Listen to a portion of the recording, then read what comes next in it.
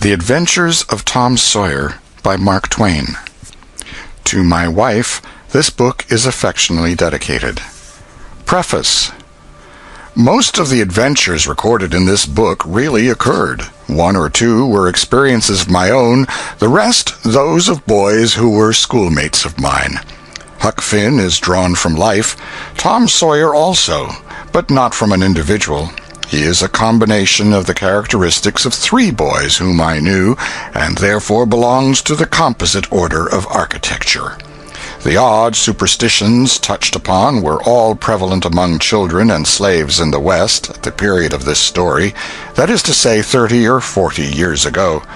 Although my book is intended mainly for the entertainment of boys and girls, I hope it will not be shunned by men and women on that account, for part of my plan has been to try to pleasantly remind adults of what they once were themselves, and of how they felt and thought and talked, and what queer enterprises they sometimes engaged in. The author, Hartford, 1876. Chapter 1. Tom? No answer. Tom? No answer. What's gone with that boy, I wonder? You, Tom! No answer. The old lady pulled her spectacles down and looked over them about the room. Then she put them up and looked out under them. She seldom or never looked through them for so small a thing as a boy. They were her state pair, the pride of her heart, and were built for style, not service. She could have seen through a pair of stove lids just as well.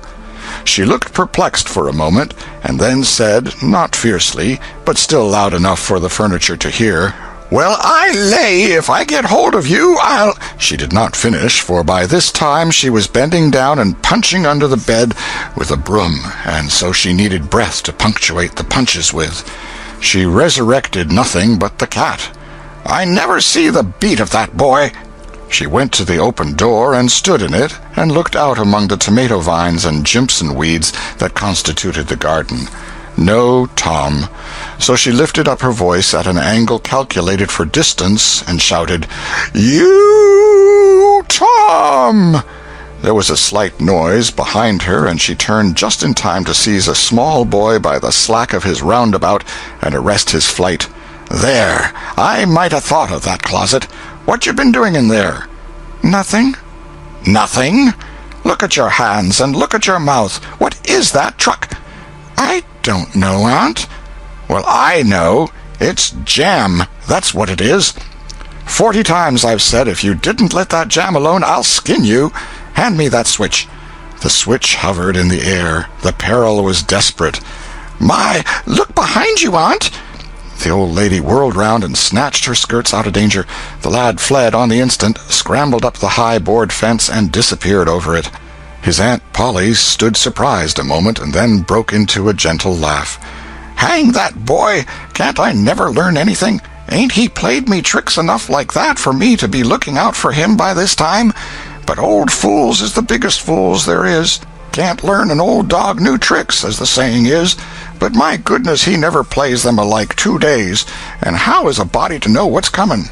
He 'pears to know just how long he can torment me before I get my dander up, and he knows if he can make out to put me off for a minute or make me laugh, it's all down again, and I can't hit him a lick. I ain't doing my duty by that boy, and that's the Lord's truth, goodness knows. Spare the rod and smile the child, as the good book says.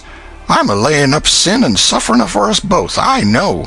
He's full of the old scratch, but laws o' me, he's my own dead sister's boy, poor thing, and I ain't got the heart to lash him somehow. Every time I let him off, my conscience does hurt me so, and every time I hit him, my old heart most breaks. Well, a man that is born of a woman is of few days and full of trouble, as the Scripture says, and I reckon it's so. He'll play hooky this evening. That's Southwestern for afternoon. And I'll just be obleeged to make him work tomorrow to punish him. It's mighty hard to make him work Saturdays when all the boys is having holiday, but he hates work more than he hates anything else, and I've got to do some of my duty by him, or I'll be the ruination of the child." Tom did play hooky, and he had a very good time. He got back home barely in season to help Jim, the small colored boy, saw next day's wood and split the kindling before supper. At least he was there in time to tell his adventures to Jim, while Jim did 3/4 of the work. Tom's younger brother, or rather half-brother, Sid, was already through with his part of the work, picking up chips, for he was a quiet boy and had no adventurous, troublesome ways. While Tom was eating his supper and stealing sugar as opportunity offered, Aunt Polly asked him questions that were full of guile and very deep, for she wanted to trap him into damaging revealments. Like many other simple-hearted souls, it was her pet vanity to believe she was endowed with a talent for dark and mysterious diplomacy, and she loved to contemplate her most transparent devices as marvels of low cunning. Said she, "Tom, it was middling warm in school, wasn't it?" "Yes'm." "Powerful warm, wasn't it?" "Yes'm." "Didn't you want to go in a-swimming, Tom?" A bit of a scare shot through Tom, a touch of uncomfortable suspicion. He searched Aunt Polly's face, but it told him nothing. So he said, "No, well, not very much." The old lady reached out her hand and felt Tom's shirt and said, "But you ain't too warm now, though." And it flattered her to reflect that she had discovered that the shirt was dry without anybody knowing that was what she had in her mind. But in spite of her, Tom knew where the wind lay now, so he forestalled what might be the next move. "Some of us pumped on our heads. Mine's damp yet, see?" Aunt Polly was vexed to think she had overlooked that bit of circumstantial evidence and missed a trick. Then she had a new inspiration. "Tom, you didn't have to undo your shirt collar where I sewed it to pump on your head, did you? Unbutton your jacket." The trouble vanished out of Tom's face. He opened his jacket. His shirt collar was securely sewed. "Bother! Well, go along with you. I'd made sure you'd played hooky and been a-swimming, but I forgive you, Tom. I reckon you're a kind of singed cat, as the saying is. Better'n you look, this time." She was half sorry her sagacity had miscarried, and half glad that Tom had stumbled into obedient conduct for once. But Sidney said, "Well, now if I didn't think you sewed his collar with white thread, but it's black." "Why, I did sew it with white, Tom." But Tom did not wait for the rest. As he went out the door, he said, "Siddy, I'll lick you for that."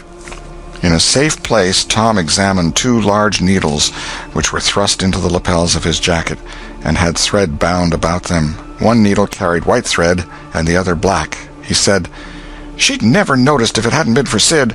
Confound it! Sometimes she sews it with white, and sometimes she sews it with black. I wish to Jiminy she'd stick to one or t'other. I can't keep the run of 'em. But I bet I'll learn Sid for that. I'll learn him." He was not the model boy of the village. He knew the model boy very well, though, and loathed him. Within 2 minutes, or even less, he had forgotten all his troubles. Not because his troubles were one whit less heavy and bitter to him than a man's are to a man, but because a new and powerful interest bore them down and drove them out of his mind for the time, just as men's misfortunes are forgotten in the excitement of new enterprises. This new interest was a valued novelty in whistling, which he had just acquired from a Negro, and he was suffering to practice it undisturbed. It consisted in a peculiar bird-like turn, a sort of liquid warble, produced by touching the tongue to the roof of the mouth at short intervals in the midst of the music. The reader probably remembers how to do it, if he has ever been a boy.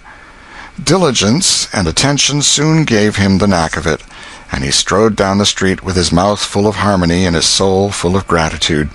He felt much as an astronomer feels who has discovered a new planet. No doubt, as far as strong, deep, unalloyed pleasure is concerned, the advantage was with the boy, not the astronomer. The summer evenings were long. It was not dark yet. Presently Tom checked his whistle. A stranger was before him, a boy a shade larger than himself. A newcomer of any age or either sex was an impressive curiosity in the poor little shabby village of St. Petersburg. This boy was well-dressed, too, well-dressed on a weekday. This was simply astounding. His cap was a dainty thing, his close-buttoned blue cloth roundabout was new and natty, and so were his pantaloons. He had shoes on, and it was only Friday. He even wore a necktie, a bright bit of ribbon. He had a citified air about him that ate into Tom's vitals. The more Tom stared at the splendid marvel, the higher he turned up his nose at his finery and the shabbier and shabbier his own outfit seemed to him to grow. Neither boy spoke. If one moved, the other moved, but only sidewise, in a circle. They kept face to face and eye to eye all the time. Finally, Tom said, "I can lick you." "I'd like to see you try it." "Well, I can do it." "No, you can't either." "Yes, I can." "No, you can't." "I can." "You can't." Can't. An uncomfortable pause. Then Tom said, "What's your name?" "'Tisn't any of your business, maybe." "Well, I allow I'll make it my business." "Well, why don't you?" "If you say much, I will." Much. There now. "Oh, you think you're mighty smart, don't you? I could lick you with one hand tied behind me if I wanted to." "Well, why don't you do it? You say you can do it." "Well, I will if you fool with me." "Oh, yes, I've seen whole families in the same fix." "Smarty, you think you're some now, don't you?" "Oh, what a hat." "You can lump that hat if you don't like it. I dare you to knock it off, and anybody that'll take a dare will suck eggs." "You're a liar." "You're another." "You're a fighting liar and doesn't take it up." Take a walk." "Say, if you give me much more of your sass, I'll take and bounce a rock off on your head." "Oh, of course you will." "Well, I will." "Well, why don't you do it, then? Why do you keep saying you will for? Why don't you do it?" "It's because you're afraid." "I ain't afraid." "You are." "I ain't." "You are." Another pause, and more eyeing and sidling around each other. Presently they were shoulder to shoulder. Tom said, "Get away from me." "Go away yourself." "I won't." "Well, I won't either." So they stood, each with a foot placed at an angle as a brace, and both shoving with might and main and glowering at each other with hate. But neither could get an advantage. After struggling till both were hot and flushed, each relaxed his strain with watchful caution, and Tom said, "You're a coward and a pup. I'll tell my big brother on you, and he can thrash you with his little finger, and I'll make him do it, too." "What do I care for your big brother? I've got a brother that's bigger than he is, and what's more, he can throw him over that fence, too." Both brothers were imaginary. "That's a lie." "Your saying so doesn't make it so." Tom drew a line in the dust with his big toe and said, "I dare you to step over that, and I'll lick you till you can't stand up. Anybody that'll take a dare will steal sheep." The new boy stepped over promptly and said, "Now you said you'd do it. Now let's see you do it." "Don't you crowd me now. You better look out." "Well, you said you'd do it. Why don't you do it?" "By jingo, for 2 cents I will do it." The new boy took 2 broad coppers out of his pocket and held them out with derision. Tom struck them to the ground. In an instant both boys were rolling and tumbling in the dirt, gripped together like cats, and for the space of a minute they tugged and tore at each other's hair and clothes, punched and scratched each other's noses, and covered themselves with dust and glory. Presently the confusion took form, and through the fog of battle Tom appeared, seated astride the new boy, and pounding him with his fists. "Holler 'nuff," said he. The boy only struggled to free himself. He was crying, mainly from rage. "Holler 'nuff," and the pounding went on. At last the stranger got out a smothered "'nuff," and Tom let him up and said, "Now that'll learn you. Better look out who you're fooling with next time." The new boy went off brushing the dust from his clothes, sobbing, snuffling, and occasionally looking back and shaking his head and threatening what he would do to Tom the next time he caught him out, to which Tom responded with jeers and started off in a high feather, and as soon as his back was turned the new boy snatched up a stone, threw it, and hit him between the shoulders, and then turned tail and ran like an antelope. Tom chased the traitor home, and thus found out where he lived. He then held a position at the gate for some time, daring the enemy to come outside, but the enemy only made faces at him through the window and declined. At last the enemy's mother appeared, and called Tom a bad, vicious, vulgar child, and ordered him away. So he went away, but he said he allowed to lay for that boy. He got home pretty late that night, and when he climbed cautiously in at the window he uncovered an ambuscade in the person of his aunt. And when she saw the state his clothes were in, her resolution to turn his Saturday holiday into captivity at hard labor became adamantine in its firmness. Chapter 2. The Glorious Whitewasher. Saturday morning was come, and all the summer world was bright and fresh and brimming with life. There was a song in every heart, and if the heart was young, the music issued at the lips. There was cheer in every face, and a spring in every step. The locust trees were in bloom, and the fragrance of the blossoms filled the air. Cardiff Hill, beyond the village and above it, was green with vegetation, and it lay just far enough away to seem a delectable land, dreamy, reposeful, and inviting. Tom appeared on the sidewalk with a bucket of whitewash and a long-handled brush. He surveyed the fence, and all gladness left him, and a deep melancholy settled down upon his spirit. 30 yards of board fence 9 feet high. Life to him seemed hollow, and existence but a burden. Sighing, he dipped his brush and passed it along the topmost plank, repeated the operation, did it again, compared the insignificant whitewashed streak with the far-reaching continent of unwhitewashed fence, and sat down on a tree box discouraged. Jim came skipping out at the gate with a tin pail and singing "Buffalo Gals." Bringing water from the town pump had always been hateful work in Tom's eyes before, but now it did not strike him so. He remembered that there was company at the pump. White, mulatto, and Negro boys and girls were always there waiting their turns, resting, trading playthings, quarreling, fighting, skylarking. And he remembered that although the pump was only 150 yards off, Jim never got back with a bucket of water under an hour, and even then somebody generally had to go after him. Tom said, "Say, Jim, I'll fetch the water if you'll whitewash some." Jim shook his head and said, "Can't, Mars Tom. Old missus, she told me I got to go and get this water and stop fooling around with anybody. She say she 'spect Mars Tom going to ask me to whitewash, and so she told me to go along and tend to my own business. She 'lowed she'd tend to whitewashing." "Oh, never mind what she said, Jim. That's the way she always talks. Give me the bucket. I won't be gone only a minute. She won't ever know." "Oh, I dasn't, Mars Tom. Old missus, she'd take and tar the head off'n me. 'Deed she would." She never licks anybody. Whacks 'em over the head with her thimble, and who cares for that, I'd like to know. She talks awful, but talk don't hurt. Anyways, it don't if she don't cry. Jim, I'll give you a marvel. I'll give you a white alley." Jim began to waver. "White alley, Jim, and it's a bully taw." "My, that's a mighty gay marvel, I tell you. But, Mars Tom, I's powerful 'fraid of old missus, and besides, if you will, I'll show you my sore toe." Jim was only human. This attraction was too much for him. He put down his pail, took the white alley, and bent over the toe with absorbing interest while the bandage was being unwound. In another moment he was flying down the street with his pail and a tingling rear. Tom was whitewashing with vigor, and Aunt Polly was retiring from the field with a slipper in her hand and triumph in her eye. But Tom's energy did not last. He began to think of the fun he had planned for this day, and his sorrows multiplied.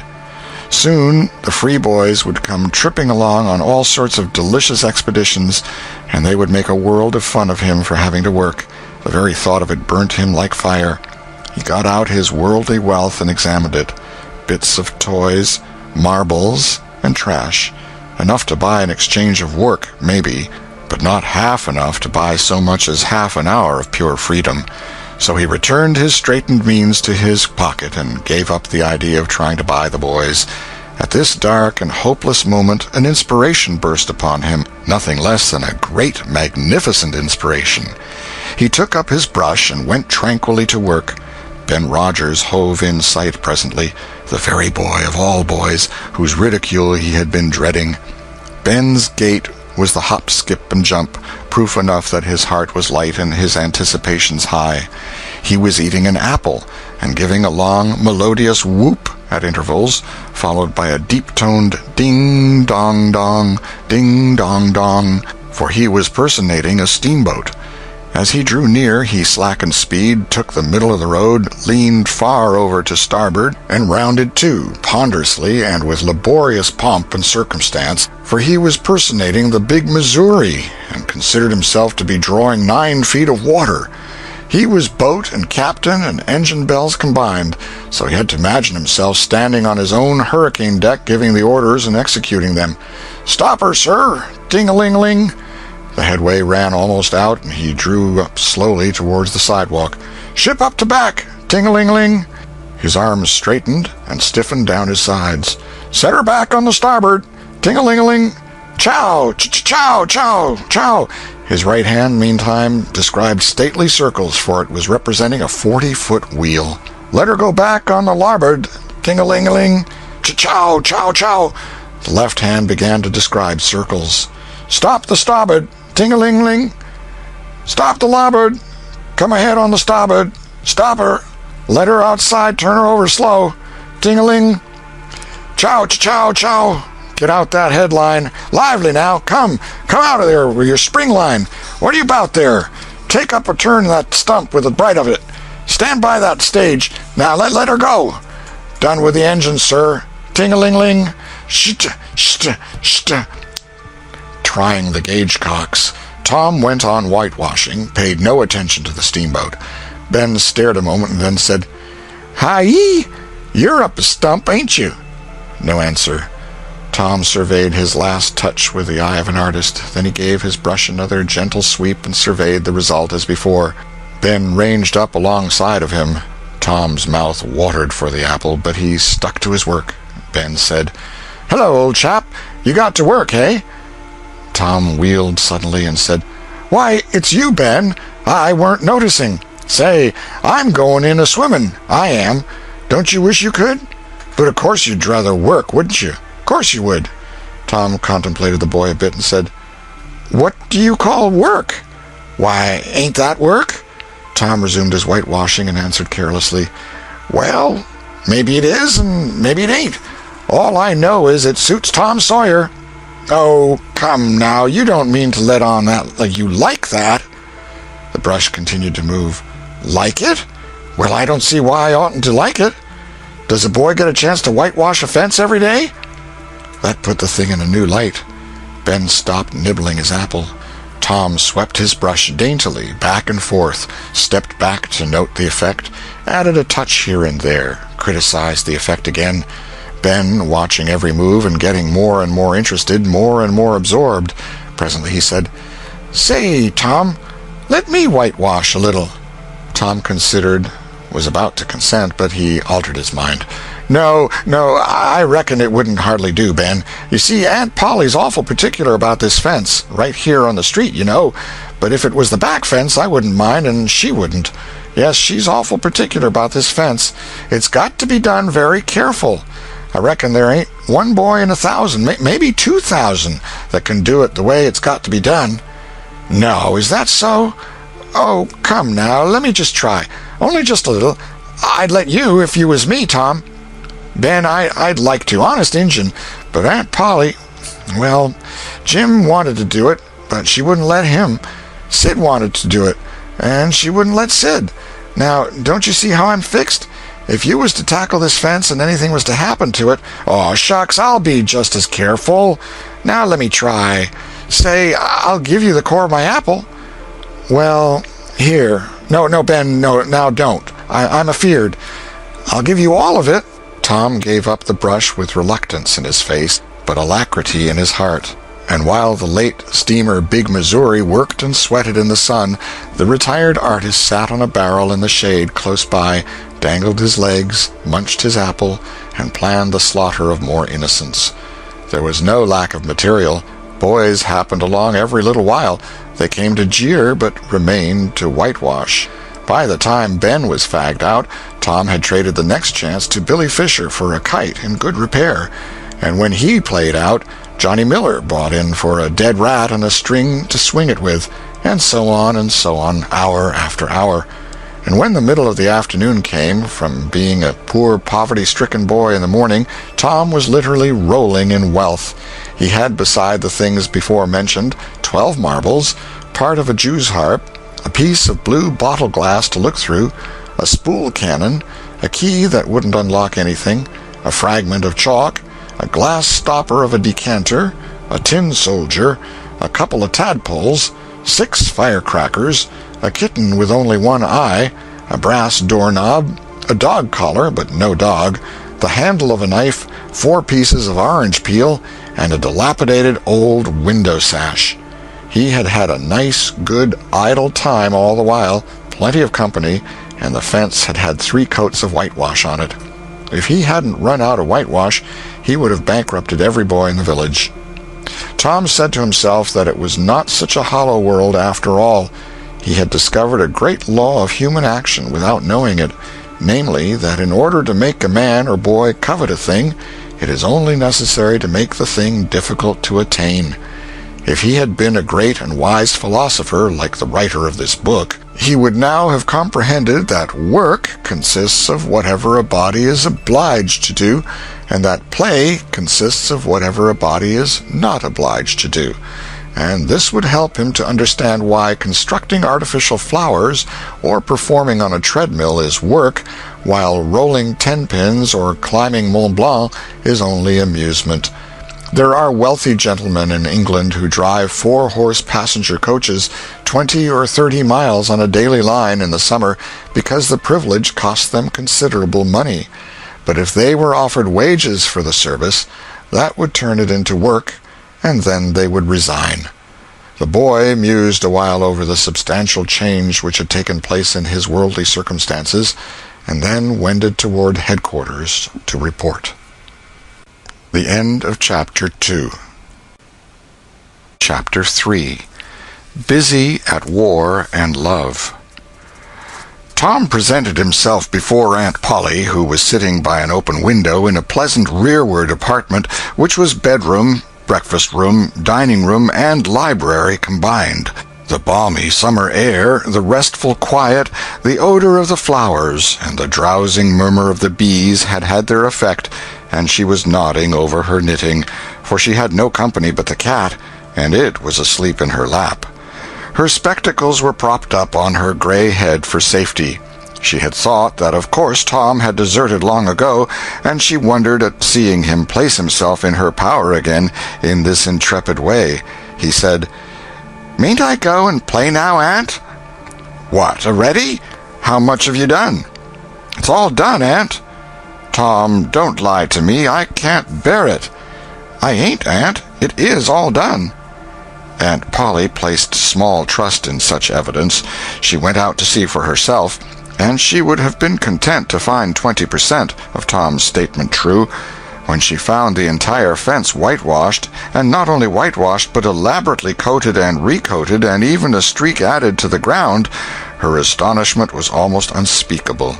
She said, "Well, I never! There's no getting round it. You can work when you're a mind to, Tom."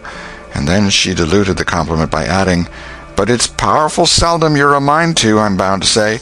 Well, go along and play, but mind you get back sometime in the week, or I'll tan you."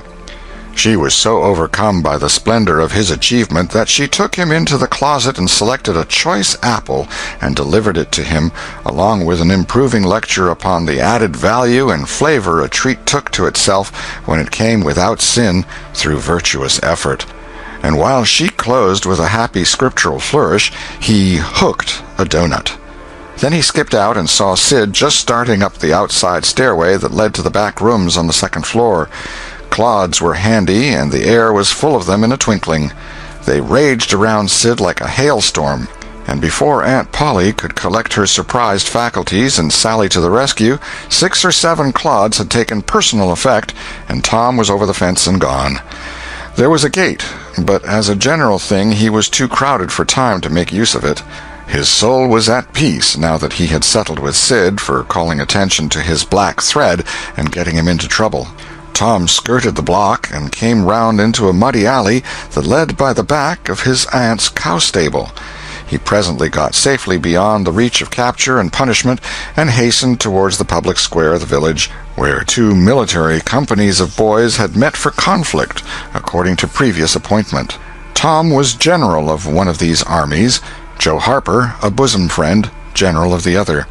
These 2 great commanders did not condescend to fight in person, that being better suited to the still smaller fry, but sat together on an eminence and conducted the field operations by orders delivered through aide-de-camp. Tom's army won a great victory after a long and hard-fought battle. Then the dead were counted, prisoners exchanged, the terms of the next disagreement agreed upon, and the day for the necessary battle appointed, after which the armies fell into line and marched away, and Tom turned homeward alone. As he was passing by the house where Jeff Thatcher lived, he saw a new girl in the garden, a lovely little blue-eyed creature with yellow hair plaited into 2 long tails, white summer frock, and embroidered pantalettes. The fresh-crowned hero fell without firing a shot.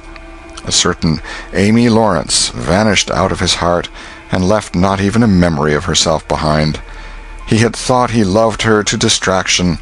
He had regarded his passion as adoration, and behold, it was only a poor little evanescent partiality. He had been months winning her. She had confessed hardly a week ago.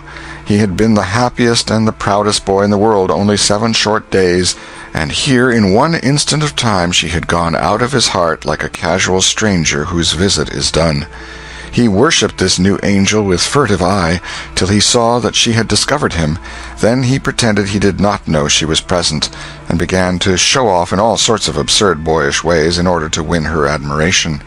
He kept up this grotesque foolishness for some time, but by and by, while he was in the midst of some dangerous gymnastic performances, he glanced aside and saw that the little girl was wending her way toward the house. Tom came up to the fence and leaned on it, grieving and hoping she would tarry yet a while longer. She halted a moment on the steps and then moved toward the door. Tom heaved a great sigh as she put her foot on the threshold. But his face lit up right away, for she tossed a pansy over the fence a moment before she disappeared. The boy ran around and stopped within a foot or 2 of the flower, and then shaded his eyes with his hand and began to look down street as if he had discovered something of interest going on in that direction. Presently he picked up a straw and began trying to balance it on his nose, with his head tilted far back, and as he moved from side to side in his efforts, he edged nearer and nearer toward the pansy. Finally his bare foot rested upon it, his pliant toes closed upon it, and he hopped away with the treasure and disappeared round the corner. But only for a minute, only while he could button the flower inside his jacket, next his heart, or next his stomach, possibly, for he was not much posted in anatomy, and not hypercritical anyway. He returned now and hung about the fence till nightfall, showing off as before, but the girl never exhibited herself again, though Tom comforted himself a little with the hope that she had been near some window meantime and been aware of his attentions. Finally he rode home reluctantly, with his poor head full of visions. All through supper his spirits were so high that his aunt wondered what had got into the child. He took a good scolding about clodding Sid, and did not seem to mind it in the least. He tried to steal sugar under his aunt's very nose, and got his knuckles rapped for it. He said, "Aunt, you don't whack Sid when he takes it." "Well, Sid don't torment a body the way you do. You'd be always into that sugar if I warn't watching you." Presently she stepped into the kitchen, and Sid, happy in his immunity, reached for the sugar bowl, a sort of glorying over Tom which was well nigh unbearable. But Sid's fingers slipped, and the bowl dropped and broke. Tom was in ecstasies, in such ecstasies that he even controlled his tongue and was silent. He said to himself that he would not speak a word, even when his aunt came in, but would sit perfectly still till she asked who did the mischief, and then he would tell, and there would be nothing so good in the world as to see that pet model catch it. He was so brimful of exultation that he could hardly hold himself when the old lady came back and stood above the wreck, discharging lightnings of wrath from over her spectacles. He said to himself, "Now it's coming," and the next instant he was sprawling on the floor. The potent palm was uplifted to strike again when Tom cried out, "Hold on now, what are you belting me for? Sid broke it." Aunt Polly paused, perplexed, and Tom looked for healing pity. But when she got her tongue again, she only said, "Humph. Well, you didn't get a lick amiss, I reckon. You've been into some other audacious mischief when I wasn't around, like enough."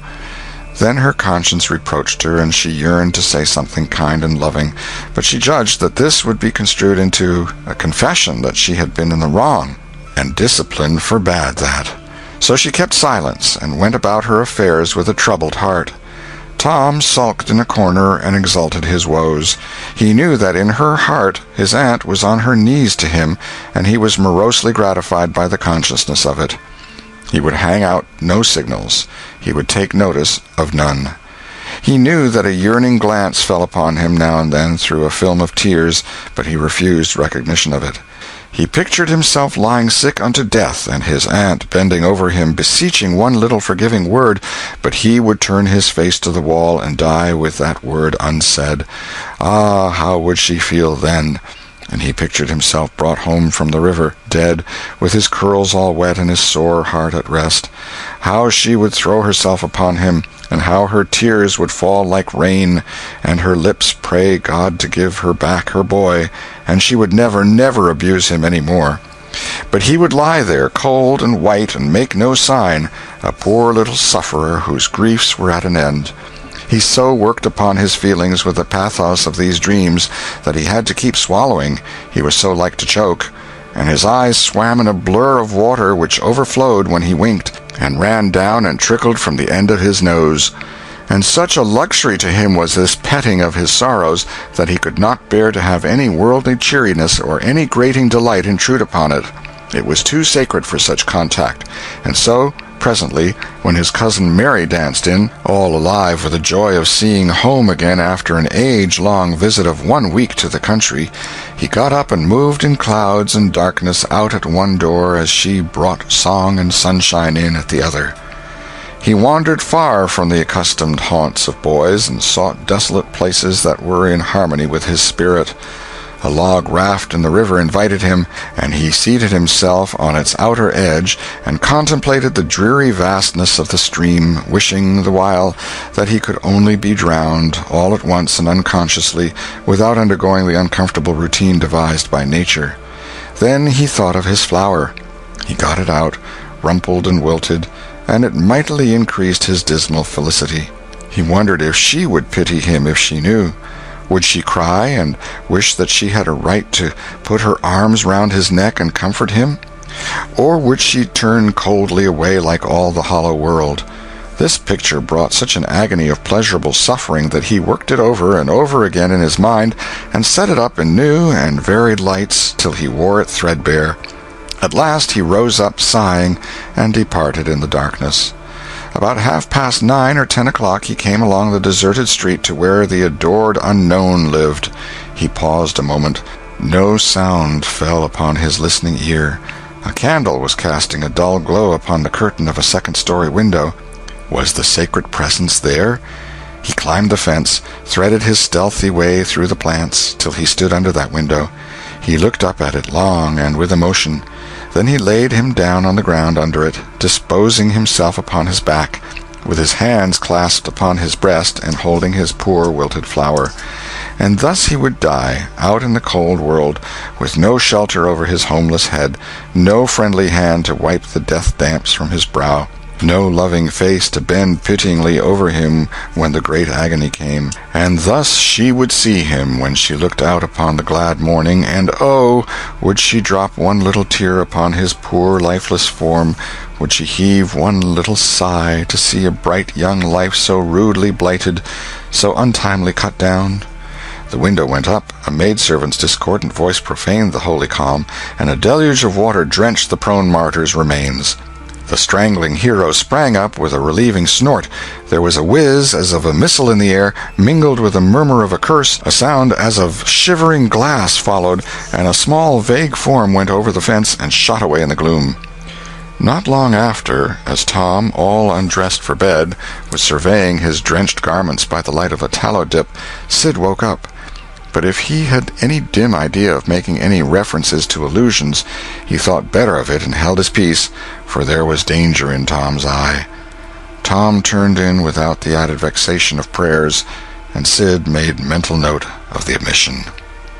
End of Chapter 3. Chapter 4. Showing Off in Sunday School.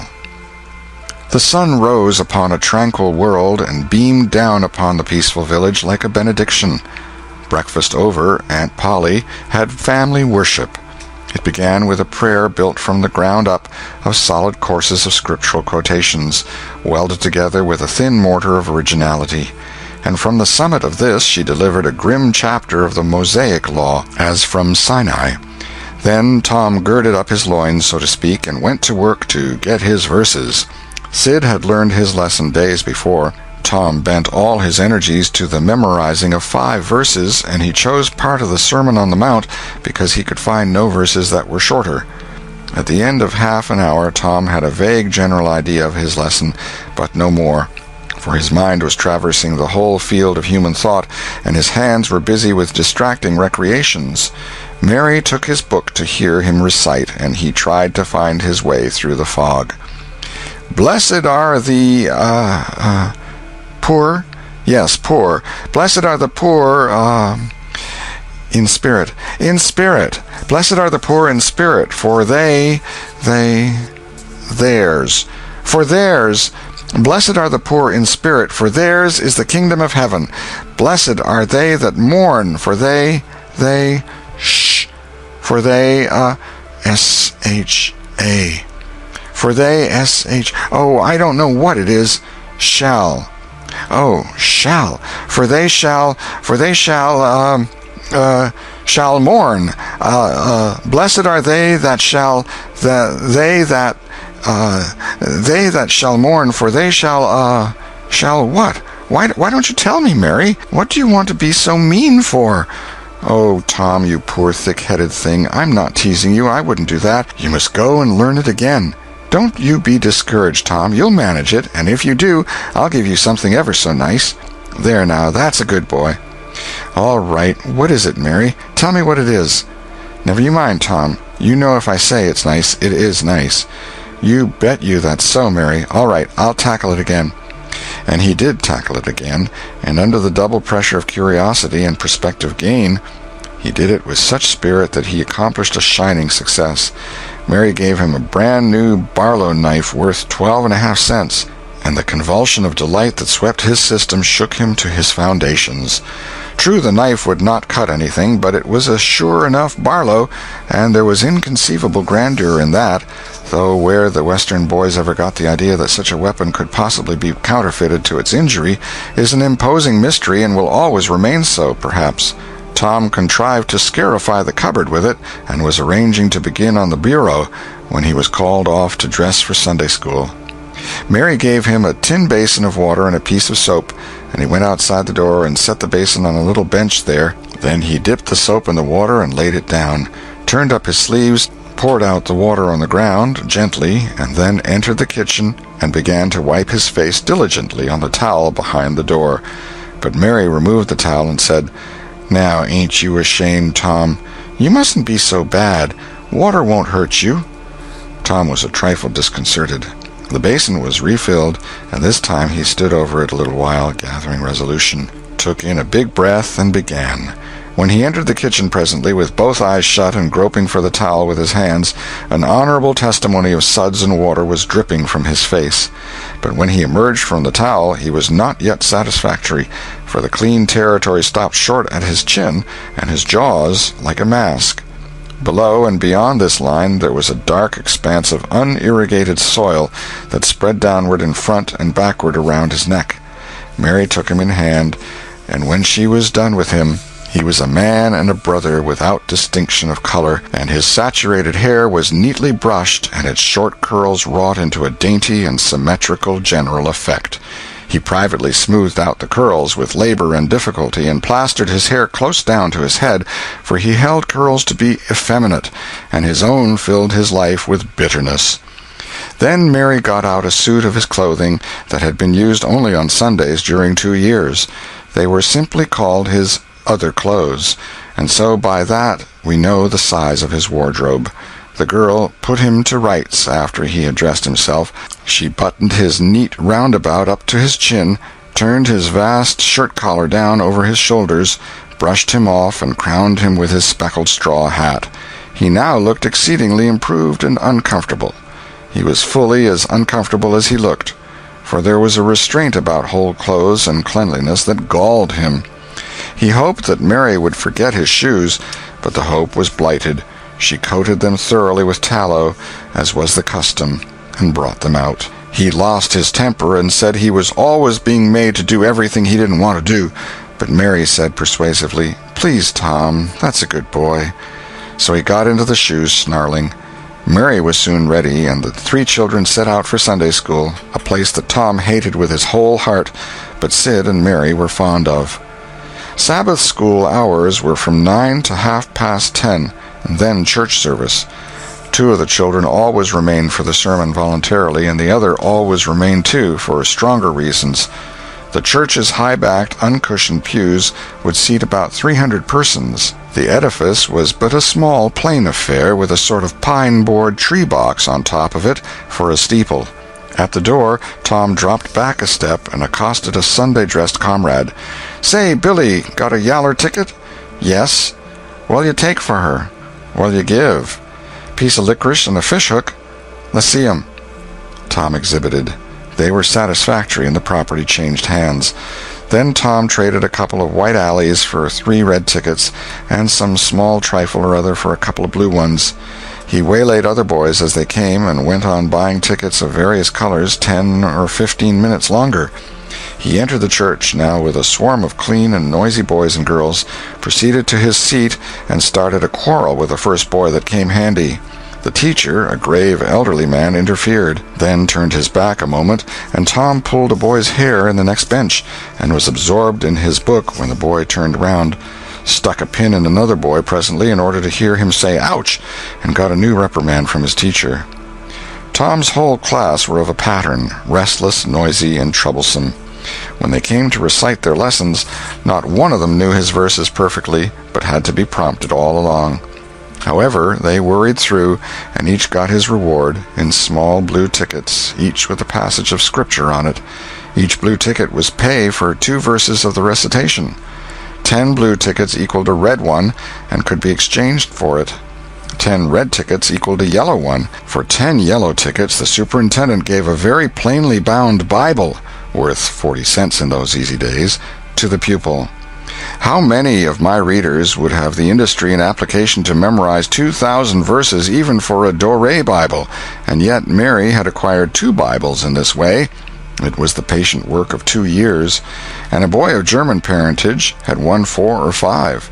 He once recited 3,000 verses without stopping, but the strain upon his mental faculties was too great, and he was little better than an idiot from that day forth. A grievous misfortune for the school, for on great occasions before company the superintendent, as Tom expressed it, had always made this boy come out and spread himself. Only the older pupils managed to keep their tickets and stick to their tedious work long enough to get a Bible, and so the delivery of one of these prizes was a rare and noteworthy circumstance. The successful pupil was so great and conspicuous for that day that on the spot every scholar's heart was fired with a fresh ambition that often lasted a couple of weeks. It is possible that Tom's mental stomach had never really hungered for one of those prizes, but unquestionably his entire being had for many a day longed for the glory and the éclat that came with it. In due course the superintendent stood up in front of the pulpit with a closed hymn book in his hand and his forefinger inserted between its leaves, and commanded attention. When a Sunday school superintendent makes his customary little speech, a hymn book in the hand is as necessary as is the inevitable sheet of music in the hand of a singer who stands forward on the platform and sings a solo at a concert. Though why is a mystery, for neither the hymn book nor the sheet of music is ever referred to by the sufferer. This superintendent was a slim creature of 35, with a sandy goatee and short sandy hair. He wore a stiff standing collar whose upper edge almost reached his ears, and whose sharp points curved forward abreast the corners of his mouth, a fence that compelled a straight lookout ahead and a turning of the whole body when a side view was required. His chin was propped on a spreading cravat, which was as broad and as long as a banknote, and had fringed ends. His boot toes were turned sharply up, in the fashion of the day, like sleigh runners, an effect patiently and laboriously produced by the young men by sitting with their toes pressed against a wall for hours together. Mr. Walters was very earnest of mien, and very sincere and honest at heart. and he held sacred things and places in such reverence, and so separated them from worldly matters, that unconsciously to himself his Sunday school voice had acquired a peculiar intonation which was wholly absent on weekdays. He began after this fashion: "Now, children, I want you all to sit up just as straight and pretty as you can, and give me all your attention for a minute or two. There, that is it. That is the way good little boys and girls should do. I see one little girl who is looking out of the window. I am afraid she thinks I am out there somewhere, perhaps up in one of the trees making a speech to the little birds." Applausive titter. "I want to tell you how good it makes me feel to see so many bright, clean little faces assembled in a place like this, learning to do right and be good," and so forth and so on. It is not necessary to set down the rest of the oration. It was of a pattern which does not vary, and so it is familiar to us all. The latter third of the speech was marred by the resumption of fights and other recreations among certain of the bad boys, and by fidgetings and whisperings that extended far and wide, washing even to the bases of isolated and incorruptible rocks like Sid and Mary. But now every sound ceased suddenly, with the subsidence of Mr. Walter's voice, and the conclusion of the speech was received with a burst of silent gratitude. A good part of the whispering had been occasioned by an event which was more or less rare, the entrance of visitors. Lawyer Thatcher, accompanied by a very feeble and aged man, a fine, portly, middle-aged gentleman with iron-gray hair, and a dignified lady who was doubtless the latter's wife. The lady was leading a child. Tom had been restless and full of chafings and repinings, conscience-smitten too. He could not meet Amy Lawrence's eye. He could not brook her loving gaze. But when he saw this small newcomer, his soul was all ablaze with bliss in a moment. The next moment he was showing off with all his might, cuffing boys, pulling hair, making faces, in a word, using every art that seemed likely to fascinate a girl and win her applause. His exaltations had but one alloy, the memory of his humiliation in this angel's garden, and that record in sand was fast washing out under the waves of happiness that were sweeping over it now. The visitors were given the highest seat of honor, and as soon as Mr. Walter's speech was finished, he introduced them to the school. The middle-aged man turned out to be a prodigious personage, no less a one than the county judge, altogether the most august creation these children had ever looked upon, and they wondered what kind of material he was made of, and they half wanted to hear him roar, and were half afraid he might, too. He was from Constantinople, 12 miles away, so he had traveled, and seen the world. These very eyes had looked upon the county courthouse, which was said to have a tin roof. The awe which these reflections inspired was attested by the impressive silences and the ranks of staring eyes. This was the great Judge Thatcher, brother of their own lawyer. Jeff Thatcher immediately went forward to be familiar with the great man and be envied by the school. It would have been music to his soul to hear the whisperings, "Look at him, Jim, he's a-going up there. Say, look, he's a-going to shake hands with him. He is shaking hands with him. By jings, don't you wish you was Jeff?"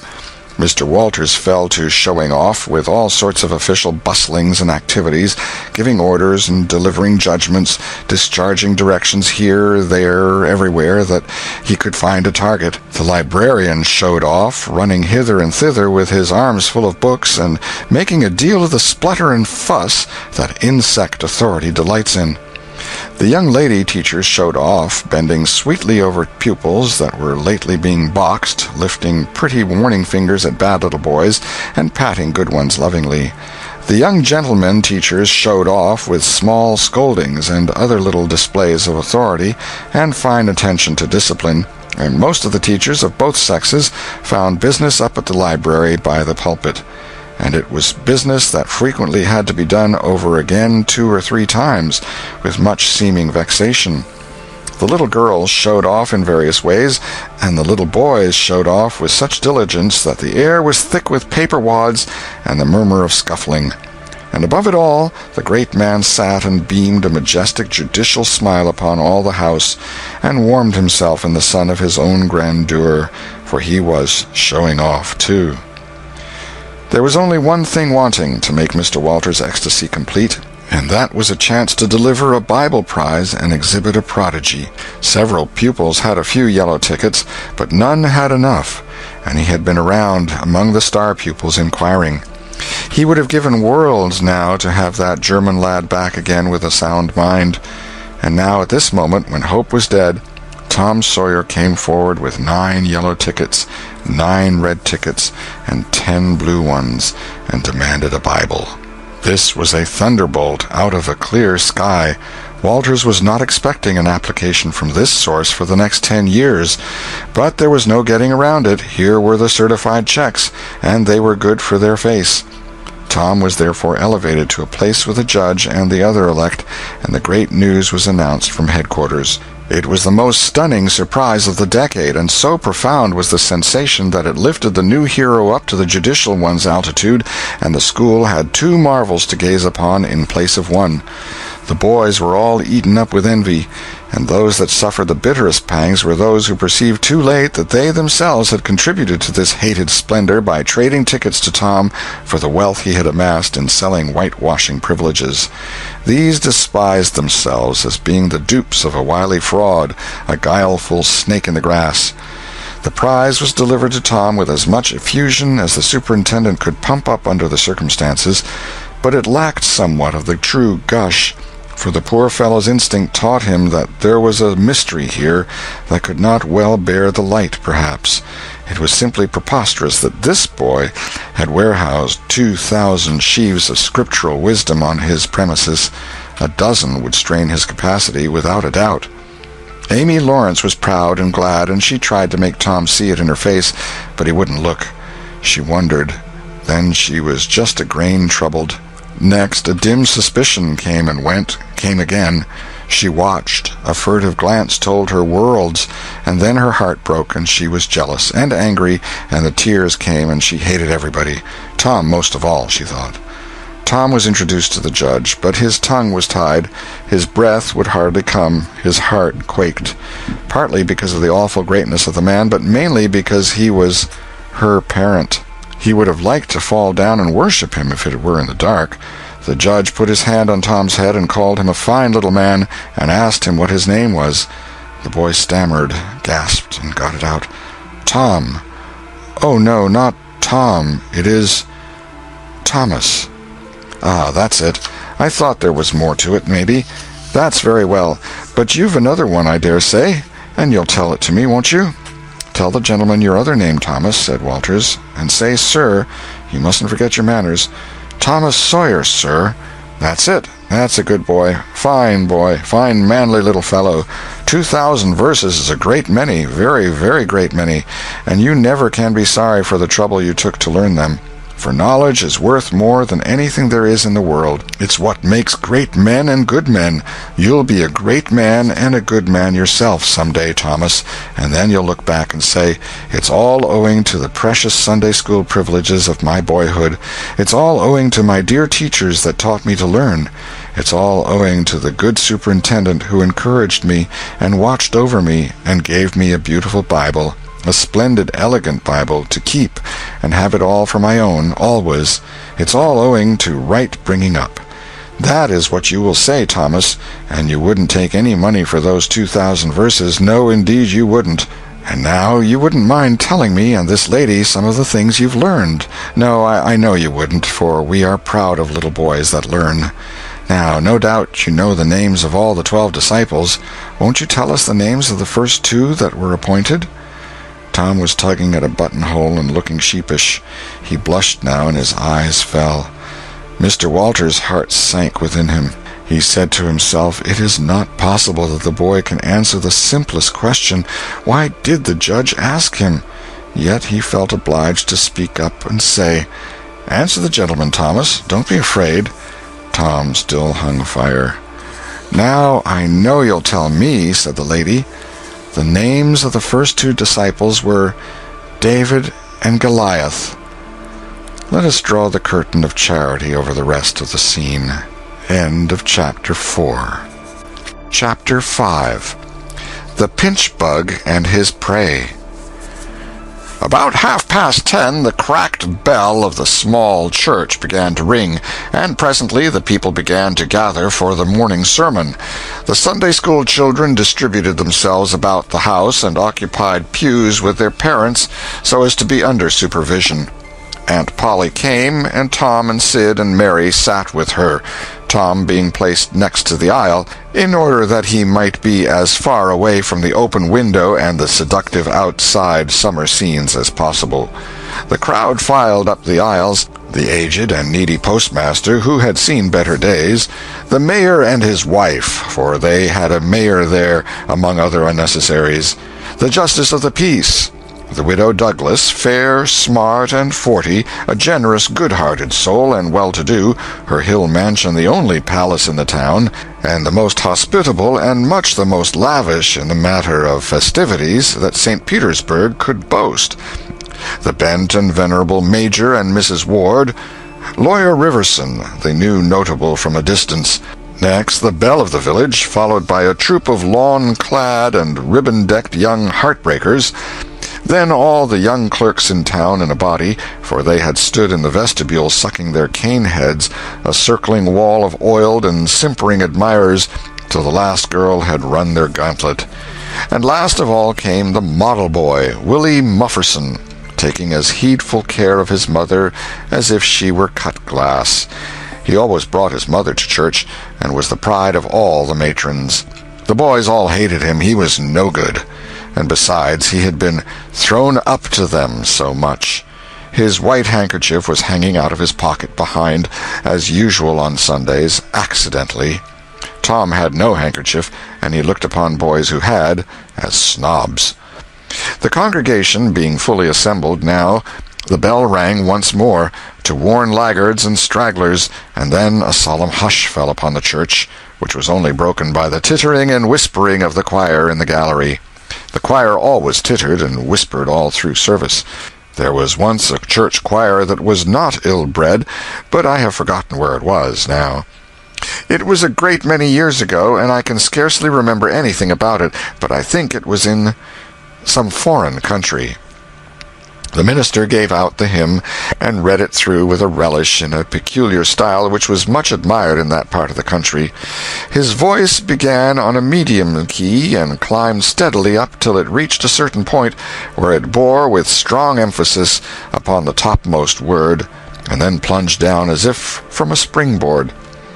Shall I be carried to the skies on flowery beds of ease, whilst others fight to win the prize and sail through bloody seas? He was regarded as a wonderful reader. At church sociables he was always called upon to read poetry, and when he was through, the ladies would lift up their hands and let them fall helplessly in their laps, and wall their eyes and shake their heads, as much as to say, "Words cannot express it. It is too beautiful for this mortal earth." After the hymn had been sung, the Reverend Mr. Sprague turned himself into a bulletin board and read off notices of meetings and societies and things till it seemed that the list would stretch out to the crack of doom. A queer custom which is still kept up in America, even in cities away here in this age of abundant newspapers. Often the less there is to justify a traditional custom, the harder it is to get rid of it. And now the minister prayed. A good, generous prayer it was, and went into details. It pleaded for the church, and the little children of the church, for the other churches of the village, for the village itself, for the county, for the state officers, for the United States, for the churches of the United States, for Congress, for the President, for the officers of the government, for poor sailors tossed by stormy seas, for the oppressed millions groaning under the heel of European monarchies and Oriental despotisms, for such as have the light and the good tidings, and yet have not eyes to see nor ears to hear withal, for the heathen in the far islands of the sea, and closed with a supplication that the words he was about to speak might find grace and favor, and be as seeds sown in fertile ground, yielding in time a grateful harvest of good. Amen. There was a rustling of dresses, and the standing congregation sat down. The boy whose history this book relates did not enjoy the prayer. He only endured it, if he even did that much. He was restive all through it. He kept tally of the details of the prayer unconsciously, for he was not listening, but he knew the ground of old and the clergyman's regular route over it, and when a little trifle of new matter was interlarded, his ear detected it and his whole nature resented it. He considered additions unfair and scoundrelly. In the midst of the prayer a fly had lit on the back of the pew in front of him, and tortured his spirit by calmly rubbing its hands together, embracing its head with its arms, and polishing it so vigorously that it seemed to almost part company with the body, and the slender thread of a neck was exposed to view. Scraping its wings with its hind legs and smoothing them to its body as if they had been coat-tails, going through its whole toilet as tranquilly as if it knew it was perfectly safe. As indeed it was, for as sorely as Tom's hands itched to grab for it, they did not dare. He believed his soul would be instantly destroyed if he did such a thing while the prayer was going on.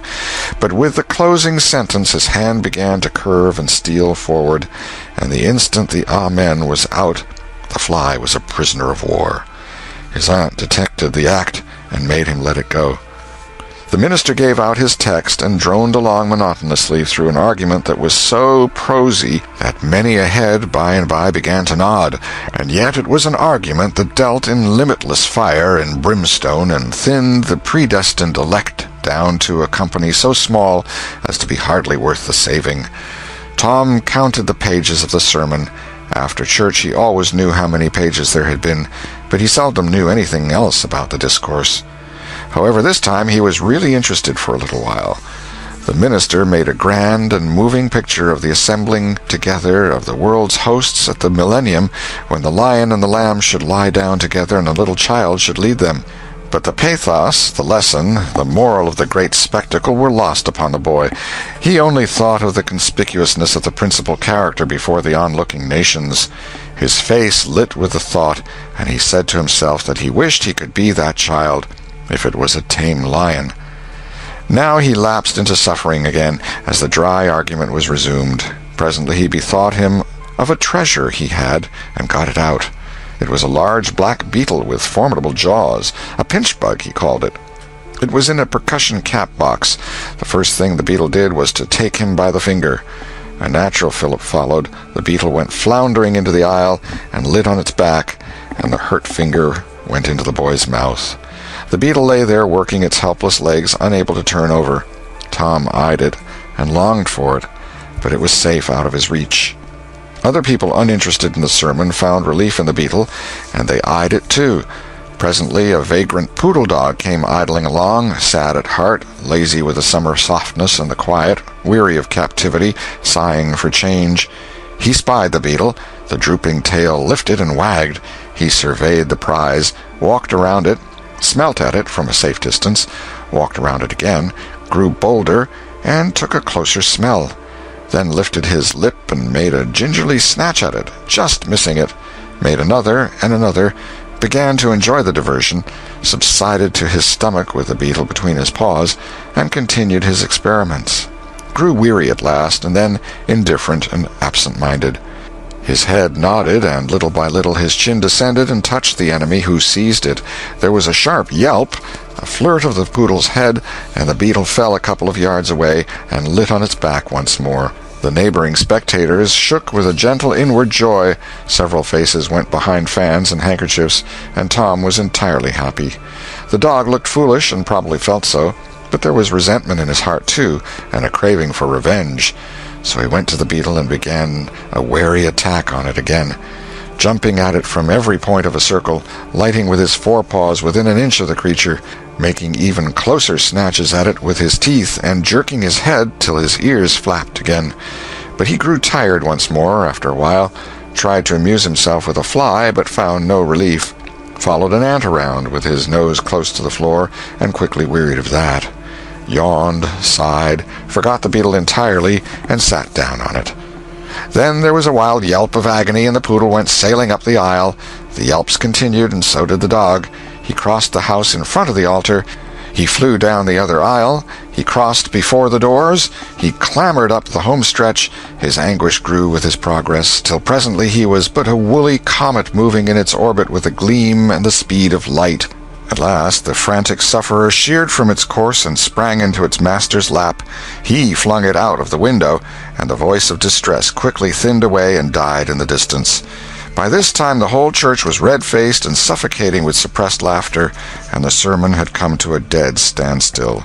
The discourse was resumed presently, but it went lame and halting, all possibility of impressiveness being at an end, for even the gravest sentiments were constantly being received with a smothered burst of unholy mirth, under cover of some remote pew-back, as if the poor parson had said a rarely facetious thing.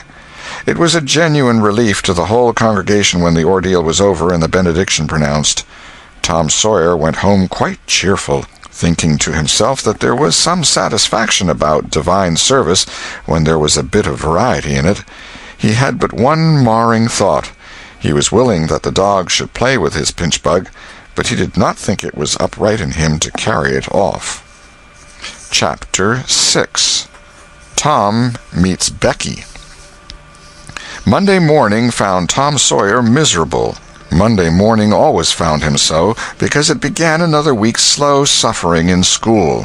He generally began that day with wishing he had had no intervening holiday. It made the going into captivity and fetters again so much more odious. Tom lay thinking. Presently it occurred to him that he wished he was sick. Then he could stay home from school. Here was a vague possibility. He canvassed his system. No ailment was found, and he investigated again. This time he thought he could detect colicky symptoms, and he began to encourage them with considerable hope. But they soon grew feeble and presently died wholly away. He reflected further. Suddenly he discovered something. One of his upper front teeth was loose. This was lucky. He was about to begin to groan as a starter, as he called it, when it occurred to him that if he came into court with that argument, his aunt would pull it out, and that would hurt. So he thought he would hold the tooth in reserve for the present and seek further. Nothing offered for some little time, and then he remembered hearing the doctor tell about a certain thing that laid up a patient for 2 or 3 weeks and threatened to make him lose a finger. So the boy eagerly drew his sore toe from under the sheet and held it up for inspection. But now he did not know the necessary symptoms. However, it seemed well worth while to chance it, so he fell to groaning with considerable spirit. But Sid slept on unconscious. Tom groaned louder and fancied that he began to feel pain in the toe. No result from Sid. Tom was panting with his exertions by this time. He took a rest and then swelled himself up and fetched a succession of admirable groans. Sid snored on. Tom was aggravated. He said, "Sid! Sid!" and shook him. This course worked well, and Tom began to groan again. Sid yawned, stretched, then brought himself up on his elbow with a snort and began to stare at Tom. Tom went on groaning, and Sid said, "Tom! Say, Tom!" No response. "Here, Tom! Tom! What is the matter, Tom?" And he shook him and looked in his face anxiously. Tom moaned out, "Oh, don't, Sid. Don't joggle me." "Why, what's the matter, Tom? I must call Auntie." "No, never mind. It'll be over by and by, maybe. Don't call anybody." "But I must. Don't groan so, Tom. It's awful. How long you been this way?" "Hours. Ouch. Oh, don't stir so, Sid. You'll kill me." "Tom, why didn't you wake me sooner?" "Oh, Tom, don't. It makes my flesh crawl to hear you. Tom, what is the matter?" "I forgive you everything, Sid. Oh, everything you've ever done to me.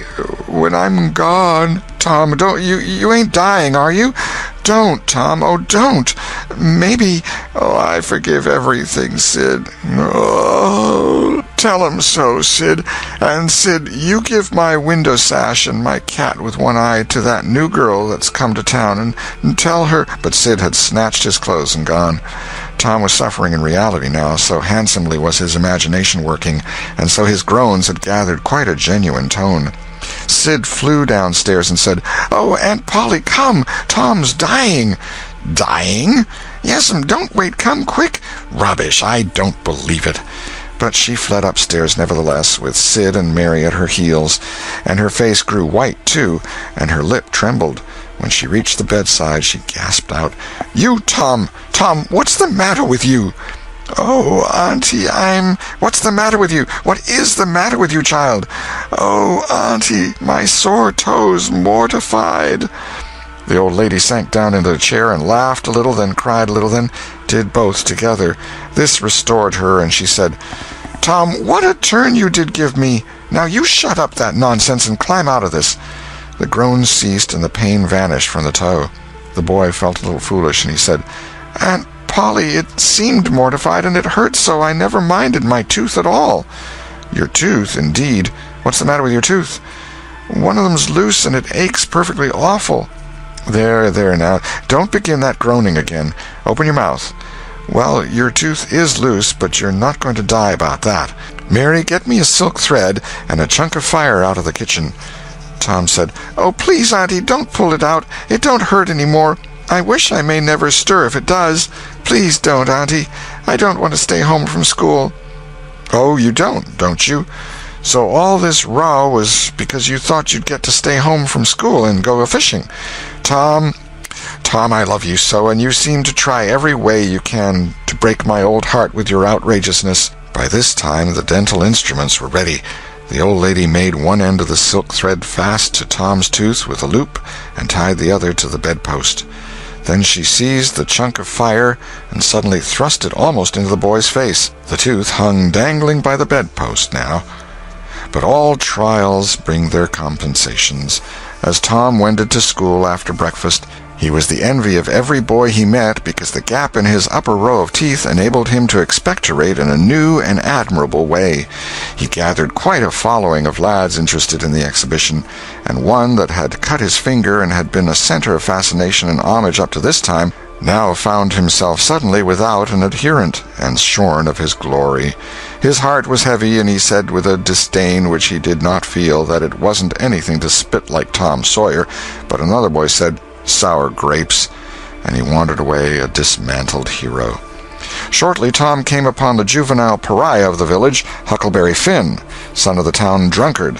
Huckleberry was cordially hated and dreaded by all the mothers of the town because he was idle and lawless and vulgar and bad, and because all their children admired him so, and delighted in his forbidden society, and wished they dared to be like him. Tom was like the rest of the respectable boys in that he envied Huckleberry his gaudy, outcast condition, and was under strict orders not to play with him, so he played with him every time he got a chance. Huckleberry was always dressed in the cast-off clothes of full-grown men, and they were in perennial bloom and fluttering with rags. His hat was a vast ruin with a wide crescent lopped out of its brim. His coat, when he wore one, hung nearly to his heels and had the rearward buttons far down the back, but one suspender supported his trousers. The seat of the trousers bagged low and contained nothing. The fringed legs dragged in the dirt when not rolled up. Huckleberry came and went at his own free will. He slept on doorsteps in fine weather and in empty hogsheads in wet. He did not have to go to school or to church, or call any being master, or obey anybody. He could go fishing or swimming when and where he chose, and stay as long as it suited him. Nobody forbade him to fight. He could sit up as late as he pleased. He was always the first boy that went barefoot in the spring, and the last to resume leather in the fall. He never had to wash, nor put on clean clothes. He could swear wonderfully. In a word, everything that goes to make life precious, that boy had. So thought every harassed, hampered, respectable boy in St. Petersburg. Tom hailed the romantic outcast. "Hello, Huckleberry." "Hello yourself, and see how you like it." "What's that you got?" "Dead cat." "Let me see him, Huck." "My, he's pretty stiff. Where'd you get him?" "Bought him off a boy." "What'd you give?" "I give a blue ticket and a bladder that I got at the slaughterhouse." "Where'd you get the blue ticket?" "Bought it off Ben Rogers 2 weeks ago for a hoopstick." "Say, what is dead cats good for, Huck?" "Good for? Cure warts with." "No, is that so? I know something that's better." "I bet you don't. What is it?" "Why, spunk water." "Spunk water? I wouldn't give a dern for spunk water." "You wouldn't you?" Do you ever try it? No, I hain't. But Bob Tanner did.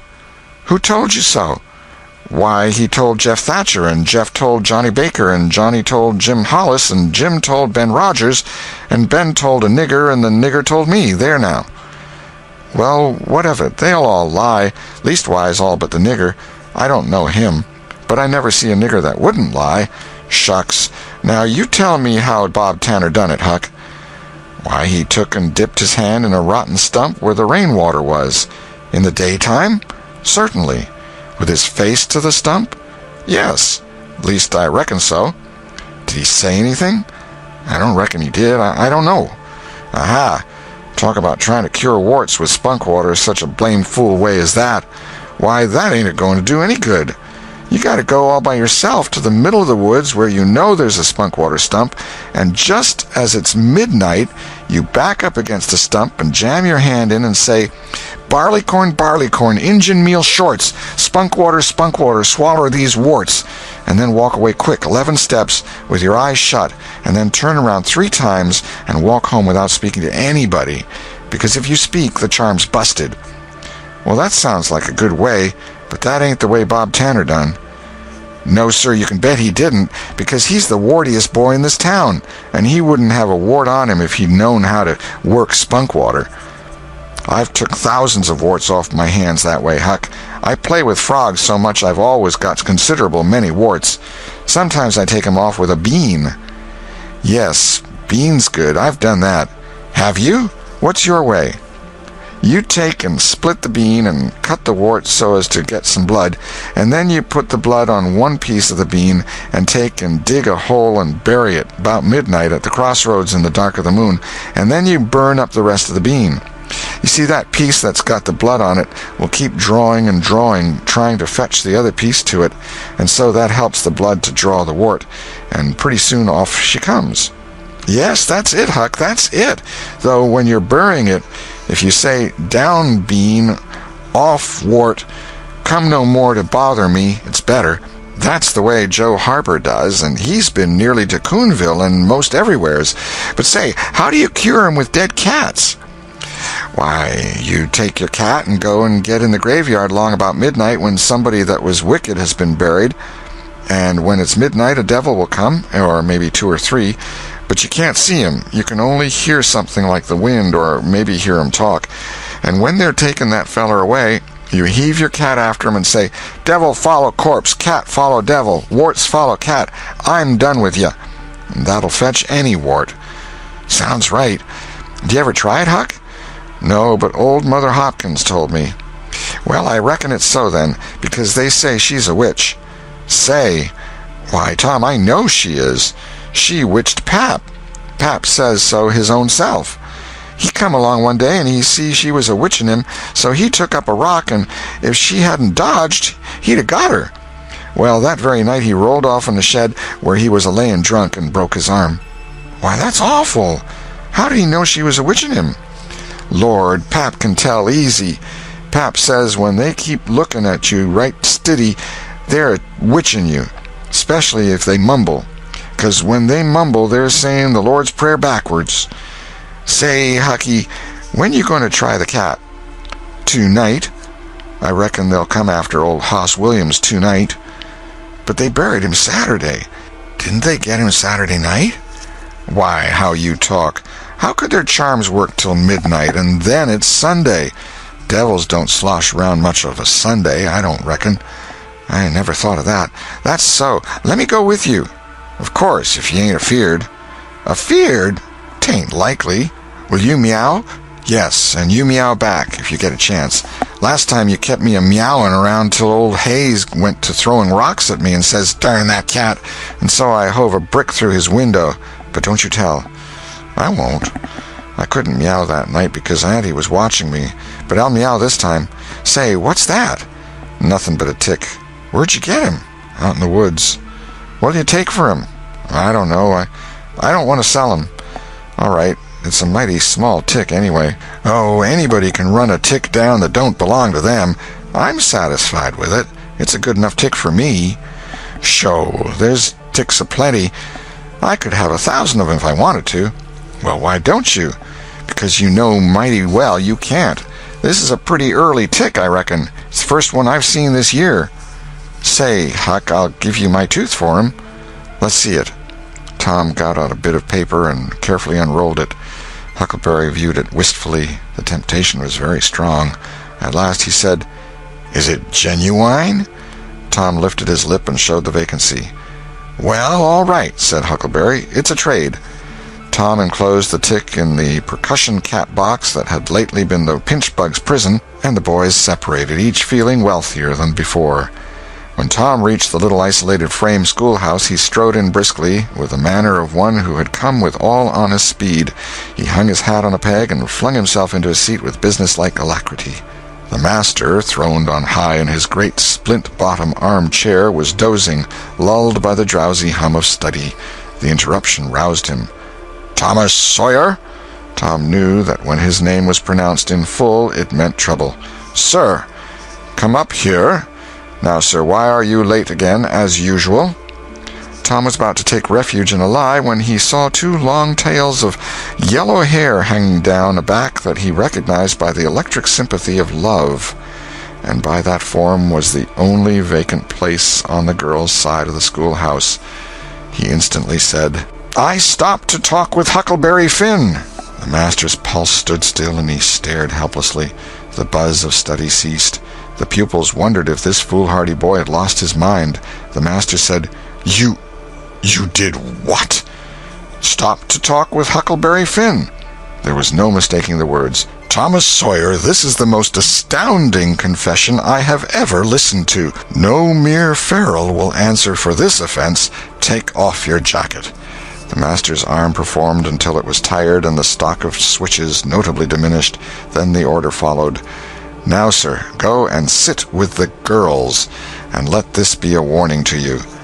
The titter that rippled around the room appeared to abash the boy, but in reality that result was caused rather more by his worshipful awe of his unknown idol, and the dread pleasure that lay in his high good fortune.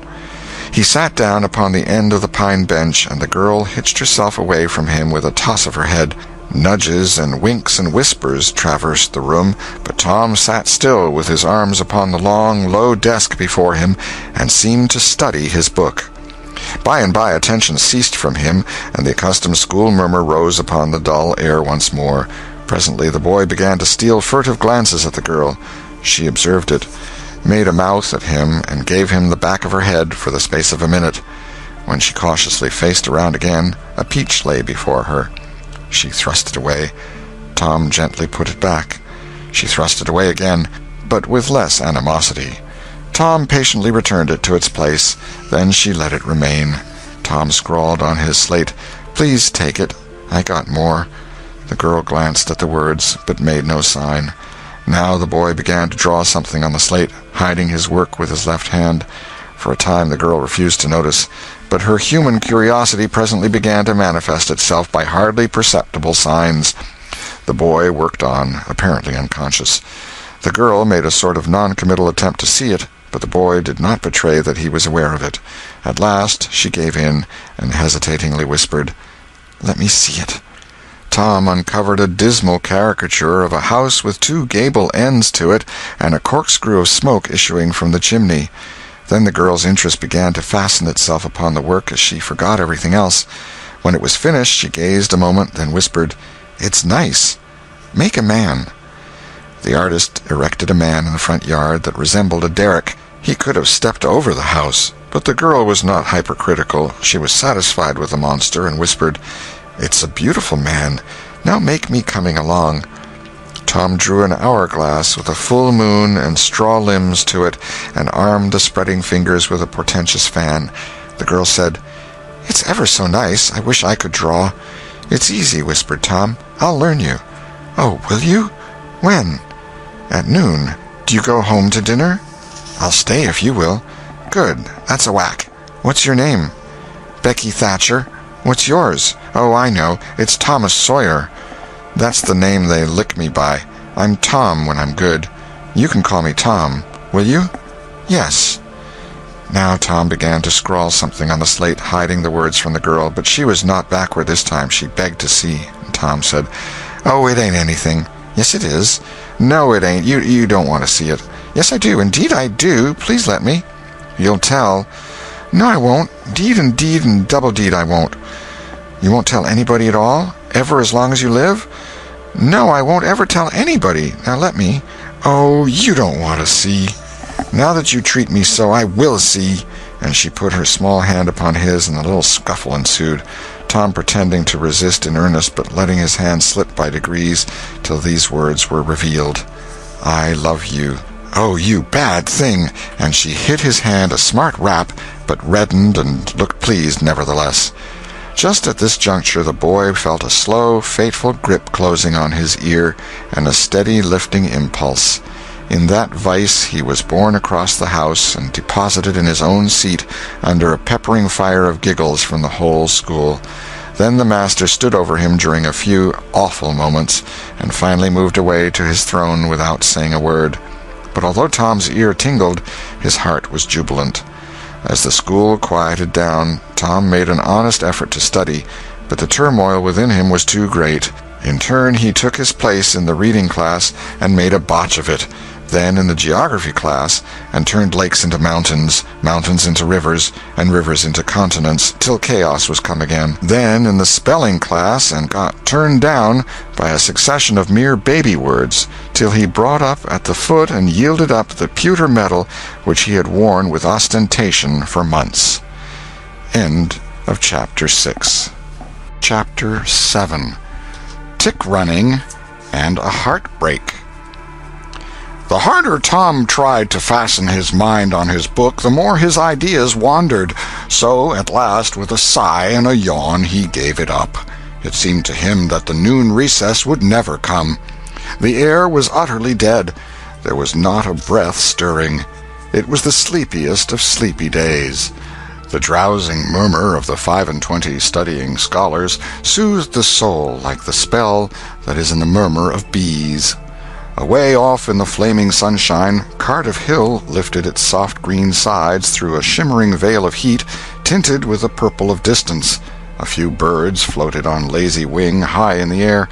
No other living thing was visible but some cows, and they were asleep. Tom's heart ached to be free, or else to have something of interest to do to pass the dreary time.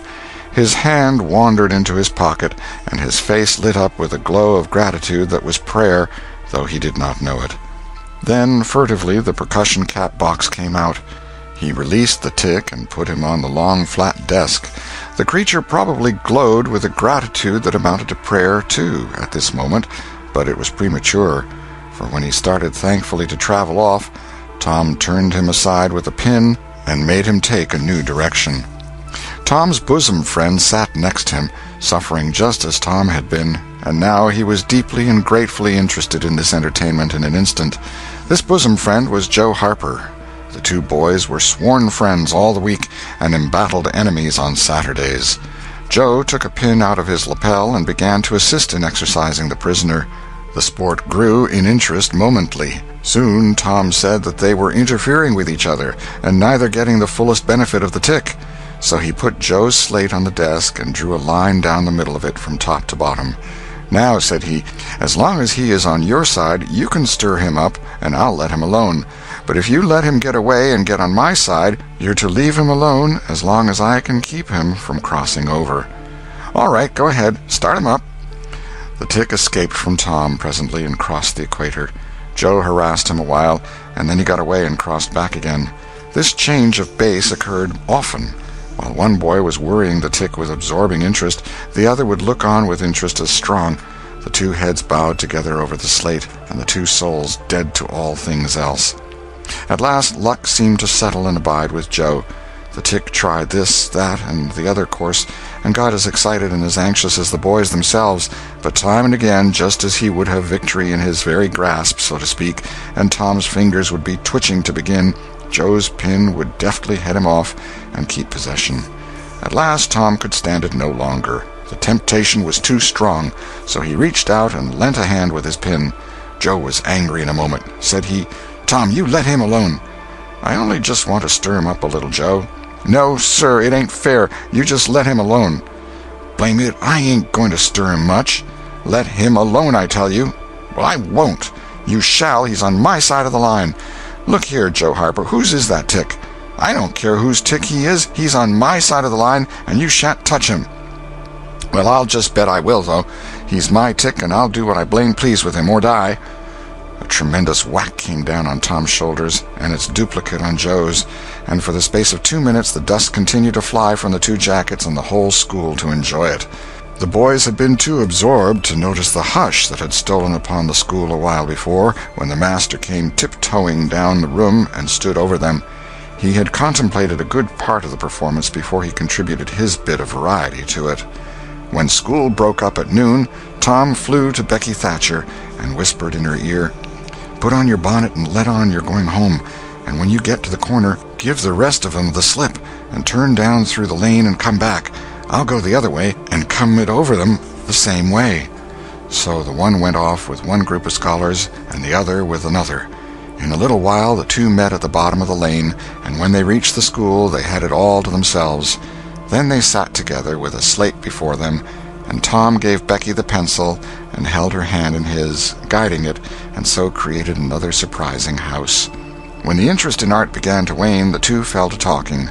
Tom was swimming in bliss. He said, "Do you love rats?" "No, I hate them." "Well, I do, too. Live ones.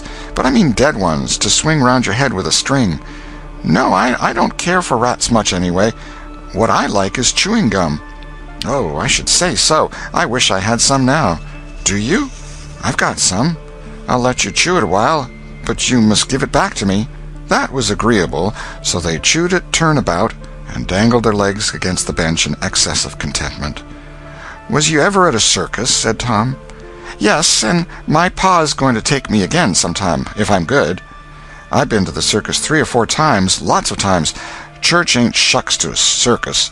There's things going on at a circus all the time. I'm going to be a clown in a circus when I grow up." "Oh, are you? That will be nice. They're so lovely, all spotted up." "Yes, that's so, and they get slathers of money, most $1 a day, Ben Rogers says. Say, Becky, was you ever engaged?" "What's that?"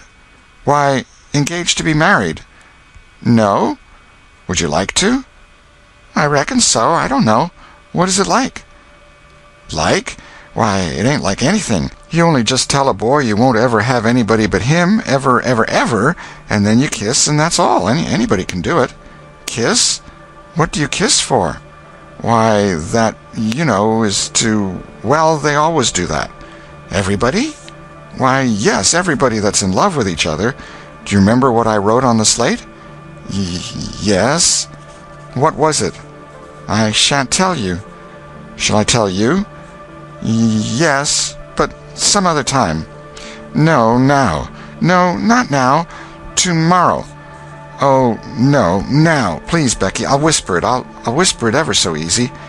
Becky hesitating, Tom took silence for consent, and passed his arm about her waist and whispered the tale ever so softly, with his mouth close to her ear, and then he added, "Now you whisper it to me, just the same."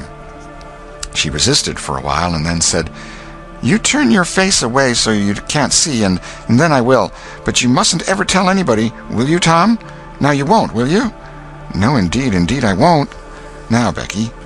He turned his face away, and she bent timidly around till her breath stirred his curls, and whispered, "I love you." Then she sprang away and ran around and around the desks and benches, with Tom after her, and took refuge in a corner at last, with her little white apron to her face. Tom clasped her about her neck and pleaded, "Now, Becky, it's all done, all over but the kiss. Don't you be afraid of that. It ain't anything at all. Please, Becky." And he tugged at her apron and the hands. By and by she gave up and let her hands drop. Her face, all glowing with the struggle, came up and submitted. Tom kissed the red lips and said, "Now it's all done, Becky, and always after this, you ain't ever to love anybody but me, and you ain't ever to marry anybody but me. Never, never, and forever. Will you?" "No, I'll never love anybody but you, Tom, and I'll never marry anybody but you, and you ain't to ever marry anybody but me either." "Certainly, of course. That's part of it. And always coming to school, or when we're going home, you're to walk with me, when there ain't anybody looking, and you choose me and I choose you at parties, because that's the way you do when you're engaged. It's so nice, I never heard of it before. Oh, it's ever so gay. Why, me and Amy Lawrence—" The big eyes told Tom his blunder, and he stopped confused. "Oh, Tom, then I ain't the first you've ever been engaged to." The child began to cry, and Tom said, "Oh, don't cry, Becky. I don't care for her any more." "Yes, you do, Tom. You know you do." Tom tried to put his arm about her neck, but she pushed him away and turned her face to the wall and went on crying. Tom tried again with soothing words in his mouth and was repulsed again. Then his pride was up, and he strode away and went outside. He stood about, restless and uneasy for a while, glancing at the door every now and then, hoping she would repent and come to find him. But she did not. Then he began to feel badly and fear that he was in the wrong. It was a hard struggle with him to make new advances now, but he nerved himself to it and entered. She was still standing back there in the corner, sobbing, with her face to the wall. Tom's heart smote him. He went to her and stood a moment, not knowing exactly how to proceed. Then he said hesitatingly, "Becky, I don't care for anybody but you." No reply, but sobs. "Becky," pleadingly, "Becky, won't you say something?" More sobs. Tom got out his chiefest jewel, a brass knob from the top of an andiron, and passed it around her so that she could see it, and said, "Please, Becky, won't you take it?" She struck it to the floor. Then Tom marched out of the house and over the hills and far away to return to school no more that day. Presently Becky began to suspect. She ran to the door. He was not in sight. She flew around to the play yard. He was not there. Then she called, "Tom? Come back, Tom!" She listened intently, but there was no answer. She had no companions but silence and loneliness. So she sat down to cry again and upbraid herself, and by this time the scholars began to gather again, and she had to hide her griefs and still her broken heart and take up the cross of a long, dreary, aching afternoon, with none among the strangers about her to exchange sorrows with. End of Chapter 7. Chapter 8. A Pirate Bold to Be.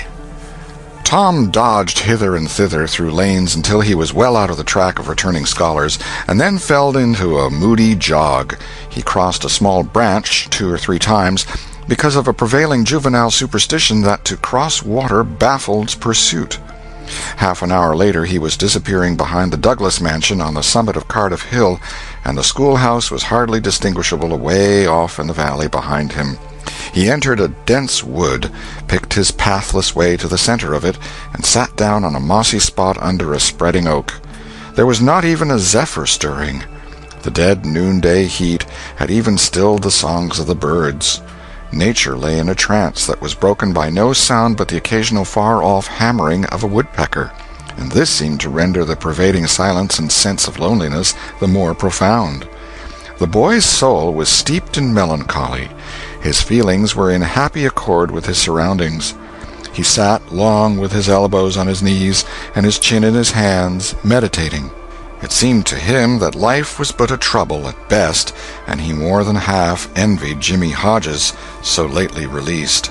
It must be very peaceful, he thought, to lie and slumber and dream forever and ever, with the wind whispering through the trees and caressing the grass and the flowers over the grave, and nothing to bother and grieve about, ever any more.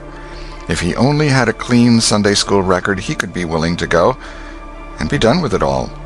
Now, as to this girl, what had he done? Nothing. He had meant the best in the world, and been treated like a dog, like a very dog. She would be sorry some day, maybe when it was too late. Ah, if he could only die temporarily. But the elastic heart of youth cannot be compressed into one constrained shape long at any time. Tom presently began to drift insensibly back into the concerns of this life again. What if he turned his back now and disappeared mysteriously? What if he went away, ever so far away, into unknown countries beyond the seas, and never came back any more? How would she feel then? The idea of being a clown recurred to him now, only to fill him with disgust. for frivolity and jokes and spotted tights were an offense when they intruded themselves upon a spirit that was exalted into the vague, august realm of the romantic. No, he would be a soldier, and return after long years all war-worn and illustrious. No, better still, he would join the Indians and hunt buffaloes and go on the warpath in the mountain ranges and the trackless great plains of the far west, and away in the future come back a great chief, bristling with feathers, hideous with paint, and prance into Sunday school some drowsy summer morning with a blood-curdling war-whoop and sear the eyeballs of all his companions with unappeasable envy. But no, there was something gaudier even than this. He would be a pirate. That was it. Now his future lay plain before him, and glowing with unimaginable splendor. How his name would fill the world, and make people shudder. How gloriously he would go plowing the dancing seas in his long, low, black-hulled racer, the Spirit of the Storm, with his grisly flag flying at the fore. And at the zenith of his fame, how he would suddenly appear at the old village and stalk into church, brown and weather-beaten, in his black velvet doublet and trunks, his great jack-boots, his crimson sash, his belt bristling with horse-pistols, his crime-rusted cutlass at his side, his slouch hat with waving plumes, his black flag unfurled, with a skull and crossbones on it, and hear, with swelling ecstasy, the whisperings, "It's Tom Sawyer the pirate, the Black Avenger of the Spanish Main." Yes, it was settled. His career was determined. He would run away from home and enter upon it. He would start the very next morning. Therefore he must now begin to get ready. He would collect his resources together. He went to a rotten log near at hand and began to dig under one end of it with his barlow knife. He soon struck wood that sounded hollow. He put his hand there and uttered this incantation impressively: "What hasn't come here, come. What's here, stay here." Then he scraped away the dirt and exposed a pine shingle. He took it up and disclosed a shapely little treasure house whose bottom and sides were of shingles. In it lay a marble. Tom's astonishment was boundless. He scratched his head with perplexed air and said, "Well, that beats anything." Then he tossed the marble away pettishly and stood cogitating. The truth was that a superstition of his had failed here, which he and all his comrades had always looked upon as infallible. If you buried a marble with certain necessary incantations and left it alone a fortnight, and then opened the place with the incantation he had just used, you would find that all the marbles you had ever lost had gathered themselves together there, meantime, no matter how widely they had been separated. But now this thing had actually and unquestionably failed. Tom's whole structure of faith was shaken to its foundations. He had many a time heard of this thing succeeding, but never of its failing before. It did not occur to him that he had tried it several times before, himself, but could never find the hiding-places afterward. He puzzled over the matter some time, and finally decided that some witch had interfered and broken the charm. He thought he would satisfy himself on that point, so he searched around till he found a small sandy spot with a little funnel-shaped depression in it. He laid himself down and put his mouth close to this depression and called, "Doodle-bug, doodle-bug, tell me what I want to know. Doodle-bug, doodle-bug, tell me what I want to know." The sand began to work, and presently a small black bug appeared for a second and then darted under again in a fright. "He doesn't tell, so it was a witch that done it. I just knowed it." He well knew the futility of trying to contend against witches, so he gave up discouraged. But it occurred to him that he might as well have the marble he had just thrown away, and therefore he went and made a patient search for it. But he could not find it. Now he went back to his treasure house and carefully placed himself just as he had been standing when he tossed the marble away. Then he took another marble from his pocket and tossed it in the same way, saying, "Brother, go find your brother." He watched where it stopped and went there and looked, but it must have fallen short or gone too far, so he tried twice more. The last repetition was successful. The two marbles lay within a foot of each other. Just here the blast of a toy tin trumpet came faintly down the green aisles of the forest. Tom flung off his jacket and trousers, turned a suspender into a belt, raked away some brush behind the rotten log, disclosing a rude bow and arrow, a lath sword, and a tin trumpet, and in a moment had seized these things and bounded away bare-legged with fluttering shirt.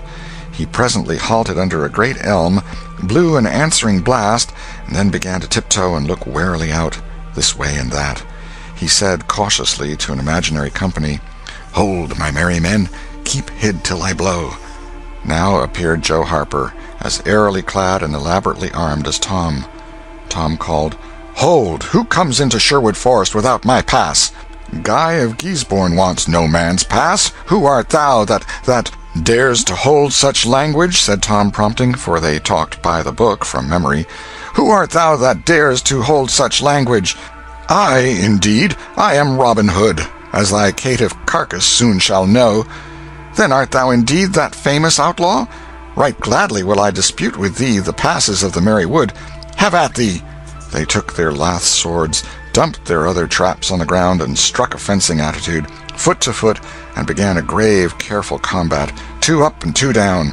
Presently Tom said, "Now if you've got the hang, go it lively." So they went it lively, panting and perspiring with the work. By and by Tom shouted, "Fall! Fall! Why don't you fall?" "I shan't. Why don't you fall yourself? You're getting the worst of it." "Why, that ain't anything. I can't fall. That ain't the way it is in the book.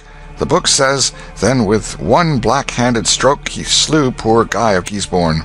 You're to turn round and let me hit you on the back." There was no getting around the authorities, so Joe turned, received the whack, and fell. "Now," said Joe, getting up, "you got to let me kill you. That's fair." "Why, I can't do that. It ain't in the book." "Well, it's blamed mean, that's all." "Well, say, Joe, you can be Friar Tuck or Much, the miller's son, and lam me with a quarter-staff. Or I'll be the Sheriff of Nottingham, and you be Robin Hood a little while and kill me." This was satisfactory, and so these adventures were carried out. Then Tom became Robin Hood again, and was allowed by the treacherous nun to bleed his strength away through his neglected wound. And at last Joe, representing a whole tribe of weeping outlaws, dragged him sadly forth, gave his bow into his feeble hands, and Tom said, "Where this arrow falls, there bury poor Robin Hood under the greenwood tree." Then he shot the arrow and fell back and would have died, but he lit on a nettle and sprang up too gaily for a corpse. The boys dressed themselves, hid their accoutrements, and went off grieving that there were no outlaws any more, and wondering what modern civilization could claim to have done to compensate for their loss. They said they would rather be outlaws a year in Sherwood Forest than President of the United States forever. End of Chapter 8. Chapter 9. Tragedy in the Graveyard. At 9:30 that night, Tom and Sid were sent to bed as usual. They said their prayers, and Sid was soon asleep. Tom lay awake and waited in restless impatience. When it seemed to him that it must be nearly daylight, he heard the clock strike 10. This was despair. He would have tossed and fidgeted as his nerves demanded, but he was afraid he might wake Sid, so he lay still and stared up into the dark. Everything was dismally still. By and by, out of the stillness, little, scarcely perceptible noises began to emphasize themselves.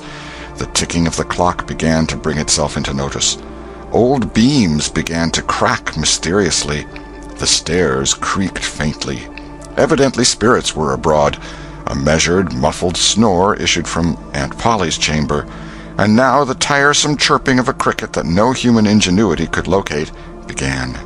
Next, the ghastly ticking of a death watch in the wall at the bed's head made Tom shudder.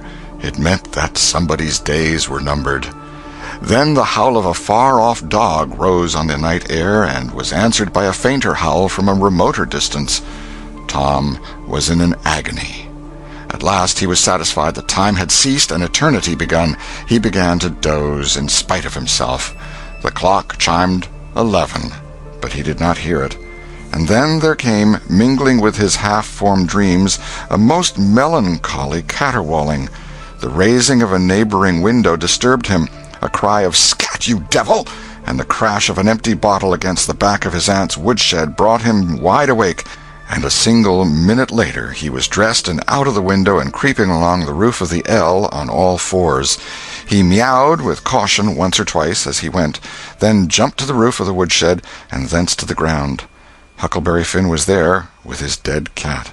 The boys moved off and disappeared in the gloom. At the end of half an hour they were wading through the tall grass of the graveyard. It was a graveyard of the old-fashioned western kind. It was on a hill, about 1.5 miles from the village. It had a crazy board fence around it, which leaned inward in places and outward the rest of the time, but stood upright nowhere. Grass and weeds grew rank over the whole cemetery. All the old graves were sunken in. There was not a tombstone on the place. Round-topped, worm-eaten boards staggered over the graves, leaning for support, and finding none.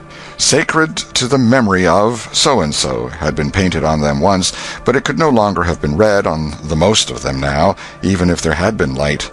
A faint wind moaned through the trees, and Tom feared it might be the spirits of the dead complaining of being disturbed. The boys talked little, and only under their breath, for the time and the place and the pervading solemnity and silence oppressed their spirits. They found the sharp new heap they were seeking, and ensconced themselves within the protection of 3 great elms that grew in a bunch within a few feet of the grave. Then they waited in silence for what seemed a long time. The hooting of a distant owl was all the sound that troubled the dead stillness. Tom's reflections grew oppressive. He must force some talk, so he said in a whisper, "Hucky, do you believe the dead people like it for us to be here?"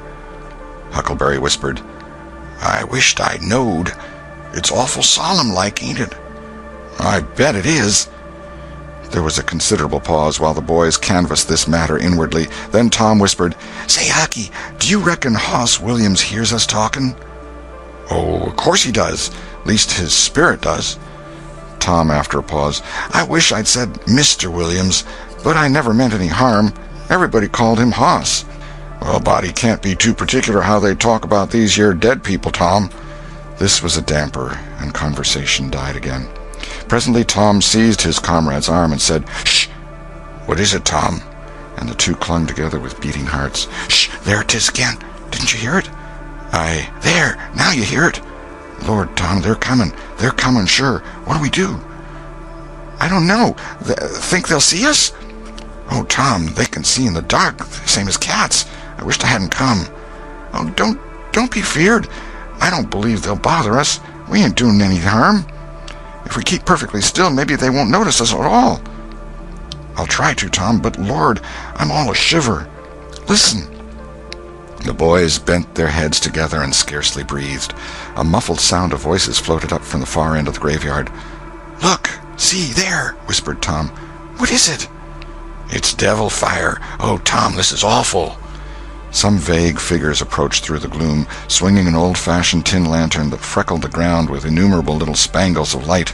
Presently Huckleberry whispered with a shudder, "It's the devil, sure enough. 3 of them. Lordy, Tom, we're goners. Can you pray?" "I'll try, but don't you be afeard. They ain't going to hurt us. Now I lay me down to sleep. Shh! What is it, Huck?" "They're humans. One of 'em is, anyway. One of 'em's old Muff Potter's voice." "No, 'tain't so, is it?" "I bet I know it. Don't you stir nor budge. He ain't sharp enough to notice us. Drunk the same as usual, likely. Blamed old Rip." "All right, I'll keep still. Now they're stuck. Can't find it. Here they come again. Now they're hot. Cold again. Hot again. Red hot. They're pointed right this time. Say, Huck, I know another of them voices. It's Injun Joe." "That's so, that murderin' half-breed. I'd druther they was devils a dern sight. What can they be up to?"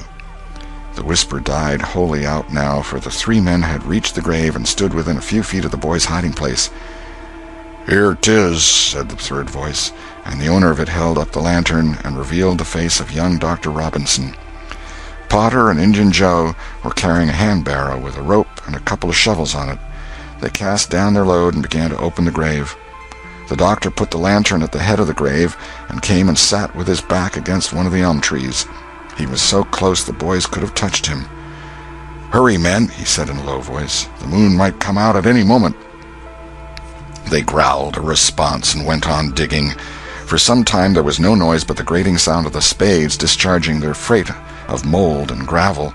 It was very monotonous. Finally, a spade struck upon the coffin with a dull, woody accent, and within another minute or two the men had hoisted it out of the ground.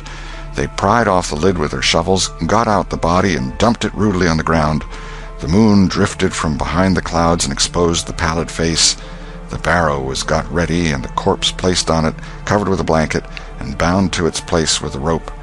Potter took out a large spring knife and cut off the dangling end of the rope, and then said, "Now the cussed thing's ready, Sawbones, and you'll just out with another 5, or here she stays." "That's the talk," said Injun Joe. "Look here, what does this mean?" said the doctor. "You required your pay in advance, and I've paid you." "Yes, and you've done more than that," said Injun Joe, approaching the doctor, who was now standing. 5 years ago you drove me away from your father's kitchen one night when I come to ask for something to eat, and you said I weren't there for any good, and when I swore I'd get even with you if it took 100 years, your father had me jailed for a vagrant. Did you think I'd forget? The Injun blood ain't in me for nothing, and now I've got you, and you got to settle, you know." He was threatening the doctor with his fist in his face by this time. The doctor struck out suddenly and stretched the ruffian on the ground. Potter dropped his knife and exclaimed, "Here, now, don't you hit my pard!" And the next moment he was grappled with the doctor, and the two were struggling with might and main, trampling the grass and tearing the ground with their heels. Injun Joe sprang to his feet, his eyes flaming with passion, snatched up Potter's knife, and went creeping, cat-like and snooping, round and round about the combatants, seeking an opportunity. All at once the doctor flung himself free, seized the heavy headboard of William's grave, and felled Potter to the earth with it, and in the same instant the half-breed saw his chance and drove the knife to the hilt in the young man's breast. He reeled and fell partly upon Potter, flooding him with his blood, and in the same moment the clouds blotted out the dreadful spectacle, and the two frightened boys went speeding away in the dark. Presently, when the moon emerged again, Injun Joe was standing over the two forms, contemplating them. The doctor murmured inarticulately, gave a long gasp or two, and was still. The half-breed muttered, "That score is settled, damn you." Then he robbed the body, after which he put the fatal knife in Potter's open right hand and sat down on the dismantled coffin. 3, 4, 5 minutes passed, and then Potter began to stir and moan. His hand closed upon the knife. He raised it, glanced at it, and let it fall with a shudder. Then he sat up, pushing the body from him, and gazed at it. And then around him, confusedly, his eyes met Joe's. "Lord, how is this, Joe?" he said. "It's a dirty business," said Joe, without moving. "What did you do it for?" I never done it." "Look here, that kind of talk won't wash." Potter trembled and grew white. "I thought I'd got sober. I'd no business to drink tonight, but it's in my head yet, worse'n when we started here. I'm all in a muddle, can't recollect anything of it hardly. Tell me, Joe, honest now, old feller, did I do it? Joe, I never meant to, 'pon my soul and honor, I never meant to, Joe. Tell me how it was, Joe. Oh, it's awful, and him so young and promising." "Why, you two was scuffling, and he fetched you one with the headboard, and you fell flat, and then up you come, all reeling and staggering like, and snatched the knife and jammed it into him, just as he fetched you another awful clip, and here you've laid, as dead as a wedge till now." "Oh, I didn't know what I was doing. I wish I may die this minute if I did. It was all on account of the whiskey, and the excitement, I reckon. I never used a weepon in my life before, Joe. I've fought, but never with weapons. They'll all say that. Joe, don't tell. Say you won't tell, Joe. That's a good feller. I always liked you, Joe, and stood up for you, too. Don't you remember? You won't tell, will you, Joe?" And the poor creature dropped on his knees before the stolid murderer and clasped his appealing hands. "No, you've always been fair and square with me, Muff Potter, and I won't go back on you. There, now, that's as fair as a man can say." "Oh, Joe, you're an angel. I'll bless you for this the longest day I live." And Potter began to cry. "Come now, that's enough of that. This ain't any time for blubbering. You be off yonder way, and I'll go this. Move now, and don't leave any tracks behind you." Potter started on a trot that quickly increased to a run. The half-breed stood looking after him, and he muttered, "If he's as much stunned with the lick and fuddled with the rum as he had the look of being, he won't think of the knife till he's gone so far he'll be afraid to come back after it to such a place by himself, chicken heart." 2 or 3 minutes later, the murdered man, the blanketed corpse, the lidless coffin, and the open grave were under no inspection but the moon's. The stillness was complete again, too. End of Chapter 9. Chapter 10. Dire Prophecy of the Howling Dog. The two boys flew on and on toward the village, speechless with horror. They glanced backwards over their shoulders from time to time, apprehensively, as if they feared they might be followed. Every stump that started up in their path seemed a man and an enemy, and made them catch their breath. And as they sped by some outlying cottages that lay near the village, the barking of the aroused watchdogs seemed to give wings to their feet. "If we can only get to the old tannery before we break down," whispered Tom in short catches between breaths. "I can't stand it much longer." Huckleberry's hard pantings were his only reply, and the boys fixed their eyes on the goal of their hopes and bent to their work to win it. They gained steadily on it, and at last, breast to breast, they burst through the open door and fell grateful and exhausted in the sheltering shadows beyond. By and by their pulses slowed down, and Tom whispered, "Huckleberry, what do you reckon'll come of this?" "If Dr. Robinson dies, I reckon hanging'll come of it." "Do you, though?" "Why, I know it, Tom." Tom thought a while, then he said, "Who'll tell? We?" "What are you talking about? Suppose something happened and Injun Joe didn't hang. Why, he'd kill us some time or other, just as dead sure as we're laying here." "That's just what I was thinking to myself, Huck." "If anybody tells, let Muff Potter do it, if he's fool enough. He's generally drunk enough." Tom said nothing, went on thinking. Presently he whispered, "Huck, Muff Potter don't know it.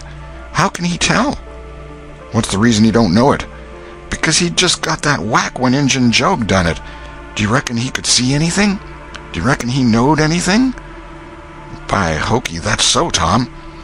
"And besides, look here, maybe that whack done for him." "No, 'tain't likely, Tom. He had liquor in him, I could see that, and besides he always has. Well, when Pap's full, you might take and belt him over the head with a church and you couldn't faze him. He says so his own self. So it's the same with Muff Potter, of course. But if a man was dead sober, I reckon maybe that whack might fetch him. I don't know." After another reflective silence, Tom said, "Hucky, you sure you can keep Mum?" "Tom, we got to keep Mum. You know that. That Injun devil wouldn't make any more of drowning us than a couple of cats, if we was to squeak about this and they didn't hang him. Now, looky here, Tom. Let's take and swear to one another. That's what we got to do. Swear to keep Mum." "I'm agreed. It's the best thing. Would you just hold hands and swear that we—" "Oh, no, that wouldn't do for this. That's good enough for little rubbishy common things, especially with gals, 'cause they go back on you anyway, and blab if they get in a huff. But there ought to be writing about a big thing like this, and blood." Tom's whole being applauded this idea. It was deep and dark and awful. The hour, the circumstances, the surroundings were in keeping with it. He picked up a clean pine shingle that lay in the moonlight, took a little fragment of red keel out of his pocket, got the moon on his work, and painfully scrawled these lines, emphasizing each slow downstroke by clamping his tongue between his teeth and letting up the pressure on the upstrokes. See next page. Huckleberry was filled with admiration of Tom's facility in writing and the sublimity of his language. He at once took a pin from his lapel and was going to prick his flesh, but Tom said, "Hold on, don't do that. A pin's brass. It might have verdigrease on it." "What's verdigrease?" "It's pison. That's what it is. You just swaller some of it once, you'll see." So Tom unwound a thread from one of his needles, and each boy pricked the ball of his thumb and squeezed out a drop of blood. "Huck Finn and Tom Sawyer swears they will keep mum about this, and they wish they may drop down dead in their tracks if they ever tell, and rot." In time, after many squeezes, Tom managed to sign his initials, using the ball of his little finger for a pen. Then he showed Huckleberry how to make an H and an F, and the oath was complete. They buried the shingle close to the wall, with some dismal ceremonies and incantations, and the fetters that bound their tongues were considered to be locked, and the key thrown away. A figure crept stealthily through a break in the other end of the ruined building now, but they did not notice it. "Tom," whispered Huckleberry, "does this keep us from ever telling always?" "Of course it does.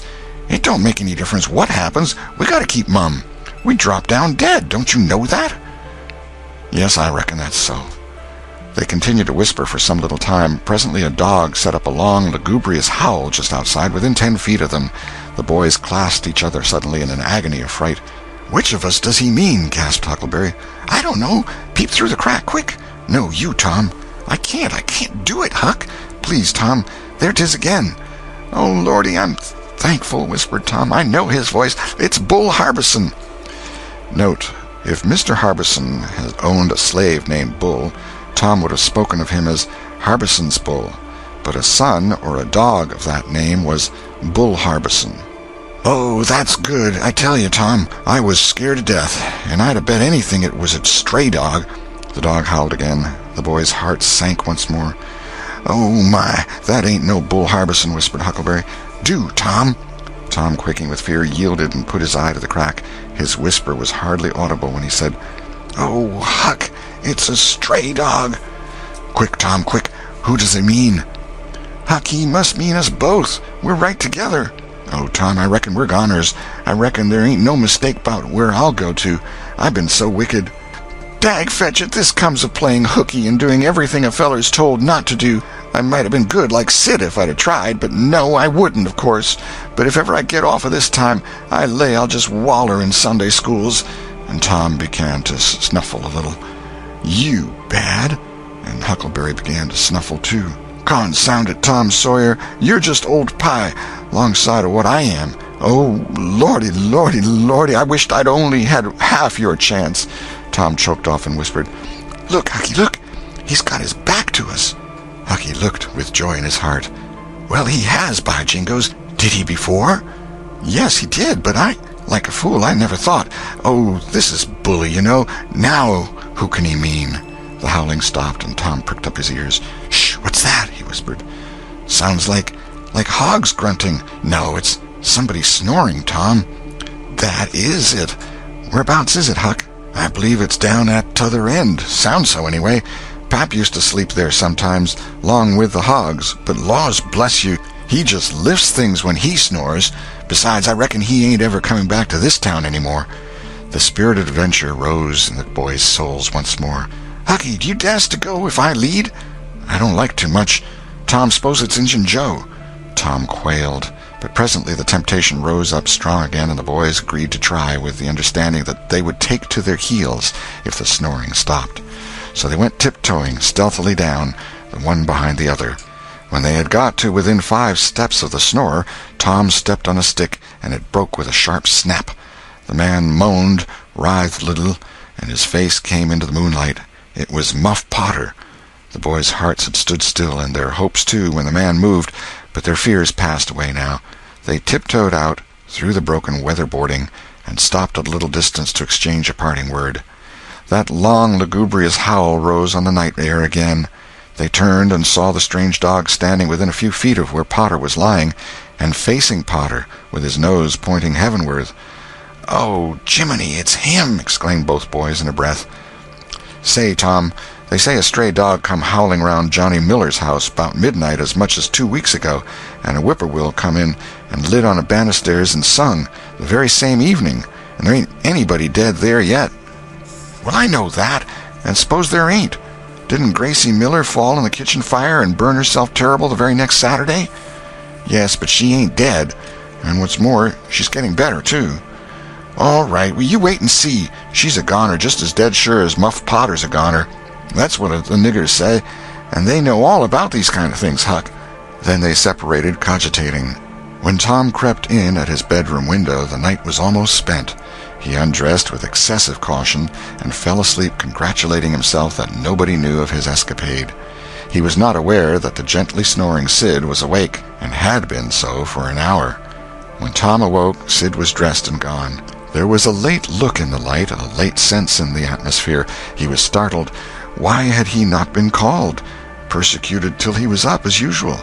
The thought filled him with bodings. Within 5 minutes he was dressed and downstairs, feeling sore and drowsy. The family were still at table, but they had finished breakfast. There was no voice of rebuke, but there were averted eyes. There was a silence and an air of solemnity that struck a chill to the culprit's heart. He sat down and tried to seem gay, but it was uphill work. It roused no smile, no response, and he lapsed into silence and let his heart sink down to the depths. After breakfast his aunt took him aside and Tom was almost brightened in the hope that he was going to be flogged, but it was not so. His aunt wept over him and asked him how he could go and break her old heart so, and finally told him to go on and ruin himself and bring her gray hairs with sorrow to the grave, for it was no use for her to try any more.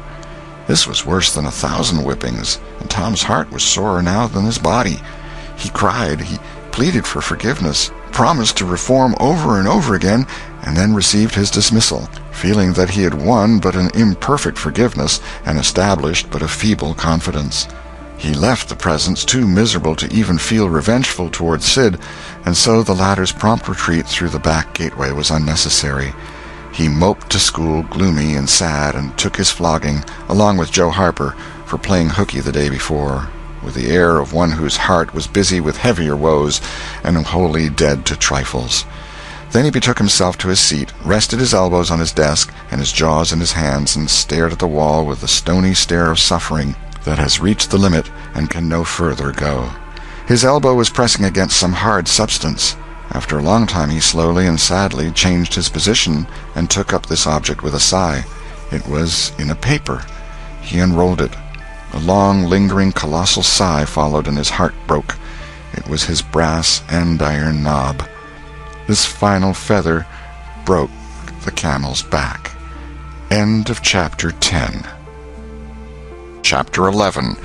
Conscience Racks Tom. Close upon the hour of noon, the whole village was suddenly electrified with the ghastly news. No need of the as yet undreamed-of telegraph. The tale flew from man to man, from group to group, from house to house, with little less than telegraphic speed. Of course the schoolmaster gave holiday for that afternoon. The town would have thought strangely of him if he had not. A gory knife had been found close to the murdered man, and it had been recognized by somebody as belonging to Muff Potter, so the story ran, and it was said that a belated citizen had come upon Potter washing himself in the branch about 1 or 2 o'clock in the morning, and that Potter had at once sneaked off. Suspicious circumstances, especially the washing, which was not a habit with Potter. It was also said that the town had been ransacked for this murderer.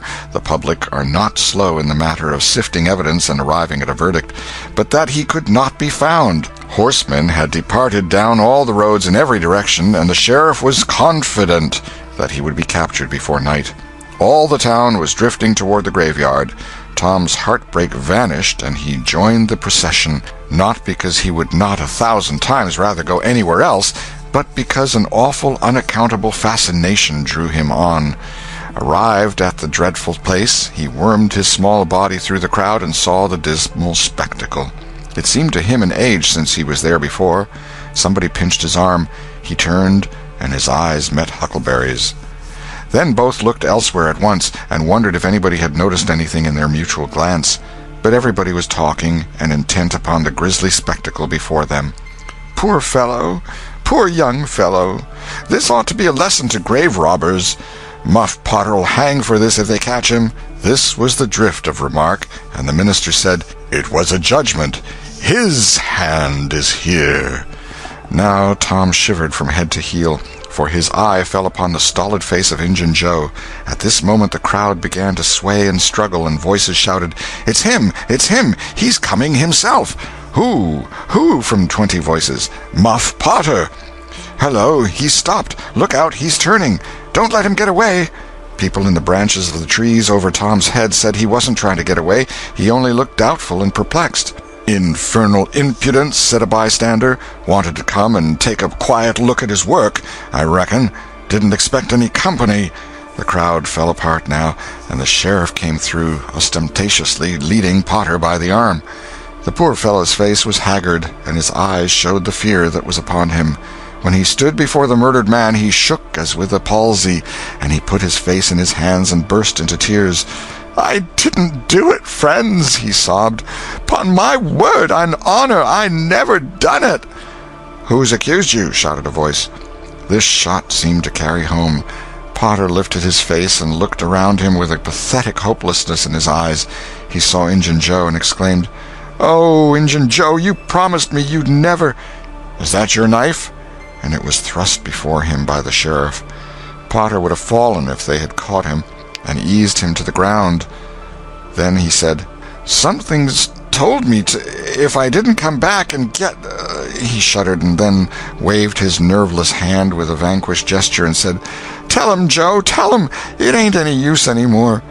Then Huckleberry and Tom stood dumb and staring, and heard the stony-hearted liar reel off his serene statement, they expecting every moment that the clear sky would deliver God's lightnings upon his head, and wondering to see how long the stroke was delayed. And when he had finished, and still stood alive and whole, their wavering impulse to break their oath and save the poor betrayed prisoner's life faded and vanished away, for plainly this miscreant had sold himself to Satan, and it would be fatal to meddle with the property of such a power as that. "Why didn't you leave? What did you want to come here for?" somebody said. "I couldn't help it, I couldn't help it," Potter moaned.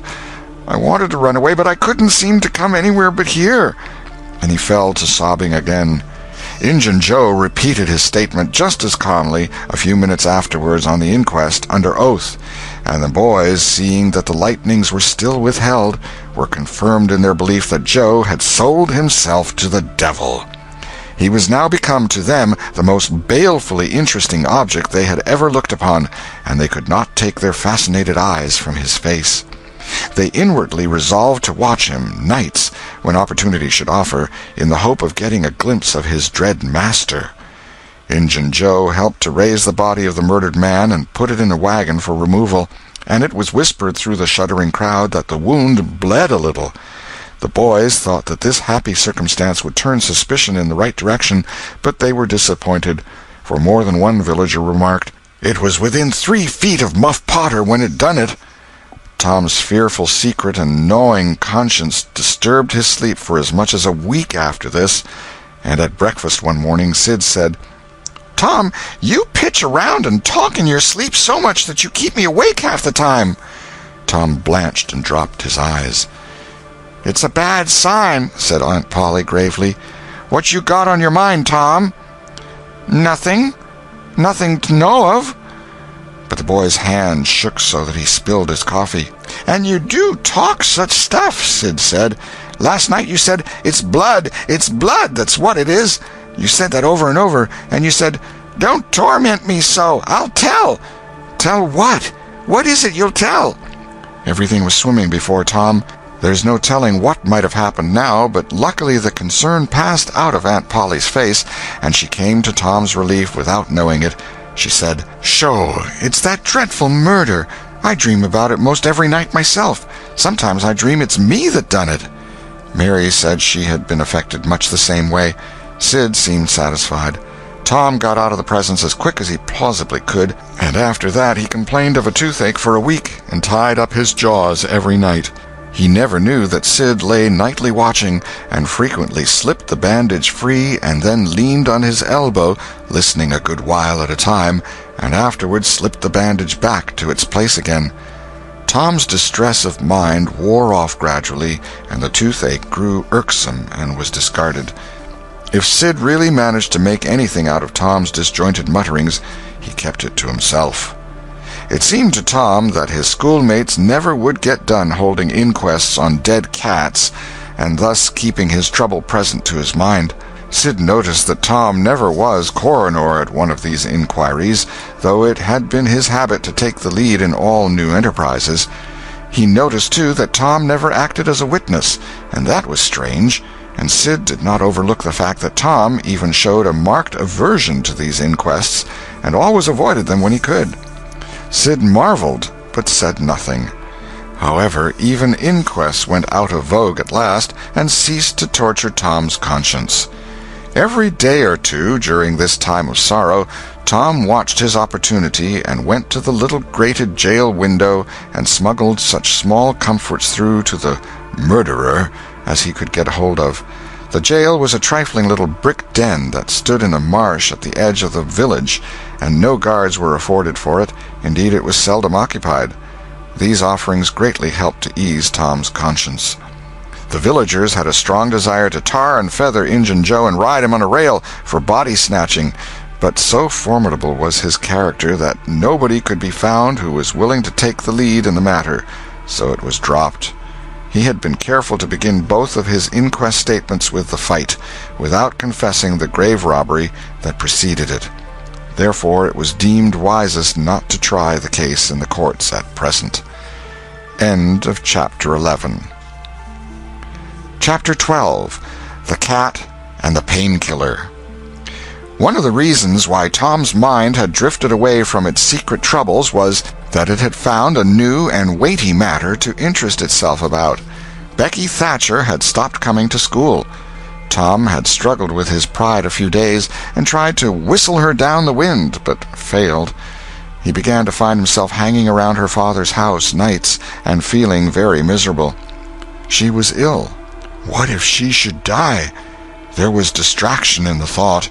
He no longer took an interest in war, nor even in piracy. The charm of life was gone.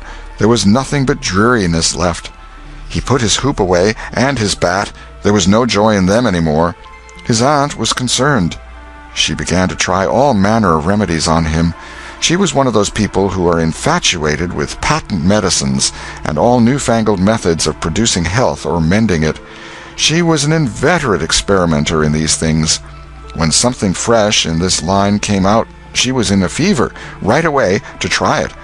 Not on herself, for she was never ailing, but on anybody else that came handy.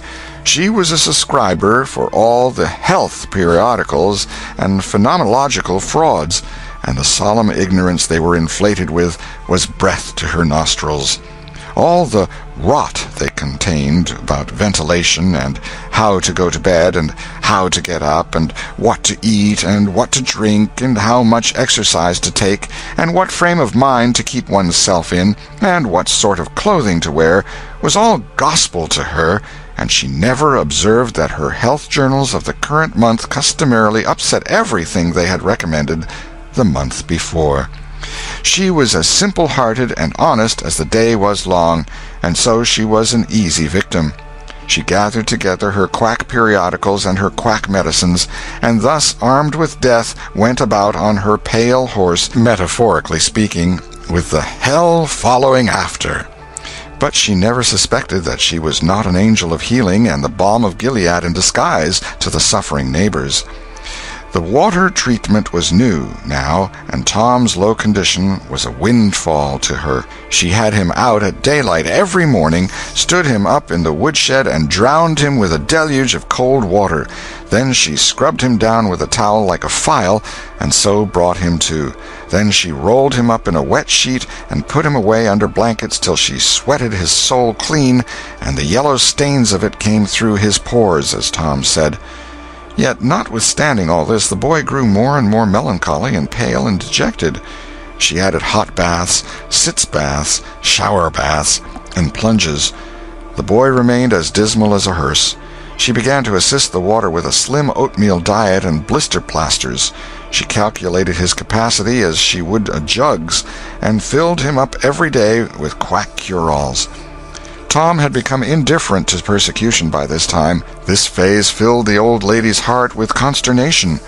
This indifference must be broken up at any cost. Now she heard of painkiller for the first time. She ordered a lot at once.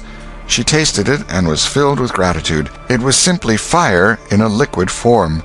She dropped the water treatment and everything else and pinned her faith to painkiller.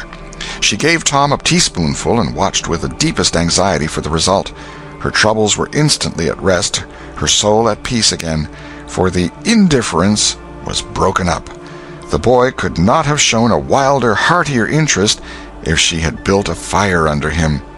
Tom felt that it was time to wake up. This sort of life might be romantic enough in his blighted condition, but it was getting to have too little sentiment and too much distracting variety about it. So he thought over various plans for relief, and finally hit upon that of professing to be fond of painkiller. He asked for it so often that he became a nuisance, and his aunt ended by telling him to help himself and quit bothering her. If it had been Sid, she would have had no misgivings to alloy her delight, but since it was Tom, she watched the bottle clandestinely. She found that the medicine did really diminish, but it did not occur to her that the boy was mending the health of a crack in the sitting-room floor with it.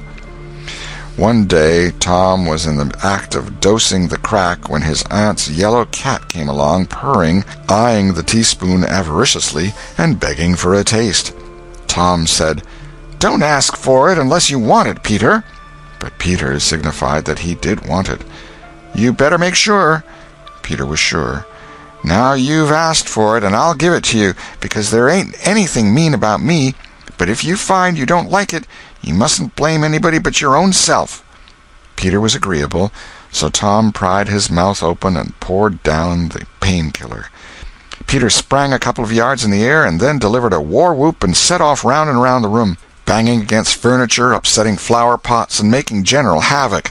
Next he rose on his hind feet and pranced around in a frenzy of enjoyment, with his head over his shoulder and his voice proclaiming his unappeasable happiness. Then he went tearing around the house again, spreading chaos and destruction in his path. Aunt Polly entered in time to see him throw a few double somersets, deliver a final mighty hurrah, and sail through the open window, carrying the rest of the flower pots with him. The old lady stood petrified with astonishment, peering over her glasses. Tom lay on the floor, expiring with laughter. "Tom, what on earth ails that cat?" "I don't know, Aunt," gasped the boy. "Why, I never seen anything like it. What did make him act so?" "'Deed, I don't know, Aunt Polly. Cats always act so when they're having a good time." "They do they?" There was something in the tone that made Tom apprehensive. "Yes'm, that is, I believe they do." "You do?" "Yes'm." The old lady was bending down, Tom watching, with interest emphasized by anxiety. Too late he divined her drift. The handle of the telltale teaspoon was visible under the bed valance. Aunt Polly took it, held it up. Tom winced and dropped his eyes. Aunt Polly raised him by the usual handle, his ear, and cracked his head soundly with her thimble. "Now, sir, what did you want to treat that poor dumb beast so for?" "I done it out of pity for him, because he hadn't any aunt." "Hadn't any aunt, you numbskull! What has that got to do with it?" "Heaps! Because if he'd a had one, she'd a burnt him out herself. She'd a roasted his bowels out of him, 'thout any more feeling than if he was a human." Aunt Polly felt a sudden pang of remorse. This was putting the thing in a new light. What was cruelty to a cat might be cruelty to a boy, too. She began to soften. She felt sorry. Her eyes watered a little, and she put her hand on Tom's head and said gently, "I was meaning for the best, Tom, and Tom, it did do you good." Tom looked up in her face with just a perceptible twinkle peeping through his gravity. "I know you was meaning for the best, Auntie, and so was I with Peter. It done him good, too.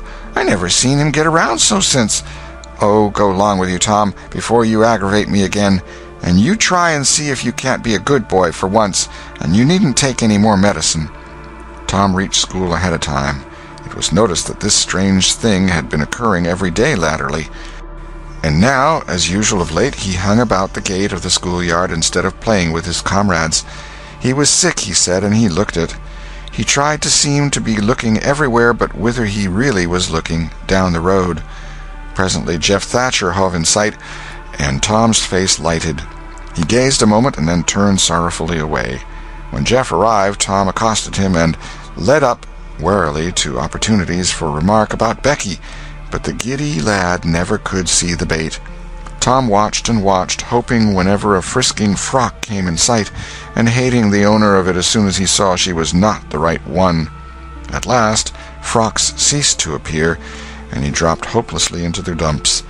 He entered the empty schoolhouse and sat down to suffer. Then one more frock passed in at the gate, and Tom's heart gave a great bound.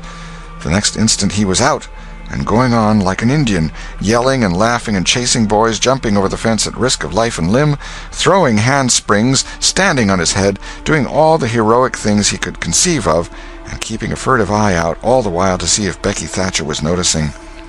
But she seemed to be unconscious of it all. She never looked. Could it be possible that she was not aware that he was there? He carried his exploits to her immediate vicinity, came war-whooping around, snatched a body's cap, hurled it to the roof of the schoolhouse, broke through a group of boys, tumbling them in every direction, and fell sprawling, himself, under Becky's nose, almost upsetting her, and she turned, with her nose in the air, and he heard her say, "Humph! Some people think they're mighty smart, always showing off." Tom's cheeks burned. He gathered himself up and sneaked off, crushed and crestfallen. End of Chapter 12. Chapter 13.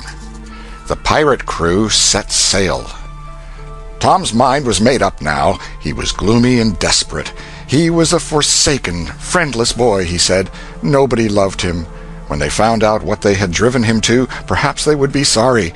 He had tried to do right and get along, but they would not let him. Since nothing would do them but to get rid of him, let it be so. And let them blame him for the consequences. Why shouldn't they? What right had the friendless to complain? Yes, they had forced him to it at last. He would lead a life of crime. There was no choice.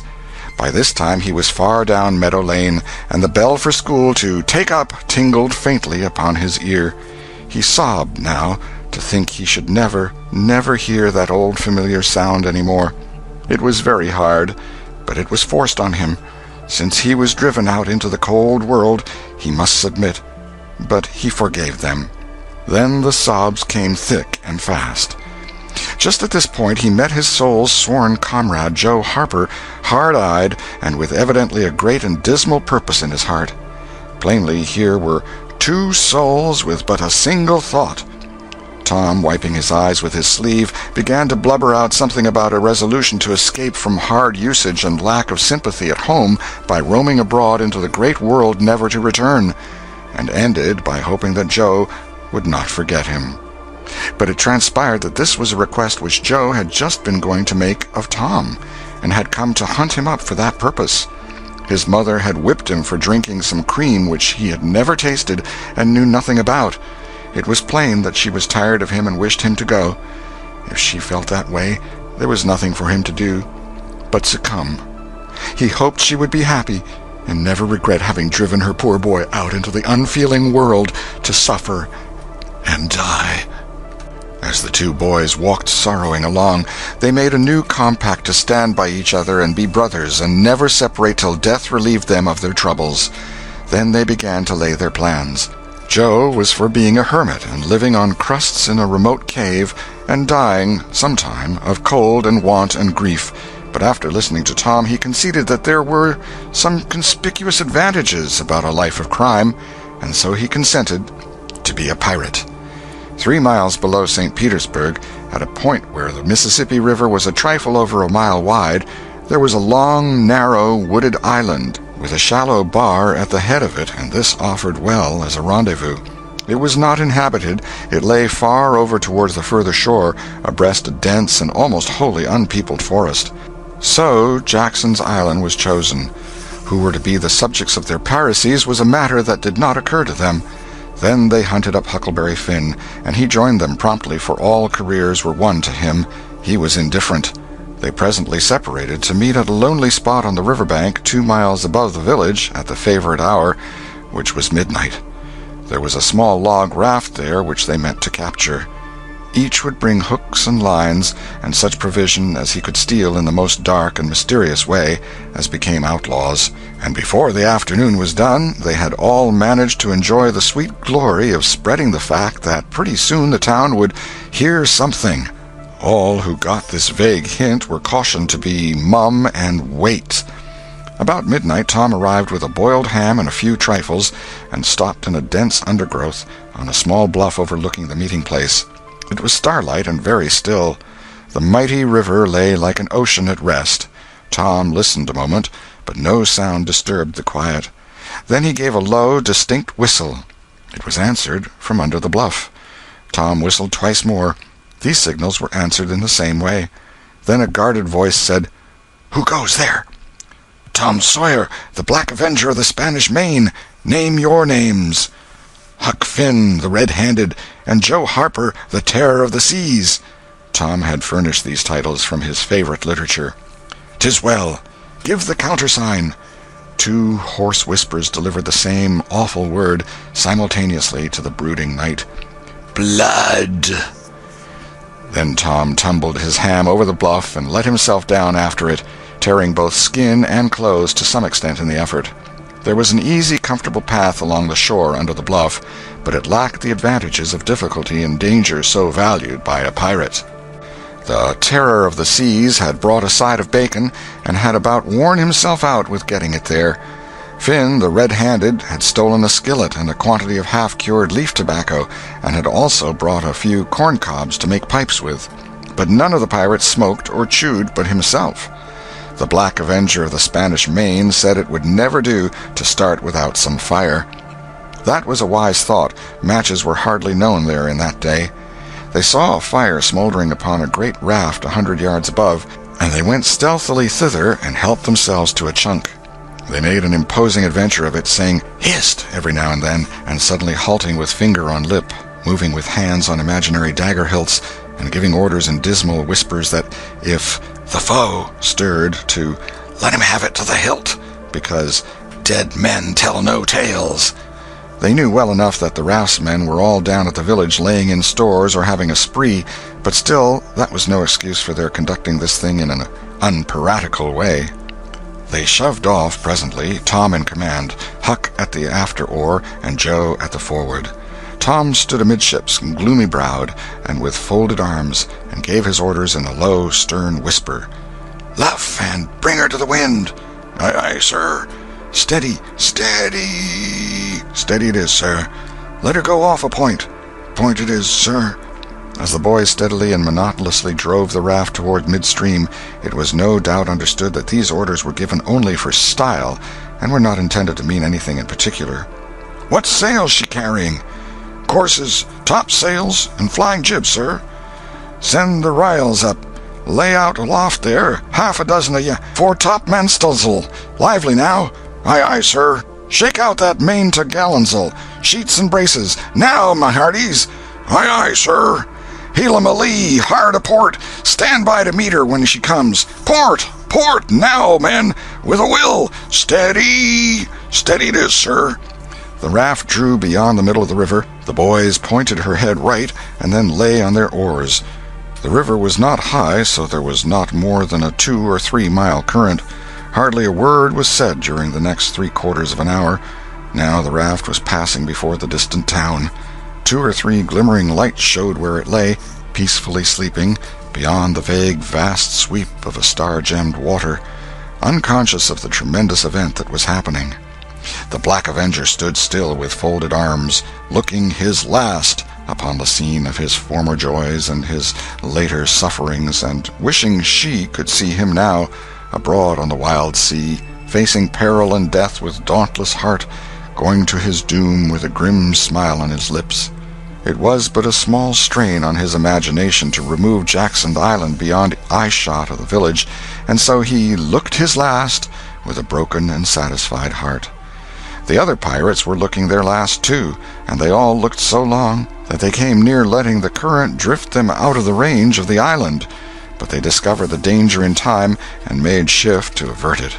About 2 o'clock in the morning the raft grounded on the bar 200 yards above the head of the island, and they waded back and forth until they had landed their freight. Part of the little raft's belongings consisted of an old sail, and this they spread over a nook in the bushes for a tent to shelter their provisions. But they themselves would sleep in the open air in good weather, as became outlaws. They built a fire against the side of a great log 20 or 30 steps within the somber depths of the forest, and then cooked some bacon in the frying-pan for supper, and used up half of the corn pone stock they had brought. It seemed glorious sport to be feasting in that wild free way in the virgin forest of an unexplored and uninhabited island, far from the haunts of men, and they said they never would return to civilization. The climbing fire lit up their faces and threw its ruddy glare upon the pillared tree trunks of their forest temple, and upon the varnished foliage and festooning vines. When the last crisp slice of bacon was gone, and the last allowance of corn pone devoured, the boys stretched themselves out on the grass, filled with contentment. They could have found a cooler place, but they would not deny themselves such a romantic feature as the roasting campfire. "Ain't it gay?" said Joe. "It's nuts," said Tom. "What would the boys say if they could see us?" "Say? Well, they'd just die to be here. Hey, Hucky?" "I reckon so," said Huckleberry. "Anyways, I'm suited. I don't want nothing better than this. I don't ever get enough to eat, generally, and here they can't come and pick at a feller and bully-rag him so." "It's just the life for me," said Tom. "You don't have to get up mornings, and you don't have to go to school and wash and all that blame foolishness. You see, a pirate don't have to do anything, Joe, when he's ashore, but a hermit, he has to be a-praying considerable, and then he don't have any fun, anyway, all by himself that way." "Oh, yes, that's so," said Joe, "but I hadn't thought much about it, you know. I'd a good deal rather be a pirate, now that I've tried it." "You see," said Tom, "people don't go much on hermits nowadays, like they used to in the old times, but a pirate's always respected, and a hermit's got to sleep on the hardest place he can find, and put sackcloth and ashes on his head, and stand out in the rain, and—" "What does he put sackcloth and ashes on his head for?" inquired Huck. "I don't know, but they's got to do it. Hermits always do. You'd have to do that if you was a hermit." "Derned if I would," said Huck. "Well, what would you do?" "I don't know, but I wouldn't do that." "Why, Huck, you'd have to. How'd you get around it?"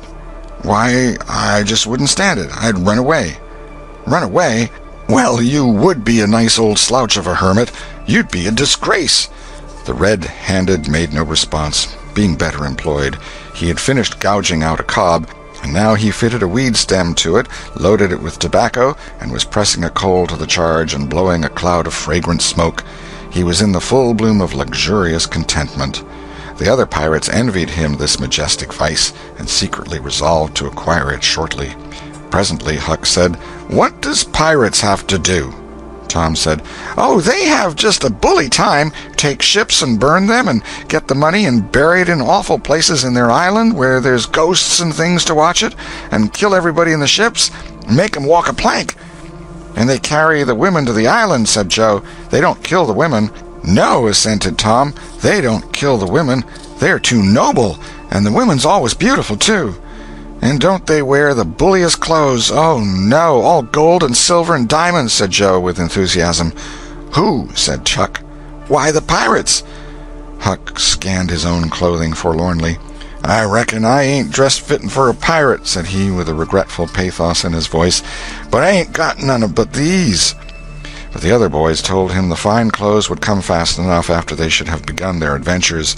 They made him understand that his poor rags would do to begin with, though it was customary for wealthy pirates to start with a proper wardrobe.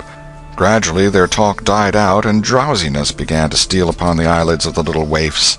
The pipe dropped from the fingers of the red-handed, and he slept the sleep of the conscience-free and the weary. The Terror of the Seas and the Black Avenger of the Spanish Main had more difficulty in getting to sleep. They said their prayers inwardly and lying down, since there was nobody there with authority to make them kneel and recite aloud. In truth, they had a mind not to say them at all, but they were afraid to proceed to such lengths at that, lest they might call down a sudden and special thunderbolt from heaven. Then at once they reached and hovered upon the imminent verge of sleep. But an intruder came now that would not down. It was conscience. They began to feel a vague fear that they had been doing wrong to run away, and next they thought of the stolen meat, and then the real torture came. They tried to argue it away by reminding conscience that they had purloined sweetmeats and apples scores of times, but conscience was not to be appeased by such thin plausibilities. It seemed to them in the end that there was no getting around the stubborn fact that taking sweetmeats was only hooking, while taking bacon and hams and such valuables was plain simple stealing. And there was a command against that in the Bible. So they inwardly resolved that so long as they remained in the business, their piracies should not again be sullied with the crime of stealing. Then conscience granted a truce, and these curiously inconsistent pirates fell peacefully to sleep. End of Chapter 13.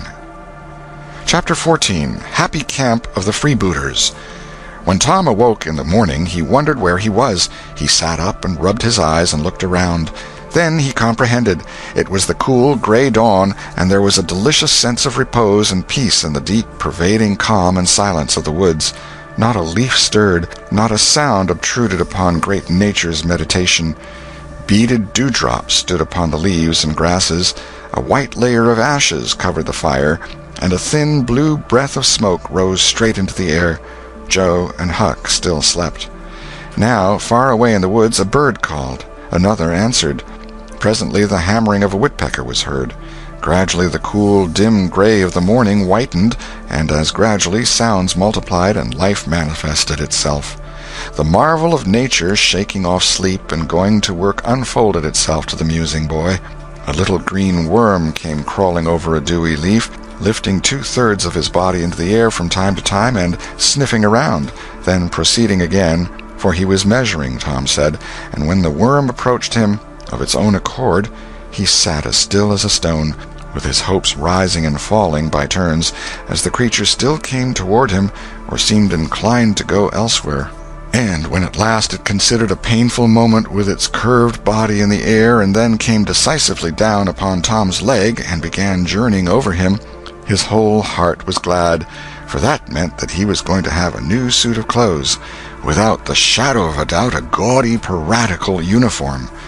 Now a procession of ants appeared, from nowhere in particular, and went about their labors. One struggled manfully by with a dead spider 5 times as big as itself in its arms, and lugged it straight up a tree trunk. A brown-spotted ladybug climbed the dizzy height of a grass blade, and Tom bent down close to it and said, "Ladybug, ladybug, fly away home.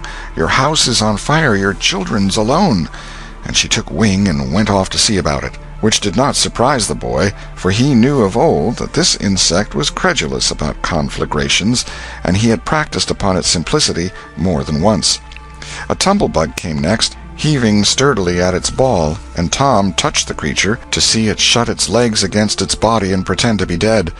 The birds were fairly rioting by this time. A catbird, the northern mocker, lit in a tree over Tom's head, and trilled out her imitations of her neighbors in a rapture of enjoyment.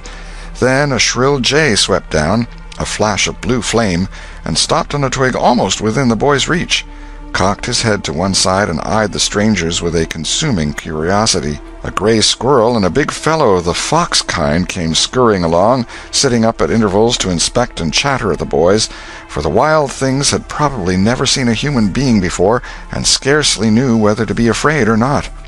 All nature was wide awake and stirring now. Long lances of sunlight pierced down through the dense foliage far and near, and a few butterflies came fluttering upon the scene. Tom stirred up the other pirates, and they all clattered away with a shout, and in a minute or two were stripped and chasing after and tumbling over each other in the shallow limpid water of the white sandbar. They felt no longing for the little village sleeping in the distance beyond the majestic waste of water. A vagrant current, or a slight rise in the river, had carried off their raft, but this only gratified them, since its going was something like burning the bridge between them and civilization. They came back to camp, wonderfully refreshed, glad-hearted, and ravenous, and they soon had the campfire blazing up again. Huck found a spring of clear, cold water close by, and the boys made cups of broad oak or hickory leaves, and felt that water, sweetened with such wildwood charm as that, would be a good enough substitute for coffee. While Joe was slicing bacon for breakfast, Tom and Huck asked him to hold on a minute. They stepped to a promising nook in the river bank and threw in their lines. Almost immediately they had reward. Joe had not had time to get impatient before they were back again with some handsome bass, a couple of sun perch, and a small catfish, provisions enough for quite a family. They fried the fish with the bacon, and were astonished, for no fish had ever seemed so delicious before. They did not know that the quicker a fresh-water fish is on the fire after it is caught, the better he is, and they reflected little upon what a sauce open-air sleeping, open-air exercise, bathing, and a large ingredient of hunger makes, too. They lay around in the shade after breakfast while Huck had a smoke, and then went off through the woods on an exploring expedition. They tramped gaily along over decaying logs, through tangled underbrush, among solemn monarchs of the forest, hung from their crowns to the ground with a drooping regalia of grapevines. Now and then they came upon snug nooks carpeted with grass and jeweled with flowers. They found plenty of things to be delighted with, but nothing to be astonished at. they discovered that the island was about 3 miles long and a quarter of a mile wide, and that the shore it lay closest to was only separated from it by a narrow channel hardly 200 yards wide. They took a swim about every hour, so it was close upon the middle of the afternoon when they got back to the camp. They were too hungry to stop to fish, but they fared sumptuously upon cold ham, and then threw themselves down in the shade to talk. But the talk soon began to drag, and then died. The stillness, the solemnity that brooded in the woods, and the sense of loneliness began to tell upon the spirits of the boys. They fell to thinking. A sort of undefined longing crept upon them. This took dim shape presently. It was budding homesickness. Even Finn, the red-handed, was dreaming of his doorsteps and empty hogsheads. But they were all ashamed of their weakness, and none was brave enough to speak his thought. For some time now the boys had been dully conscious of a particular sound in the distance, just as one sometimes is of the ticking of a clock which he takes no distinct note of. But now this mysterious sound became more pronounced and forced a recognition. The boys started, glanced at each other, and then each assumed a listening attitude. There was a long silence, profound and unbroken, and then a deep sullen boom came floating down out of the distance. "What is it?" exclaimed Joe under his breath. "I wonder," said Tom in a whisper. "'Tain't thunder," said Huckleberry in an awed tone. "'Cause thunder—" "Hark!" said Tom. "Listen, don't talk." They waited a time that seemed an age, and then the same muffled boom troubled the solemn hush. "Let's go and see."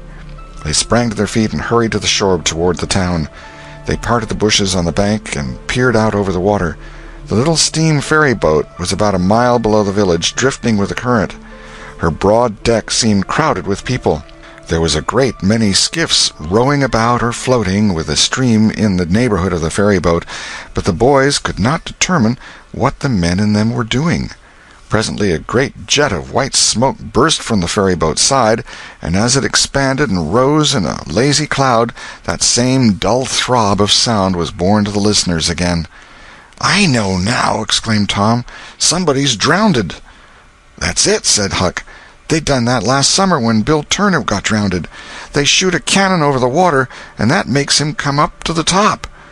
"Yes, and they take loaves of bread and put quicksilver in them and set 'em afloat. And wherever there's anybody that's drownded, they'll float right there and stop." "Yes, I've heard about that," said Joe. "I wonder what makes the bread do that." "Oh, it ain't the bread so much," said Tom. "I reckon it's mostly what they say over it before they start it out." "But they don't say anything over it," said Huck. "I've seen 'em and they don't." "Well, that's funny," said Tom. "But maybe they say it to themselves." "Of course they do. Anybody might know that."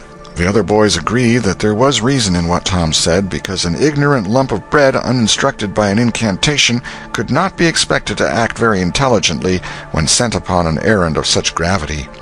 "By jings, I wish I was over there now," said Joe. "I do too," said Huck. "I'd give heaps to know who it is." The boys still listened and watched. Presently a revealing thought flashed through Tom's mind, and he exclaimed, "Boys, I know who's drownded. It's us!" They felt like heroes in an instant. Here was a gorgeous triumph. They were missed. They were mourned. Hearts were breaking on their account. Tears were being shed.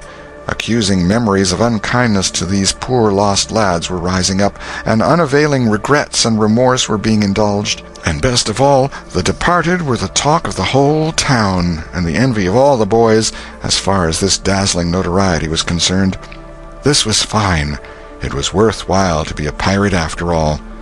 As twilight drew on, the ferry-boat went back to her accustomed business, and the skiffs disappeared. The pirates returned to camp. They were jubilant with vanity over their new grandeur and the illustrious trouble they were making. They caught fish, cooked supper, and ate it, and then fell to guessing at what the village was thinking and saying about them. And the pictures they drew of the public distress on their account were gratifying to look upon from their point of view. But when the shadows of night closed them in, they gradually ceased to talk, and sat gazing into the fire, with their minds evidently wandering elsewhere.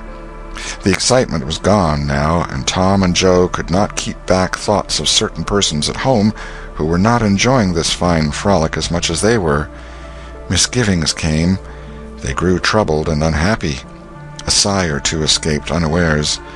by and by Joe timidly ventured upon a roundabout feeler as to how the others might look upon a return to civilization. Not right now, but, Tom withered him with derision. Huck, being uncommitted as yet, joined in with Tom, and the waverer quickly explained, and was glad to get out of the scrape with as little taint of chicken-hearted homesickness clinging to his garments as he could. Mutiny was effectually laid to rest for the moment. As the night deepened, Huck began to nod, and presently to snore. Joe followed next. Tom lay upon his elbow motionless for some time, watching the two intently. At last he got up cautiously on his knees and went searching among the grass and the flickering reflections flung by the campfire.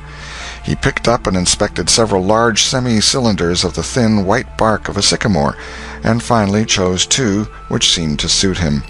Then he knelt by the fire and painfully wrote something upon each of these with his red keel. One he rolled up and put in his jacket pocket, and the other he put in Joe's hat and removed it to a little distance from the owner. And he also put into the hat certain schoolboy treasures of almost inestimable value, among them a lump of chalk, an india-rubber ball, 3 fish-hooks, and one of that kind of marbles known as the sure-enough crystal. Then he tiptoed his way cautiously among the trees till he felt that he was out of hearing, and straightway broke into a keen run in the direction of the sandbar. End of Chapter 14. Chapter 15. Tom's Stealthy Visit Home. A few minutes later Tom was in the shoal water of the bar, wading toward the Illinois shore. Before the depth reached his middle he was halfway over. The current would permit no more wading now, so he struck out confidently to swim the remaining 100 yards. He swam quartering upstream, but still was swept downward rather faster than he had expected. However, he reached the shore finally, and drifted along till he found a low place and drew himself out. He put his hand on his jacket pocket, found his piece of bark safe, and then struck through the woods, following the shore with streaming garments. Shortly before 10 o'clock he came out into an open place opposite the village, and saw the ferryboat lying in the shadow of the trees and the high bank. Everything was quiet under the blinking stars. He crept down the bank, watching with all his eyes, slipped into the water, swam 3 or 4 strokes, and climbed into the skiff that did yawl duty at the boat's stern. He laid himself down under the thwarts and waited, panting. Presently the cracked bell tapped, and a voice gave the order to cast off. A minute or two later the skiff's head was standing high up against the boat's swell, and the voyage was begun. Tom felt happy in his success, for he knew it was the boat's last trip for the night. At the end of a long 12 or 15 minutes the wheel stopped, and Tom slipped overboard and swam ashore in the dusk, landing 50 yards downstream, out of danger of possible stragglers. He flew along unfrequented alleys, and shortly found himself at his aunt's back fence. He climbed over, approached the L, and looked in at the sitting-room window, for a light was burning there. There sat Aunt Polly, Sid, Mary, and Joe Harper's mother, grouped together, talking. They were by the bed, and the bed was between them and the door. Tom went to the door and began to softly lift the latch. Then he pressed gently, and the door yielded a crack. He continued pushing cautiously, and quaking every time it creaked, till he judged he might squeeze through on his knees. So he put his head through and began warily. "What makes the candles blow so?" said Aunt Polly. Tom hurried up. "Why, that door's open, I believe. Why, of course it is. No end of strange things now. Go along and shut it, Sid." Tom disappeared under the bed just in time. He lay and breathed himself for a while, then crept to where he could almost touch his aunt's foot.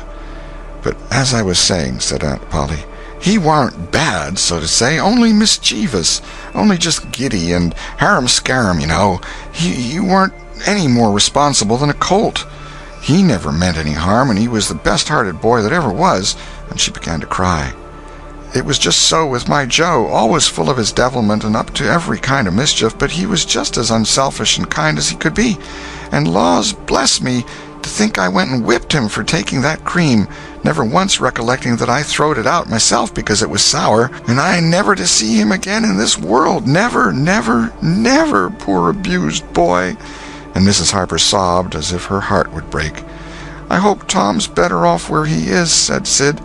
"But if he'd been better in some ways—" "Sid!" Tom felt the glare of the old lady's eye, though he could not see it. "Not a word against my Tom, now that he's gone." God'll take care of him. Never you trouble yourself, sir. Oh, Mrs. Harper, I don't know how to give him up. I don't know how to give him up. He was such a comfort to me, although he tormented my old heart out of me most. The Lord giveth, and the Lord hath taken away. Blessed be the name of the Lord. But it's so hard, oh, it's so hard.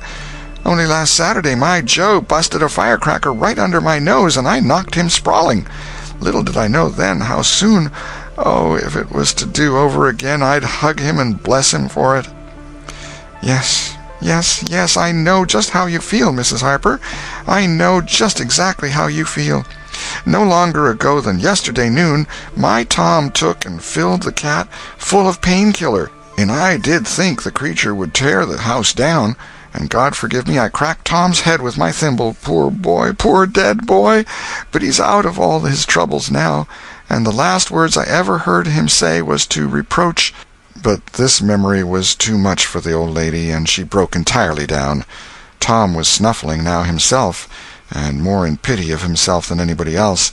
He could hear Mary crying and putting in a kindly word for him from time to time.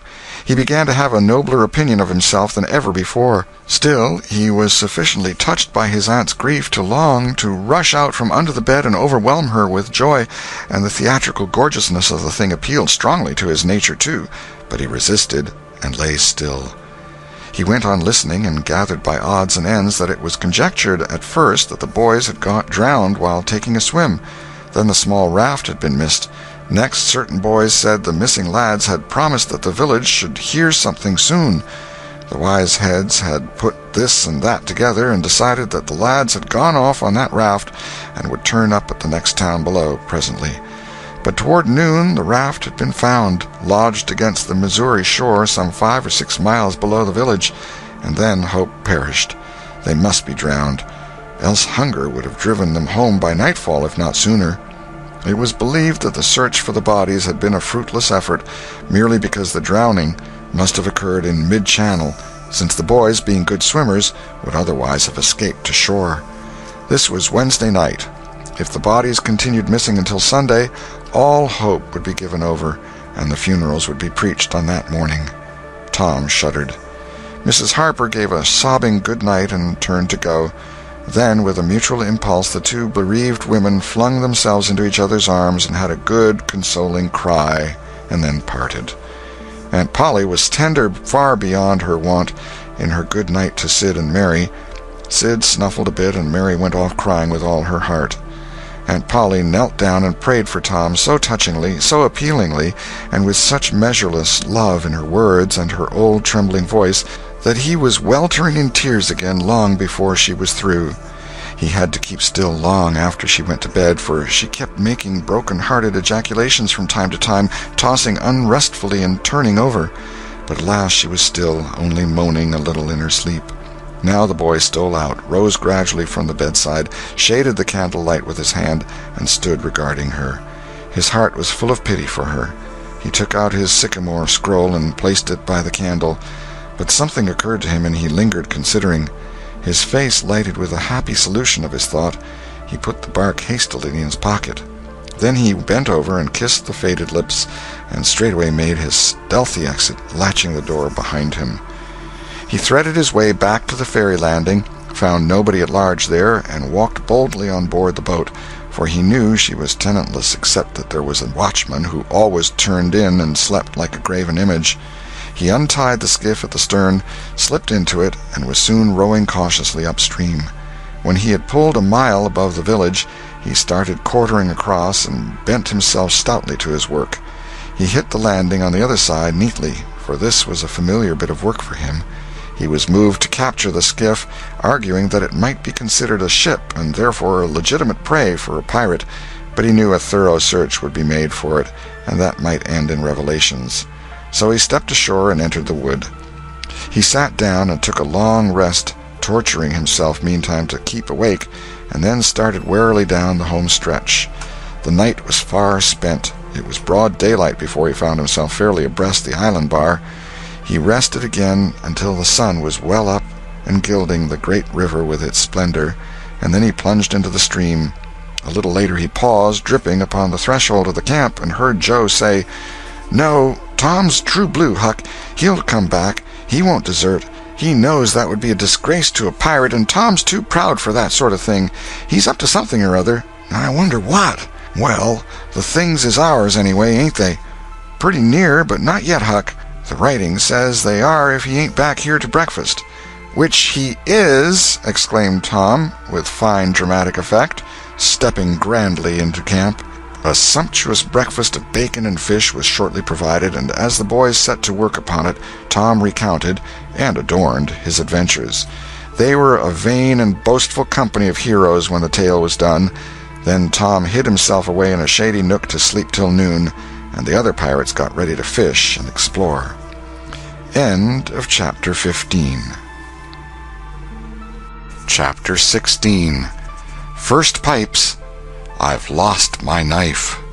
After dinner, all the gang turned out to hunt for turtle eggs on the bar. They went about poking sticks into the sand, and when they found a soft place, they went down on their knees and dug with their hands. Sometimes they would take 50 or 60 eggs out of one hole. They were perfectly round, white things, a trifle smaller than an English walnut. They had a famous fried egg feast that night, and another on Friday morning. After breakfast, they went whooping and prancing out on the bar, and chased each other round and round, shedding clothes as they went, until they were naked, and then continued the frolic far away up the shoal water of the bar, against the stiff current, which latter tripped their legs from under them from time to time, and greatly increased the fun. And now and then they stooped in a group and splashed water in each other's faces with their palms, gradually approaching each other with averted faces to avoid the strangling sprays, and finally gripping and struggling till the best man ducked his neighbor, and then they all went under in a tangle of white legs and arms, and came up blowing, sputtering, laughing, and gasping for breath at one and the same time. When they were well exhausted, they would run out and sprawl on the dry, hot sand, and lie there and cover themselves up with it, and by break from the water again and go through the original performance once more. Finally, it occurred to them that their naked skin represented flesh-colored tights very fairly, so they drew a ring in the sand and had a circus, with 3 clowns in it, for none would yield this proudest post to his neighbor. Next they got their marbles and played knucks and ring-taw and keeps, till that amusement grew stale. Then Joe and Huck had another swim, but Tom would not venture, because he found that in kicking off his trousers he had kicked his string of rattlesnake rattles off his ankle, and he wondered how he had escaped cramp so long without the protection of this mysterious charm. He did not venture again until he had found it, and by that time the other boys were tired and ready to rest. They gradually wandered apart, dropped into the dumps, and fell to gazing longingly across the wide river to where the village lay drowsing in the sun. Tom found himself writing Becky in the sand with his big toe. He scratched it out and was angry with himself for his weakness. But he wrote it again, nevertheless. He could not help it. He erased it once more, and then took himself out of temptation by driving the other boys together and joining them. But Joe's spirits had gone down almost beyond resurrection. He was so homesick that he could hardly endure the misery of it. The tears lay very near the surface. Huck was melancholy, too. Tom was downhearted, but tried hard not to show it. He had a secret, which he was not ready to tell yet, but if this mutinous depression was not broken up soon, he would have to bring it out. He said, with a great show of cheerfulness, "I bet there's been pirates on this island before, boys. We'll explore it again. They've hid treasures here somewhere. How'd you feel to light on a rotten chest full of gold and silver, hey?" But it roused only a faint enthusiasm, which faded out with no reply. Tom tried 1 or 2 other seductions, but they failed, too. It was discouraging work. Joe sat poking up the sand with a stick and looking very gloomy. Finally he said, "Oh, boys, let's give it up. I want to go home. It's so lonesome." "Oh, no, Joe, you'll feel better by and by," said Tom. "Just think of the fishing that's here." "I don't care for fishing. I want to go home." "But, Joe, there ain't such another swimming place anywhere." "Swimming's no good. I don't seem to care for it, somehow, when there ain't anybody to say I shan't go in. I mean to go home." "Oh, shucks, baby, You want to see your mother, I reckon." "Yes, I do want to see my mother, and you would too if you had one. I ain't any more baby than you are." Joe snuffled a little. "Well, we'll let the crybaby go home to his mother, won't we, Huck? Poor thing. Does it want to see its mother? And so it shall. You like it here, don't you, Huck? We'll stay, won't we?" Huck said, "Yes," without any heart in it. "I'll never speak to you again as long as I live," said Joe, rising. "There, now," and he moved moodily away and began to dress himself. "Who cares?" said Tom. "Nobody wants you to. Go long home and get laughed at. Oh, you're a nice pirate. Huck and me ain't crybabies. We'll stay, won't we, Huck? Let him go if he wants to. I reckon we can get along without him, p'raps." But Tom was uneasy, nevertheless, and was alarmed to see Joe go sullenly on with his dressing. And then it was discomforting to see Huck eyeing Joe's preparations so wistfully and keeping up such an ominous silence. Presently, without a parting word, Joe began to wade off toward the Illinois shore. Tom's heart began to sink. He glanced at Huck. Huck could not bear the look and dropped his eyes, and then he said, "I want to go too, Tom. It was getting so lonesome anyway, and now it'll be worse. Let's us go too, Tom." "I won't. You can all go if you want to. I mean to stay." "Tom, I better go." "Well, go along. Who's hindering you?"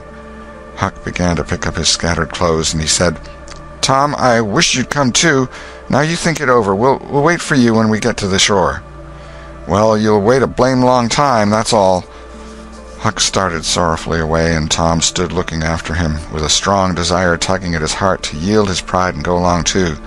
He hoped the boys would stop, but they still waded slowly on. It suddenly dawned on Tom that it was become very lonely and still. He made one final struggle with his pride, and then darted after his comrades, yelling, "Wait! Wait! I want to tell you something!" They presently stopped and turned around. When he got to where they were, he began unfolding his secret, and they listened moodily, till at last they saw the point he was driving at. And then they set up a war-whoop of applause, and said it was splendid, and said if he had told them at first, they wouldn't have started away. He made a plausible excuse, but his real reason had been the fear that not even the secret would keep them with him any very great length of time, and so he had meant to hold it in reserve as a last seduction. The lads came gaily back and went at their sports again with a will, chattering all the time about Tom's stupendous plan and admiring the genius of it. After a dainty egg and fish dinner, Tom said he wanted to learn to smoke now. Joe caught at the idea and said he would like to try too. So Huck made pipes and filled them. These novices had never smoked anything before but cigars made of grapevine, and they bit the tongue and were not considered manly anyway. Now they stretched themselves out on their elbows and began to puff, charily, and with slender confidence. The smoke had an unpleasant taste, and they gagged a little, but Tom said, "Why, it's just as easy. If I'd have knowed this was all, I'd have learned long ago." "So would I," said Joe. "It's just nothing. Why, many a time I've looked at people smoking and thought, well, I wish I could do that, but I never thought I could," said Tom. "That's just the way with me, ain't it, Huck? You've heard me talk just that way, haven't you, Huck?" "I'll leave it to Huck if I haven't." "Yes, heaps of times," said Huck. "Well, I have too," said Tom. "Oh, hundreds of times. Once down by the slaughterhouse, don't you remember, Huck? Bob Tanner was there, and Johnny Miller, and Jeff Thatcher when I said it. Don't you remember, Huck, about me saying that?" "Yes, that's so," said Huck. "That was the day after I lost a White Alley. No, 'twas the day before." "There, I told you so," said Tom. "Huck recollects it." "I believe I could smoke this pipe all day," said Joe. "I don't feel sick." "Neither do I," said Tom. "I could smoke it all day, but I bet you Jeff Thatcher couldn't." "Jeff Thatcher? Why, he'd keel over just with 2 draws. Just let him try it once. He'd see." "I bet he would. And Johnny Miller, I wish I could see Johnny Miller tackle it once." "Oh, don't I," said Joe. "Why, I bet now Johnny Miller couldn't any more do this than nothing. Just one little snifter would fetch him." "'Deed it would, Joe. Say, I wish the boys could see us now." "So do I. Say, boys, don't say anything about it, and sometime when they're around I'll come up to you and say, 'Joe, got a pipe? I want to smoke.'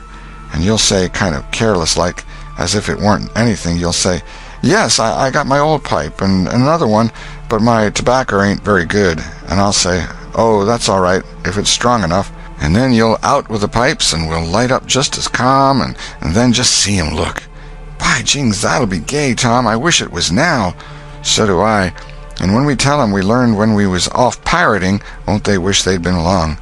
"Oh, I reckon not. I'll just bet they will." So the talk ran on, but presently it began to flag a trifle and grow disjointed. The silences widened, the expectoration marvelously increased. Every pore inside the boys' cheeks became a spouting fountain. They could scarcely bail out the cellars under their tongues fast enough to prevent an inundation. Little overflowings down their throats occurred in spite of all they could do, and sudden retchings followed every time.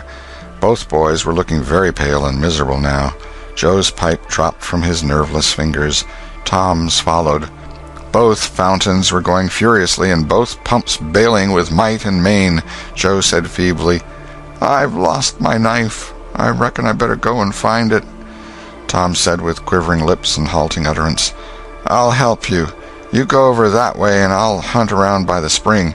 No, you needn't come, Huck. We can find it." So Huck sat down again and waited an hour. Then he found it lonesome and went to find his comrades. They were wide apart in the woods, both very pale, both fast asleep. But something informed him that if they had had any trouble, they'd got rid of it. They were not talkative at supper that night. They had a humble look, and when Huck prepared his pipe after the meal and was going to prepare theirs, they said no, they were not feeling very well.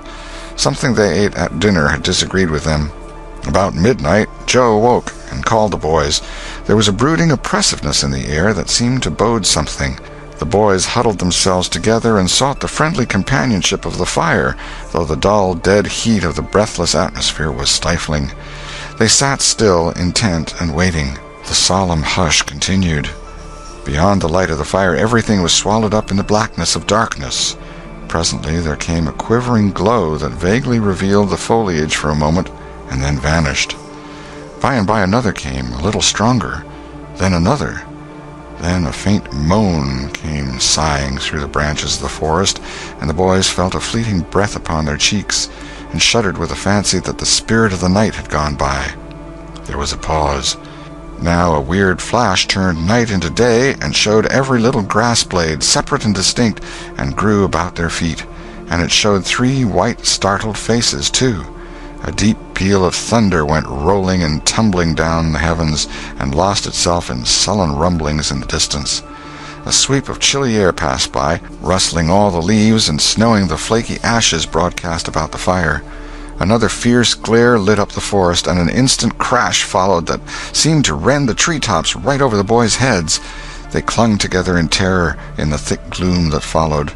A few big raindrops fell pattering upon the leaves. "Quick, boys, go for the tent!" exclaimed Tom. They sprang away, stumbling over the roots and among vines in the dark, no two plunging in the same direction. A furious blast roared through the trees, making everything sing as it went. One blinding flash after another, and the peal on peal of deafening thunder. And now a drenching rain poured down, and the rising hurricane drove it in sheets along the ground. The boys cried out to each other, but the roaring wind and the booming thunder blasts drowned their voices utterly. However, one by one they straggled in at last and took shelter under the tent, cold, scared, and streaming with water. But to have company in misery seemed something to be grateful for. They could not talk, the old sail flapped so furiously, even if the other noises would have allowed them. The tempest rose higher and higher, and presently the sail tore loose from its fastenings and went winging away on the blast. The boys seized each other's hands and fled, with many tumblings and bruises, to the shelter of a great oak tree that stood upon the river bank. Now the battle was at its highest. Under the ceaseless conflagration of lightning that flamed in the skies, everything below stood out in clean-cut and shadowless distinction. The bending trees, the billowy river, white with foam, the driving spray of spume flakes, the dim outlines of the high bluffs on the other side, glimpsed through the drifting cloud-rack and the slanting veil of rain. Every little while some giant tree yielded the fight and fell crashing through the younger growth, and the unflagging thunder peals came now in ear-splitting explosive bursts, keen and sharp and unspeakably appalling. The storm culminated in one matchless effort that seemed likely to tear the island to pieces. burn it up, drown it to the treetops, and blow it away, and deafen every creature in it all at once at the same moment. It was a wild night for homeless young heads to be out in. But at last the battle was done, and the forces retired with weaker and weaker threatenings and grumblings, and peace resumed her sway. The boys went back to camp, a good deal awed, but they found there was still something to be thankful for, because the great sycamore, the shelter of their beds, was a ruin now, blasted by the lightnings, and they were not under it when the catastrophe happened. Everything in camp was drenched, the campfire as well, for they were but heedless lads, like their generation, and had made no provision against rain. Here was matter for dismay, for they were soaked through and chilled. They were eloquent in their distress, but they presently discovered that the fire had eaten so far up under the great log it had been built against, where it curved upward and separated itself from the ground, that a handbreadth or so of it had escaped wetting. So they patiently wrought until, with shreds and bark gathered from undersides of sheltered logs, they coaxed the fire to burn again. Then they piled on great dead boughs till they had a roaring furnace, and were glad-hearted once more. They dried their boiled ham and had a feast, and after that they sat by the fire and expanded and glorified their midnight adventure until morning, for there was not a dry spot to sleep on anywhere around. As the sun began to steal in upon the boys, drowsiness came over them, and they went out on the sandbar and lay down to sleep. They got scorched out by and by, and drearily set about getting breakfast. After the meal they felt rusty and stiff-jointed and a little homesick once more. Tom saw the signs, and fell to cheering up the pirates as well as he could. But they cared nothing for marbles or circus or swimming or anything. He reminded them of the imposing secret and raised a ray of cheer. While it lasted he got them interested in a new device. This was to knock off being pirates for a while and be Indians for a change. They were attracted by this idea, so it was not long before they were stripped and striped from head to heel with black mud like so many zebras, all of them chiefs, of course, and then they went tearing through the woods to attack an English settlement. By and by they separated into 3 hostile tribes, and darted upon each other from ambush with dreadful war-whoops, and killed and scalped each other by thousands. It was a gory day. Consequently it was an extremely satisfactory one. They assembled in camp towards supper-time, hungry and happy. But now a difficulty arose. Hostile Indians could not break the bread of hospitality together without first making peace, and this was a simple impossibility without smoking a pipe of peace. There was no other process that they ever had heard of. 2 of the savages almost wished they had remained pirates. However, there was no other way. So, with such show of cheerfulness as they could muster, they called for the pipe and took their whiff as it passed in due form. And behold, they were glad they had gone into savagery, for they had gained something. They found that they could now smoke a little without having to go and hunt for a lost knife. They did not get sick enough to be seriously uncomfortable. They were not likely to fool away this high promise for lack of effort. No, they practiced cautiously after supper with right fair success, and so they spent a jubilant evening. They were prouder and happier in their new acquirement than they would have been in the scalping and skinning of the 6 nations. We will leave them to smoke and chatter and brag, since we have no further use for them at present. End of Chapter 16. Chapter 17. Pirates at Their Own Funeral. But there was no hilarity in the little town that same tranquil Saturday afternoon. The Harpers and Aunt Polly's family were being put into mourning, with great grief and many tears. An unusual quiet possessed the village, although it was ordinarily quiet enough in all conscience. The villagers conducted their concerns with an absent mind and talked little, but they sighed often. The Saturday holiday seemed a burden to the children. They had no heart in their sports and gradually gave them up. In the afternoon Becky Thatcher found herself moping about the deserted schoolhouse yard and feeling very melancholy, but she found nothing there to comfort her.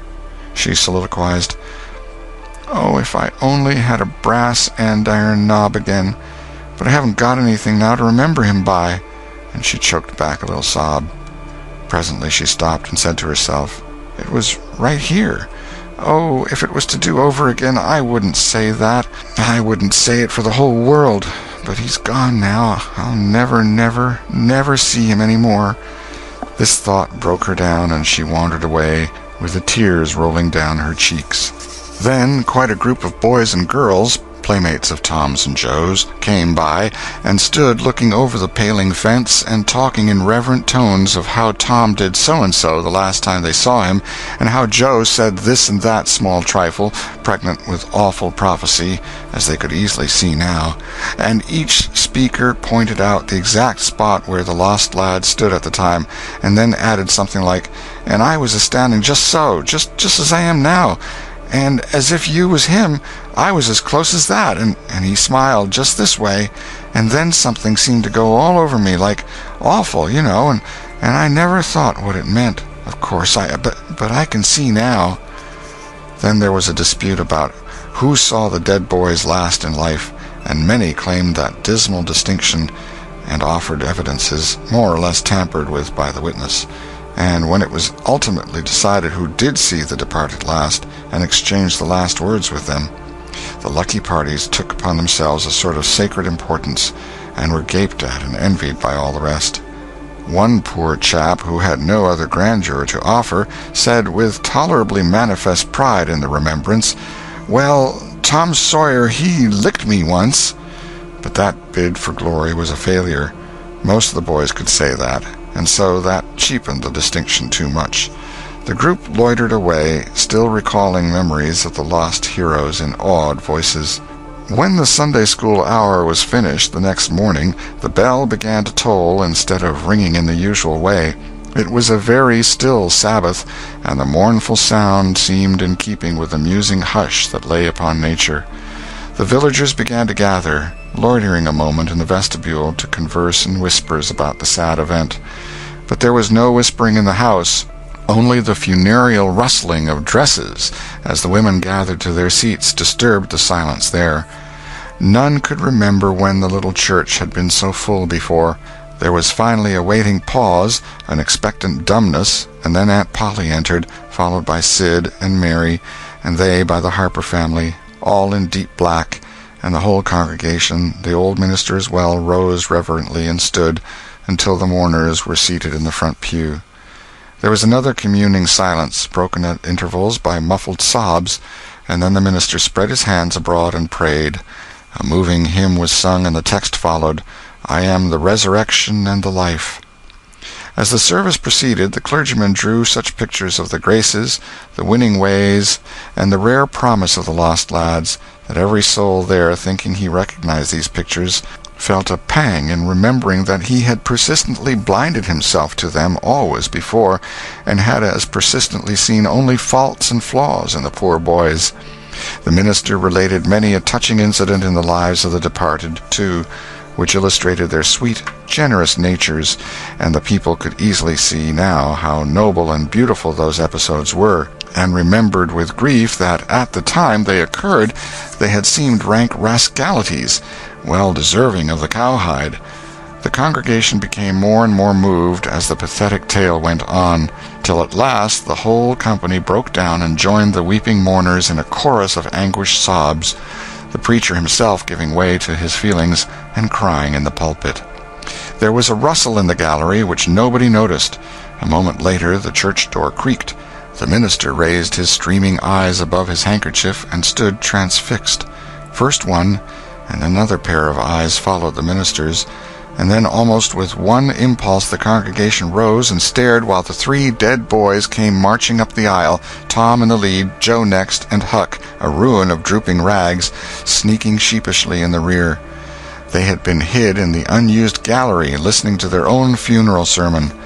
Aunt Polly, Mary, and the Harpers threw themselves upon their restored ones, smothered them with kisses, and poured out thanksgivings, while poor Huck stood abashed and uncomfortable, not knowing exactly what to do or where to hide from so many unwelcoming eyes.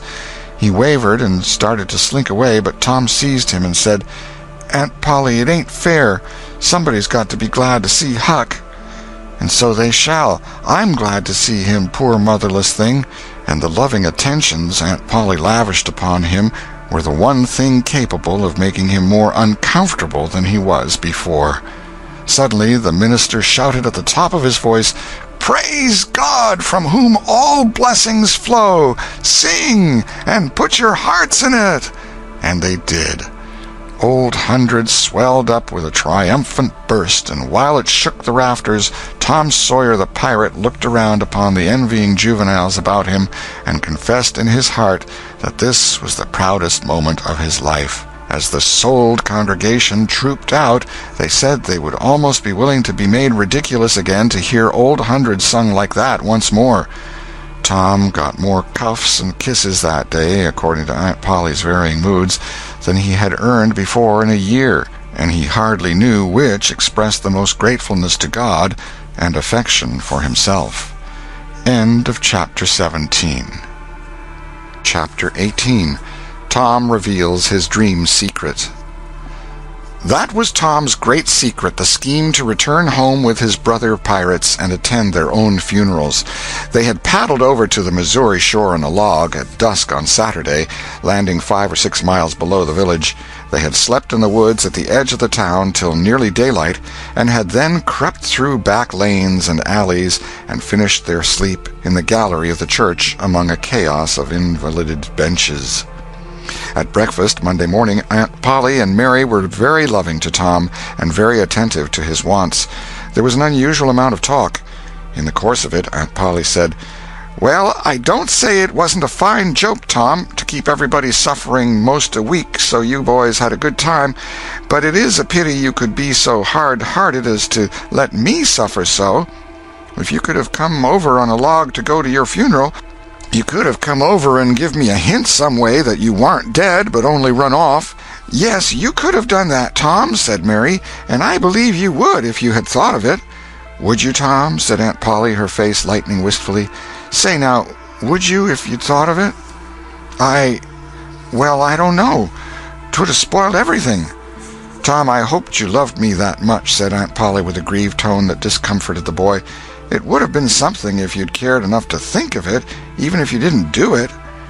"Now, Auntie, that ain't any harm," pleaded Mary. "It's only Tom's giddy way. He's always in such a rush that he never thinks of anything." "More's the pity. Sid would have thought, and Sid would have come and done it, too. Tom, you'll look back some day when it's too late, and wish you'd cared a little more for me when it would have cost you so little." "Now, Auntie, you know I do care for you," said Tom. "I'd know it better if you acted more like it." "I wish now I'd thought," said Tom with a repentant tone. "But I dreamed about you anyway. That's something, ain't it?" "It ain't much. A cat does that much. But it's better than nothing." "What did you dream?" "Why, Wednesday night I dreamt that you was sitting over there by the bed, and Sid was sitting by the woodbox, and Mary next to him." "Well, so we did. So we always do. I'm glad your dreams could take even that much trouble about us. And I dreamt that Joe Harper's mother was here." "Why, she was here. Did you dream any more?" "Oh, lots, but it's so dim now." "Well, try to recollect, can't you?" "Somehow it seems to me that the wind blowed, Try harder, Tom. The wind did blow something. Come." Tom pressed his fingers to his forehead an anxious minute and then said, I've got it now. It blowed the candle." "Mercy on us. Go on, Tom, go on." "And it seems to me that you said, 'Why, I believe that door—'" "Go on, Tom." "Just let me study a moment. Just a moment. Oh, yes. You said you believed the door was open." "As I'm sitting here, I did. Didn't I, Mary? Go on." And then, well, I won't be certain, but it seems like as if you made Sid go and, well, what did I make him do, Tom? What did I make him do?" "You made him, you made him shut it." "Well, for land's sake, I never heard the beat of that in all my days. Don't tell me there ain't anything in dreams any more. Serenity Harper shall know of this before I'm an hour older. I'd like to see her get around this with her rubbish about superstition. Go on, Tom." "Oh, it's all getting just as bright as day now. Next you said I warn't bad, only mischievous and harum-scarum, and not any more responsible than I think it was a colt or something." "And so it was. Well, goodness gracious, go on, Tom." "And then you began to cry." So I did. Not the first time, neither. And then? Then Mrs. Harper, she began to cry and said Joe was just the same, and she wished she hadn't whipped him for taking cream when she'd throwed it out of her own self. Tom, the Spirit was upon you. You was a-prophesying. That's what you was a-doing. Land alive, go on, Tom. Well, then Sid, he said, well, I don't think I said anything, said Sid. Yes, you did, Sid, said Mary. Shut your heads and let Tom go. What did he say, Tom? He said, well, I think he said he hoped I was better off where I was gone to, but if I'd been better sometimes... There, do you hear that? It was his very words. And you shut him up sharp. I lay I did. There must have been an angel there. There was an angel there somewheres. And Mrs. Harper told about Joe scaring her with a firecracker, and you told about Peter and the painkiller, just as true as I live. And then there was a whole lot of talk about dragging the river for us and about having the funeral Sunday, and then you and old Miss Harper hugged and cried, and she went. It happened just so. It happened just so, as sure as I'm sitting in these very tracks. Tom, you couldn't have told it more like if you'd have seen it. And then what? Go on, Tom. Then I thought you prayed for me, and I could see you and hear every word you said. And you went to bed, and I was so sorry that I took and wrote on a piece of sycamore bark, "We ain't dead, we are only off being pirates," and put it on the table by the candle. And then you looked so good laying there asleep that I thought I went and leaned over and kissed you on the lips. Did you, Tom? Did you? I just forgive you everything for that. And she seized the boy in a crushing embrace that made him feel like the guiltiest of villains. It was very kind, even though it was only a dream, Sid soliloquized, just audibly. Shut up, Sid. A body does just the same in a dream as he'd do if he was awake. Here's a big Milam apple I've been saving for you, Tom, if you was ever found again. Now go along to school. I'm thankful to the good God and Father of us all I've got you back. That's long-suffering and merciful to them that believe on him and keep his word, though goodness knows I'm unworthy of it. But if only the worthy ones got his blessings, and had his hand to help them over the rough places, there's few enough would smile here or ever enter into his rest when the long night comes. Go along, Sid, Mary, Tom. Take yourselves off. You've hindered me long enough. The children left for school, and the old lady to call on Mrs. Harper and vanquish her realism with Tom's marvelous dream. Sid had better judgment than to utter the thought that was in his mind as he left the house. It was this: pretty thin, as long as a dream is that, without any mistakes in it. What a hero Tom was become now. He did not go skipping and prancing, but moved with a dignified swagger as became a pirate who felt that the public eye was on him. And indeed it was. He tried not to seem to see the looks or hear the remarks as he passed along, but they were food and drink to him. Smaller boys than himself flocked at his heels, as proud to be seen with him and tolerated by him, as if he had been the drummer at the head of a procession, or the elephant leading a menagerie into town. Boys of his own size pretended not to know he had been away at all, but they were consuming with envy nevertheless. They would have given anything to have had that swarthy, sun-tanned skin of his, and his glittering notoriety, and Tom would not have parted with either for a circus. At school, the children made so much of him and of Joe, and delivered such eloquent admiration from their eyes, that the two heroes were not long in becoming insufferably stuck-up. They began to tell their adventures to hungry listeners, but they only began. It was not a thing likely to have an end, with imaginations like theirs to furnish material. And finally, when they got out their pipes and went serenely puffing around, the very summit of glory was reached. Tom decided that he could be independent of Becky Thatcher now. Glory was sufficient. He would live for glory. Now that he was distinguished, maybe she would be wanting to make up. Well, let her. She should see that he could be as indifferent as some other people. Presently she arrived. Tom pretended not to see her. He moved away and joined a group of boys and girls and began to talk. Soon he observed that she was tripping gaily back and forth with flushed face and dancing eyes, pretending to be busy chasing schoolmates, and screaming with laughter when she made a capture. But he noticed that she always made her captures in his vicinity, and that she seemed to cast a conscious eye in his direction at such times, too. It gratified all the vicious vanity that was in him, and so, instead of winning him, it only set him up the more, and made him the more diligent to avoid betraying that he knew she was about. Presently she gave over skylarking and moved irresolutely about, sighing once or twice and glancing furtively and wistfully toward Tom. Then she observed that now Tom was talking more particularly to Amy Lawrence than to anyone else. She felt a sharp pang and grew disturbed and uneasy at once. She tried to go away, but her feet were treacherous, and carried her to the group instead. She said to a girl almost at Tom's elbow with sham vivacity, "Why, Mary Austin, you bad girl, why didn't you come to Sunday school?" "I did come. Didn't you see me?" "Why, no. Did you? Where did you sit?" "I was in Miss Peters' class, where I always go. I saw you." "Did you? Why, it's funny I didn't see you. I wanted to tell you about the picnic."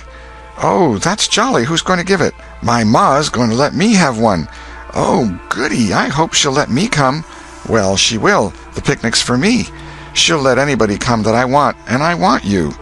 "That's ever so nice. When is it going to be?" "By and by. Maybe about vacation." "Oh, won't it be fun? You going to have all the girls and boys?" "Yes, every one that's friends to me, or wants to be," and she glanced ever so furtively at Tom. But he talked right along to Amy Lawrence about the terrible storm on the island, and how the lightning tore the great sycamore tree all to flinders, while he was standing within 3 feet of it. "Oh, may I come?" said Gracie Miller. "Yes." "And me?" said Sally Rogers. "Yes." "And me too?" said Susie Harper. "And Joe?" "Yes." And so on, with clapping of joyful hands till all the group had begged for invitations but Tom and Amy. Then Tom turned coolly away, still talking, and took Amy with him. Becky's lips trembled and the tears came to her eyes. She hid these signs with a forced gaiety and went on chattering, but the life had gone out of the picnic now, and out of everything else. She got away as soon as she could, and hid herself and had what her sex call a good cry. Then she sat moody with wounded pride till the bell rang. She roused up now with a vindictive cast in her eye, and gave her plaited tails a shake, and said she knew what she'd do. At recess Tom continued his flirtation with Amy with jubilant self-satisfaction, and he kept drifting about to find Becky and lacerate her with the performance. At last he spied her, but there was a sudden falling of his mercury. She was sitting cozily on a little bench behind the schoolhouse looking at a picture book with Alfred Temple, and so absorbed were they, and their heads so close together over the book, that they did not seem to be conscious of anything in the world besides. Jealousy ran red-hot through Tom's veins. He began to hate himself for throwing away the chance Becky had offered for a reconciliation.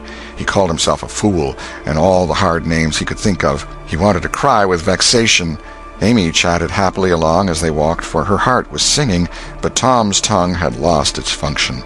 He did not hear what Amy was saying, and whenever she paused expectantly he could only stammer an awkward assent, which was as often misplaced as otherwise. He kept drifting to the rear of the schoolhouse again and again to sear his eyeballs with a hateful spectacle there. He could not help it, and it maddened him to see, as he thought he saw, that Becky Thatcher never once suspected that he was even in the land of the living. But she did see, nevertheless, and she knew she was winning her fight, too, and was glad to see him suffer as she had suffered. Amy's happy prattle became intolerable. Tom hinted at things he had to attend to, things that must be done, and time was fleeting. But in vain. The girl chirped on. Tom thought, "Oh, hang her, ain't I ever going to get rid of her?" At last he must be attending to those things, and she said artlessly that she would be around when school left out, and he hastened away, hating her for it. Any other boy, Tom thought, grating his teeth, any boy in the whole town but that St. Louis smarty that thinks he dresses so fine and is aristocracy.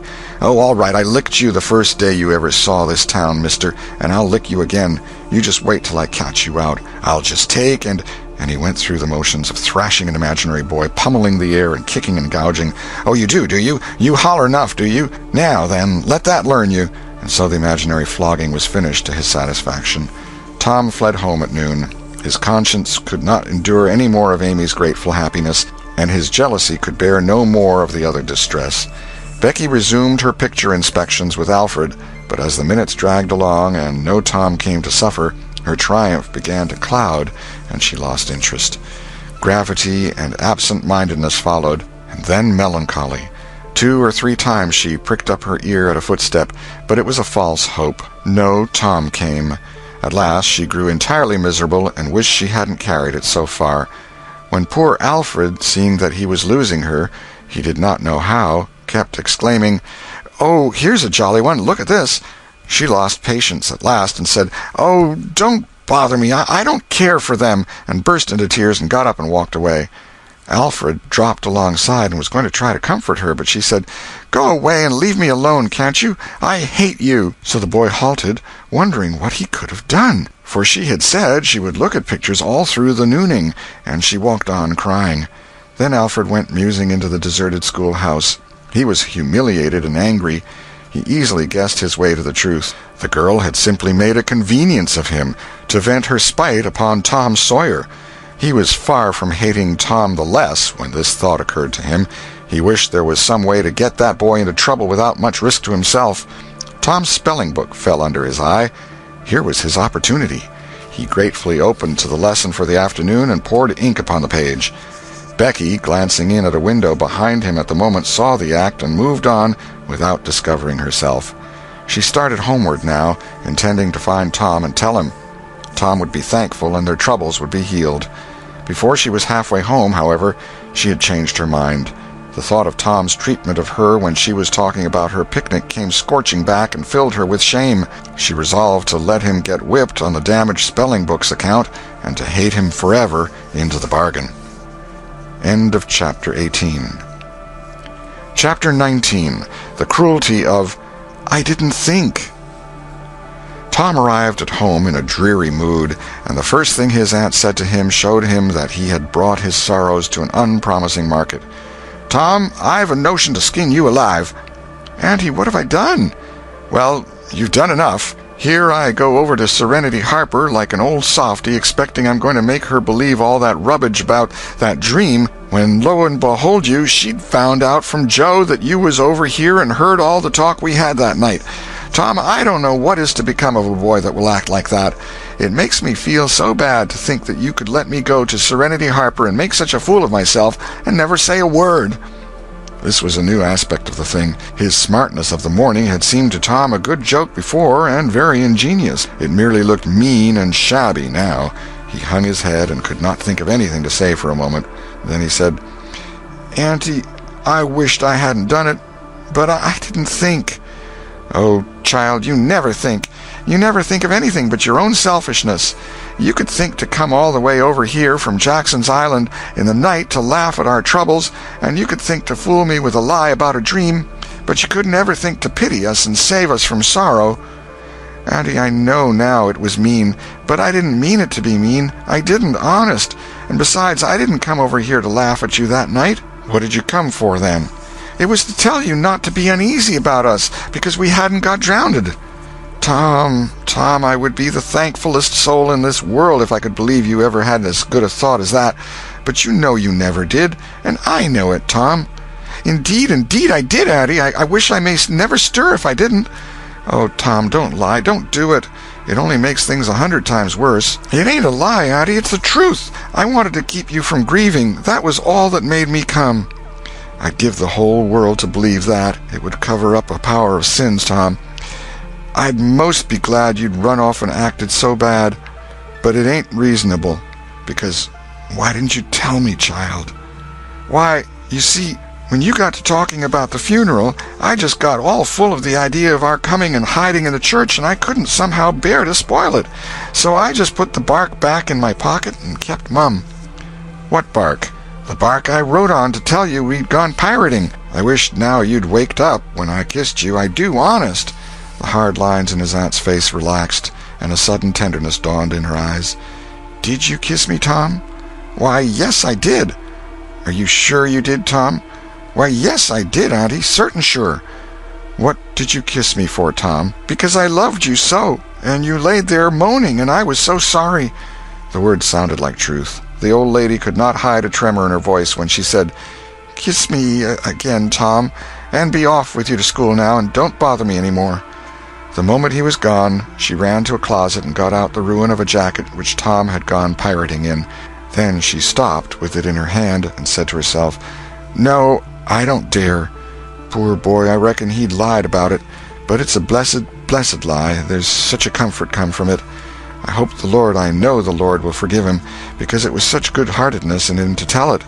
But I don't want to find out it's a lie. I won't look." She put the jacket away and stood by, musing a minute. Twice she put out her hand to take the garment again, and twice she refrained. Once more she ventured, and this time she fortified herself with the thought, "It's a good lie. It's a good lie. I won't let it grieve me." So she sought the jacket pocket. A moment later she was reading Tom's piece of bark through the flowing tears and saying, "I forgive the boy now if he'd committed 1,000,000 sins." End of Chapter 19. Chapter 20. Tom Takes Becky's Punishment. There was something about Aunt Polly's manner when she kissed Tom that swept away his low spirits and made him light-hearted and happy again. He started to school, and had the luck of coming upon Becky Thatcher at the head of Meadow Lane. His mood always determined his manner. Without a moment's hesitation he ran to her and said, "I acted mighty mean today, Becky, and I'm so sorry. I won't ever do that way again. As long as I ever live, please make up, won't you?" The girl stopped and looked at him scornfully in the face. "I'll thank you to keep yourself to yourself, Mr. Thomas Sawyer. I'll never speak to you again." She tossed her head and passed on. Tom was so stunned that he had not even presence of mind enough to say, "Who cares, Miss Smarty?" until the right time to say it had gone by. So he said nothing. But he was in a fine rage, nevertheless. He moped into the schoolyard, wishing she were a boy and imagining how he would trounce her if she were. He presently encountered her and delivered a stinging remark as he passed. She hurled one in return, and the angry breach was complete. It seemed to Becky, in her hot resentment, that she could hardly wait for school to take in, she was so impatient to see Tom flogged for the injured spelling-book. If she had had any lingering notion of exposing Alfred Temple, Tom's offensive fling had driven it entirely away. Poor girl, she did not know how fast she was nearing trouble herself. The master, Mr. Dobbins, had reached middle age with an unsatisfied ambition. The darling of his desires was to be a doctor, but poverty had decreed that he should be nothing higher than a village schoolmaster. Every day he took a mysterious book out of his desk and absorbed himself in it at times when no classes were reciting. He kept that book under lock and key. There was not an urchin in school but was perishing to have a glimpse of it, but the chance never came. Every boy and girl had a theory about the nature of that book, but no two theories were alike, and there was no way of getting at the facts in the case. Now, as Becky was passing by the desk, which stood near the door, she noticed that the key was in the lock. It was a precious moment. She glanced around, found herself alone, and the next instant she had the book in her hands. The title page, Professor Somebody's Anatomy, carried no information to her mind, so she began to turn the leaves. She came at once upon a handsomely engraved and colored frontispiece, a human figure, stark naked. At that moment a shadow fell on the page, and Tom Sawyer stepped in at the door and caught the glimpse of the picture. Becky snatched at the book to close it, and had the hard luck to tear the pictured plate half down the middle. She thrust the volumes into the desk, turned the key, and burst out crying with shame and vexation. "Tom Sawyer, you are just as mean as you can be to sneak up on a person and look at what they're looking at. How could I know you was looking at anything? You ought to be ashamed of yourself, Tom Sawyer. You know you're going to tell on me, and what shall I do? What shall I do? I'll be whipped, and I never was whipped in school." Then she stamped her little foot and said, "Be so mean if you want to. I know something that's going to happen. You just wait and you'll see. Hateful, hateful, hateful." And she flung out of the house with a new explosion of crying. Tom stood still, rather flustered by this onslaught. Presently he said to himself, "What a curious kind of a fool a girl is. Never been licked in school. Shucks, what's a lickin'? That's just like a girl. They're so thin-skinned and chicken-hearted. Well, of course, I ain't going to tell old Dobbins on this little fool, because there's other ways of getting even on her that ain't so mean. But what of it? Old Dobbins will ask who it was tore his book. Nobody'll answer. Then he'll do just the way he always does, ask first one and then t'other, and when he comes to the right girl he'll know it, without any telling. Girls' faces always tell on them. They ain't got any backbone. She'll get licked. Well, it's a kind of a tight place for Becky Thatcher, because there ain't any way out of it." Tom conned the thing a moment longer, and then added, "All right, though. She'd like to see me in such a fix. Let her sweat it out." Tom joined the mob of skylarking scholars outside. In a few moments the master arrived, and school took in. Tom did not feel a strong interest in his studies. Every time he stole a glance at the girl's side of the room, Becky's face troubled him. Considering all things, he did not want to pity her, and yet it was all he could do to help it. He could get up no exultation that was really worthy the name. Presently the spelling book discovery was made, and Tom's mind was entirely full of his own matters for a while after that. Becky roused up from her lethargy of distress and showed good interest in the proceedings. She did not expect that Tom could get out of his trouble by denying that he spilt the ink on the book himself, and she was right. The denial only seemed to make the thing worse for Tom. Becky supposed she would be glad of that, and she tried to believe she was glad of it, but she found she was not certain. When the worst came to the worst, she had an impulse to get up and tell on Alfred Temple. But she made an effort, and forced herself to keep still. "Because," said she to herself, "he'll tell about me tearing the book, sure. I wouldn't say a word, not to save his life." Tom took his whipping and went back to his seat, not at all broken-hearted, for he thought it was possible that he had unknowingly upset the ink on the spelling book himself in some skylarking bout. He had denied it for form's sake, and because it was custom, and had stuck to the denial from principle. A whole hour drifted by. The master sat nodding in his throne. The air was drowsy with the hum of study. By and by Mr. Dobbins straightened himself up, yawned, and then unlocked his desk and reached for his book, but seemed undecided whether to take it out or leave it. Most of the pupils glanced up languidly, but there was two among them that watched his movements with intent eyes. Mr. Dobbins fingered his book absently for a while, then took it out and settled himself in his chair to read. Tom shot a glance at Becky. He had seen a hunted and helpless rabbit look as she did, with a gun leveled at its head. Instantly he forgot his quarrel with her. Quick, something must be done in a flash, too. But the very imminence of the emergency paralyzed his invention. Good, he had an inspiration. He would run and snatch the book, spring through the door, and fly. But his resolution shook for one little instant, and the chance was lost. The master opened the volume. If Tom only had the wasted opportunity back again. Too late. There was no help for Becky now, he said. The next moment the master faced the school. Every eye sank under his gaze. There was that in it which smote even the innocent with fear. There was silence while one might count 10. The master was gathering his wrath. Then he spoke. "Who tore this book?" There was not a sound. One could have heard a pin drop. The stillness continued. The master searched face after face for signs of guilt. "Benjamin Rogers, did you tear this book?" A denial. Another pause. "Joseph Harper, did you?" Another denial. Tom's uneasiness grew more and more intense under the slow torture of these proceedings. The master scanned the ranks of boys, considered a while, then turned to the girls. "Amy Lawrence." A shake of the head. "Gracie Miller." The same sign. "Susan Harper, did you do this?" Another negative. The next girl was Becky Thatcher. Tom was trembling from head to foot, with excitement and a sense of hopelessness of the situation.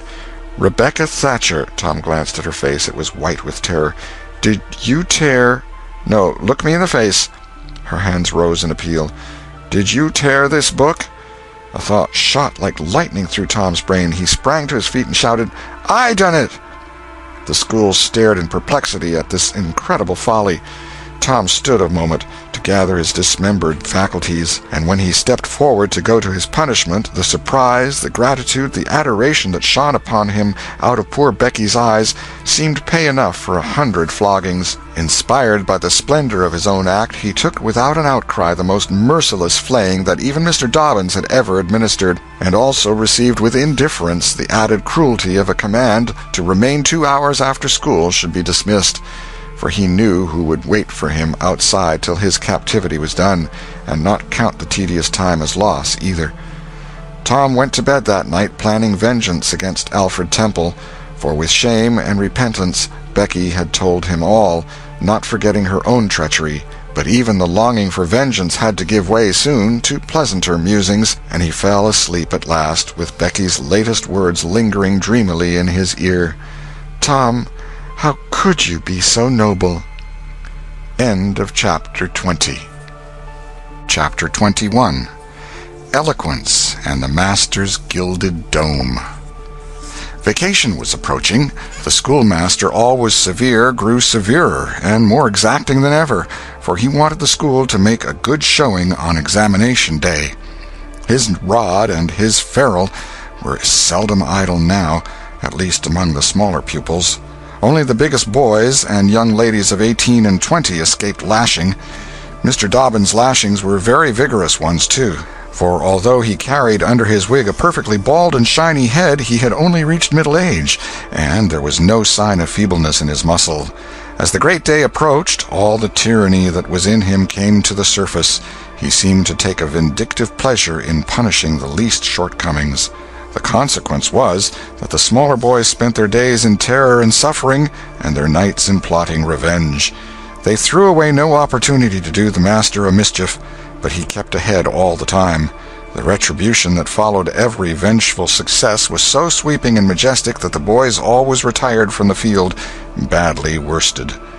At last they conspired together and hit upon a plan that promised a dazzling victory. They swore in the sign-painter's boy, told him the scheme, and asked his help. He had his own reason for being delighted, for the master boarded in his father's family, and had given the boy ample cause to hate him. The master's wife would go on a visit to the country in a few days, and there would be nothing to interfere with the plan. The master always prepared himself for great occasions by getting pretty well fuddled, and the sign-painter's boy said that when the dominie had reached the proper condition on examination evening, he would manage the thing while he napped in his chair. Then he would have him awakened at the right time and hurried away to school. In the fullness of time the interesting occasion arrived. At 8 in the evening, the schoolhouse was brilliantly lighted and adorned with wreaths and festoons of foliage and flowers. The master sat throned in his great chair upon a raised platform with his blackboard behind him. He was looking tolerably mellow. 3 rows of benches on each side and 6 rows in front of him were occupied by the dignitaries of the town and by the parents of the pupils. To his left, back of the rows of citizens, was a spacious temporary platform upon which were seated the scholars who were to take part in the exercises of the evening.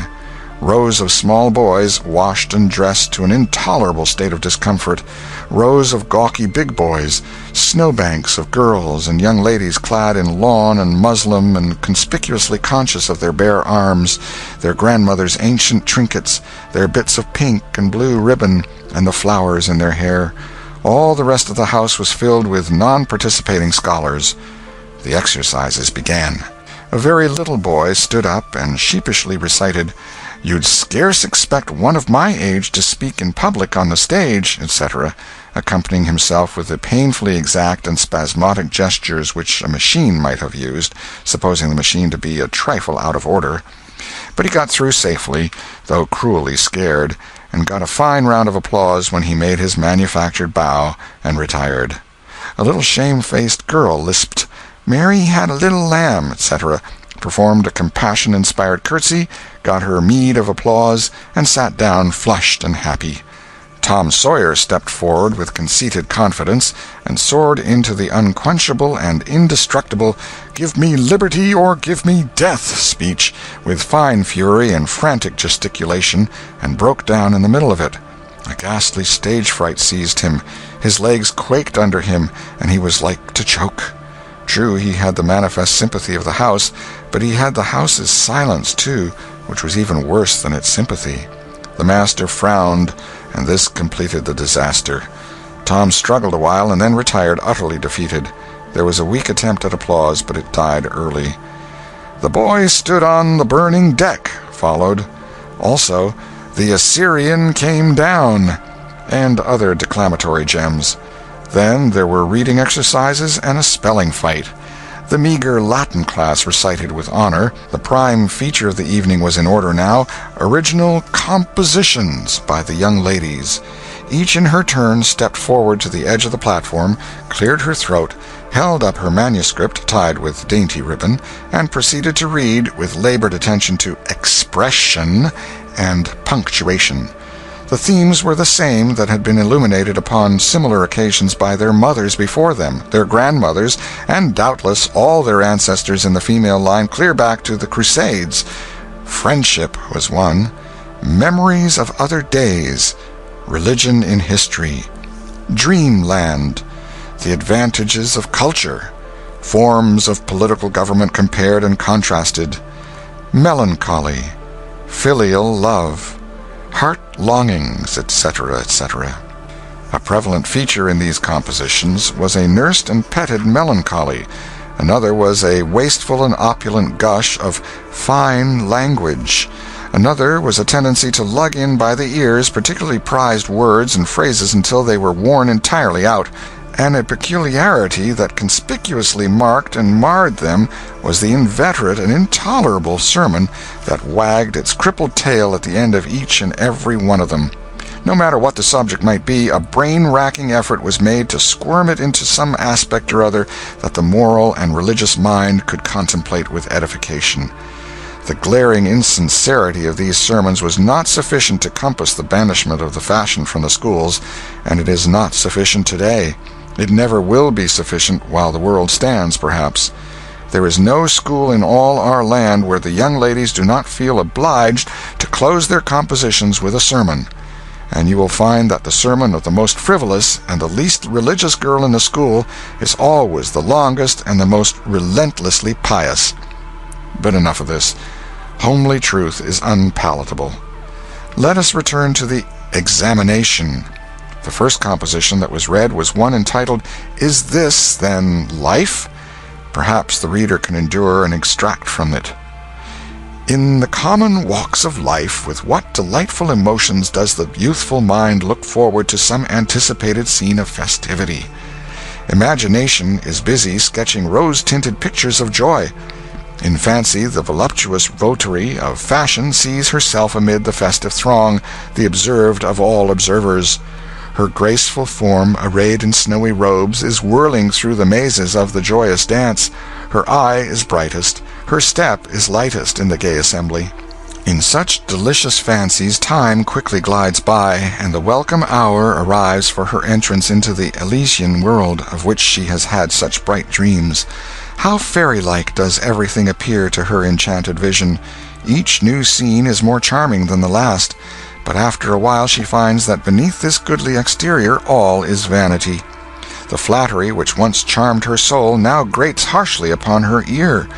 The ballroom has lost its charms, and with wasted health and embittered heart she turns away with the conviction that earthly pleasures cannot satisfy the longings of the soul. And so forth and so on.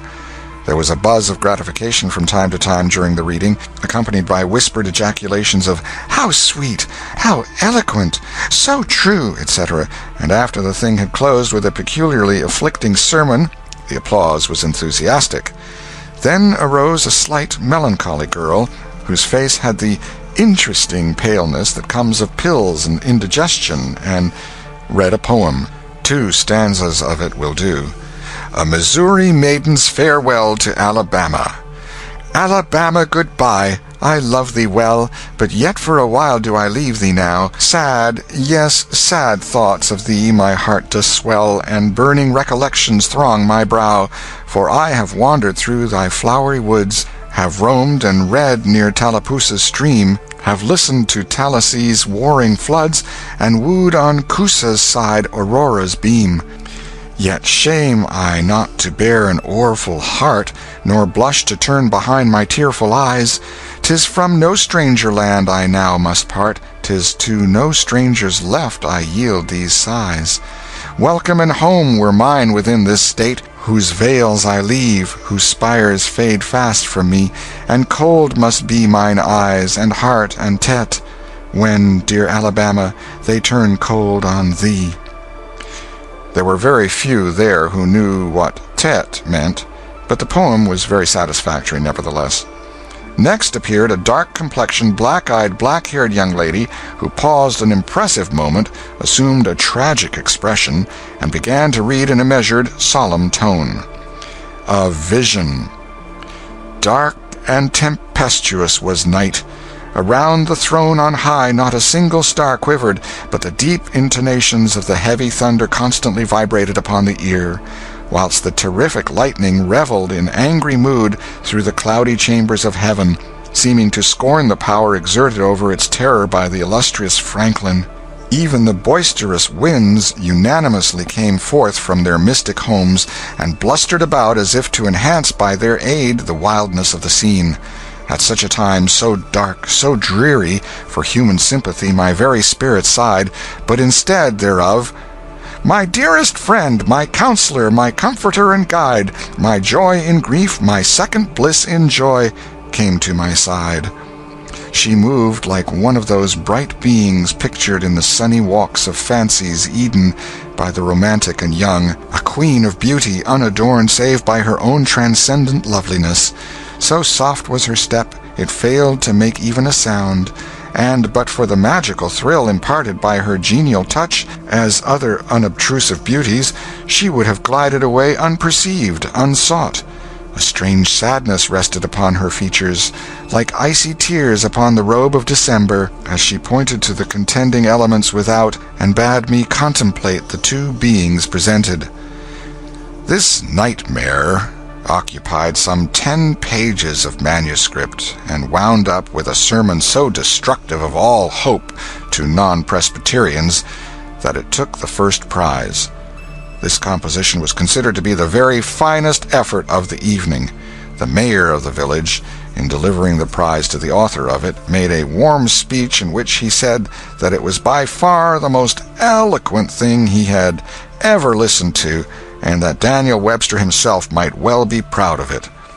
It may be remarked in passing that the number of compositions in which the word beauteous was overfondled, and human experience referred to as life's pages, was up to the usual average.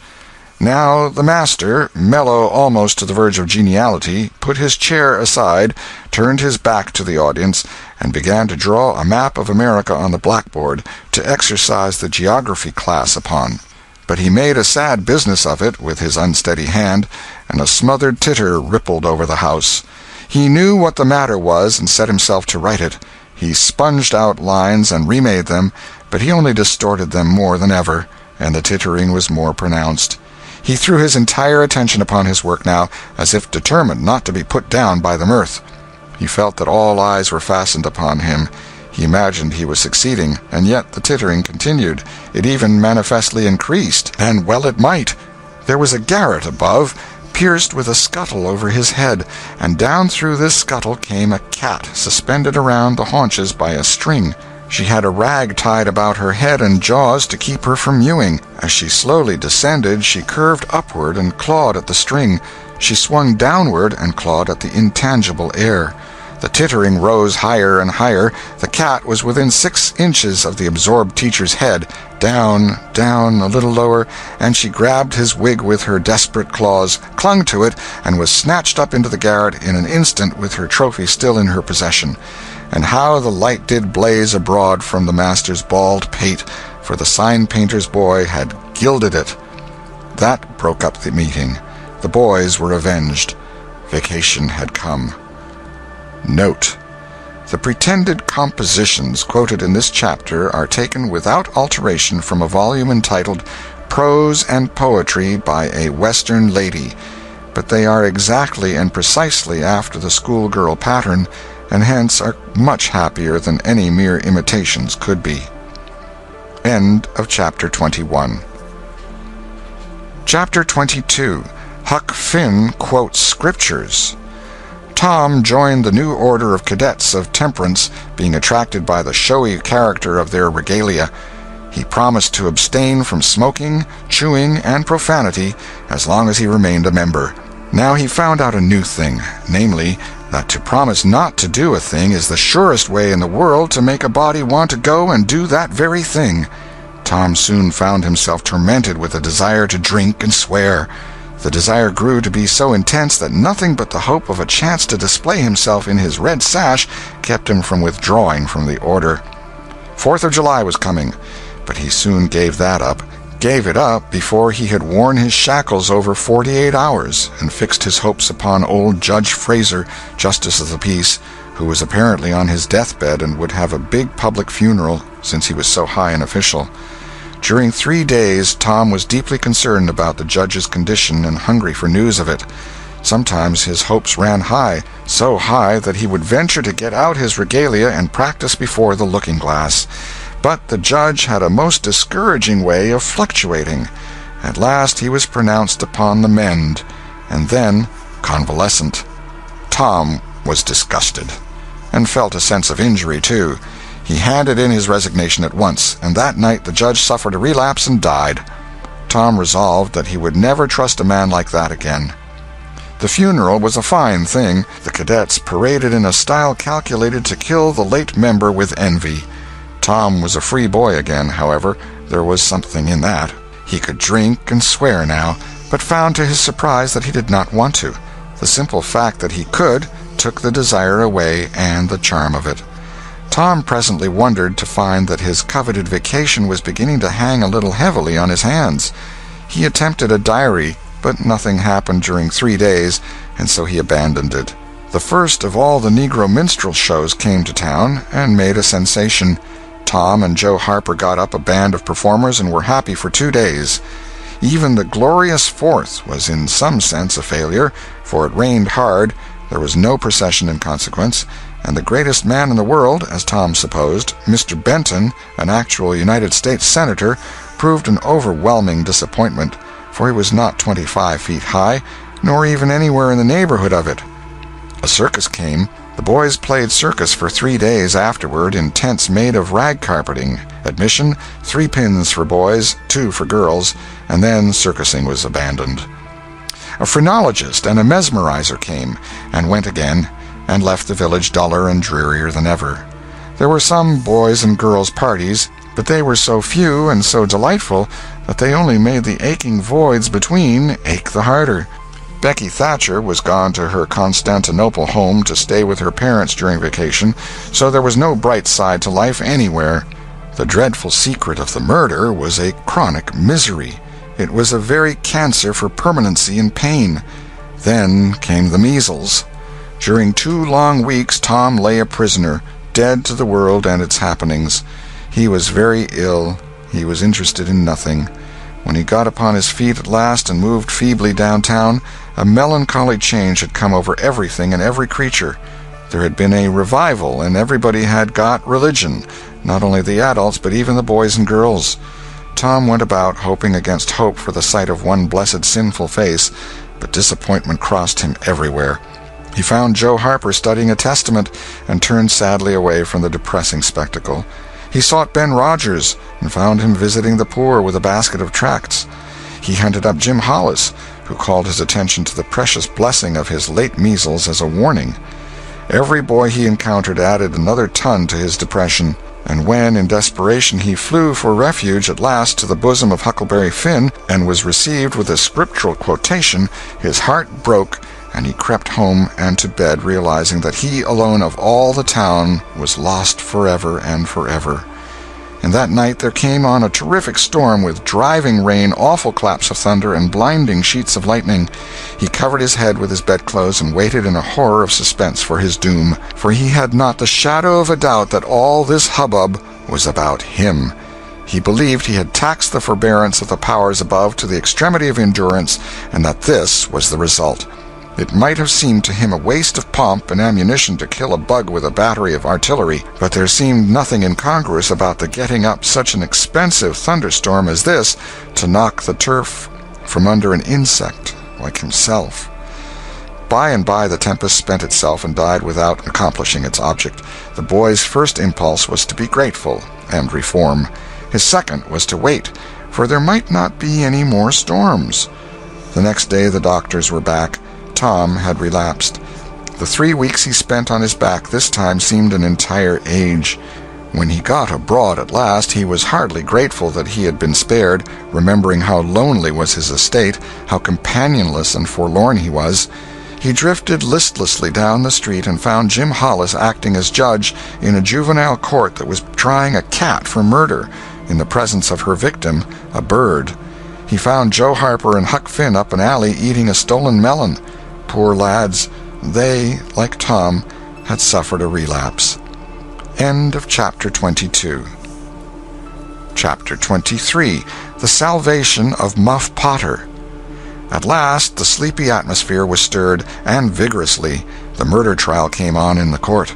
It became the absorbing topic of village talk immediately. Tom could not get away from it. Every reference to the murder sent a shudder to his heart, for his troubled conscience and fears almost persuaded him that these remarks were put forth in his hearing as feelers. He did not see how he could be suspected of knowing anything about the murder, but still he could not be comfortable in the midst of this gossip. It kept him in a cold shiver all the time. He took Huck to a lonely place to have a talk with him. It would be some relief to unseal his tongue for a little while, to divide his burden of distress with another sufferer. Moreover, he wanted to assure himself that Huck had remained discreet. "Huck, have you ever told anybody about that?" "About what?" "You know what." "Oh, course I haven't." "Never a word?" "Never a solitary word, so help me. What makes you ask?" "Well, I was afeard." "Why, Tom Sawyer, we wouldn't be alive 2 days if that got found out. You know that." Tom felt more comfortable. After a pause, "Huck, they couldn't anybody get you to tell, could they?" "Get me to tell? Why, if I wanted that half-breed devil to drown me, they could get me to tell. They ain't no different way." "Well, that's all right then. I reckon we're safe as long as we keep mum. But let's swear again anyway. It's more surer." "I'm agreed." So they swore again with dread solemnities. "What is the talk around, Huck? I've heard a power of it." "Talk? Well, it's just Muff Potter, Muff Potter, Muff Potter all the time. It keeps me in a sweat, constant, so's I want to hide somewheres. That's just the same way they go on round me. I reckon he's a goner. Don't you feel sorry for him sometimes?" Most always, most always. He ain't no account, but then he ain't ever done anything to hurt anybody. Just fishes a little, to get money to get drunk on, and loafs around considerable. But, Lord, we all do that, leastways most of us, preachers and such like. But he's kind of good. He give me half a fish once, when there weren't enough for 2. And lots of times he's kind of stood by me when I was out of luck. Well, he's mended kites for me, Huck, and knitted hooks onto my line. I wish we could get him out of there. My, we couldn't get him out, Tom, and besides, 'twouldn't do any good. They'd catch him again. Yes, so they would, but I hate to hear him abuse him so like the dickens when he never done that. I do too, Tom. Lord, I hear 'em say he's the bloodiest looking villain in this country, and they wonder he wasn't ever hung before. Yes, they talk like that all the time. I've heard 'em say that if he was to get free, they'd lynch him. And they'd do it, too. The boys had a long talk, but it brought them little comfort. As the twilight drew on, they found themselves hanging about the neighborhood of the little isolated jail, perhaps with an undefined hope that something would happen that might clear away their difficulties. But nothing happened. There seemed to be no angels or fairies interested in this luckless captive. The boys did as they had often done before, went to the cell grating and gave Potter some tobacco and matches. He was on the ground floor, and there were no guards. His gratitude for their gifts had always smote their conscience before. It cut deeper than ever this time. They felt cowardly and treacherous to the last degree when Potter said, "You've been mighty good to me, boys, better'n anybody else in this town, and I don't forget it, I don't. Often I says to myself, says I used to mend all the boys' kites and things and show 'em where the good fishing places was, and befriend 'em what I could, and now they've all forgot old Muff when he's in trouble, but Tom don't and Huck don't. They don't forget him, says I, and I don't forget them. Well, boys, I done an awful thing. Drunk and crazy at the time. That's the only way I count for it, and now I got to swing for it, and it's right. Right, and best, too, I reckon. I hope so, anyway. Well, we won't talk about that. I don't want to make you feel bad. You've befriended me. But what I want to say is, don't you ever get drunk. Then you won't ever get here. Stand a little further west, so that's it. It's a prime comfort to see faces that's friendly when a body's in such a muck of trouble, and there don't none come here but yourn. Good friendly faces. Good friendly faces. Get up on one another's backs and let me touch 'em. That's it. Shake hands. Yourn'll come through the bars, but mine's too big. Little hands and weak, and they've helped Muff Potter a power, and they'd help him more if they could." Tom went home miserable, and his dreams that night were full of horrors. The next day and the day after he hung about the courtroom, drawn by an impossible, irresistible impulse to go in, but forcing himself to stay out. Huck was having the same experience. They studiously avoided each other. Each wandered away from time to time, but the same dismal fascination always brought them back presently. Tom kept his ears open when idlers sauntered out of the courtroom, but invariably heard distressing news. The toils were closing more and more relentlessly around poor Potter.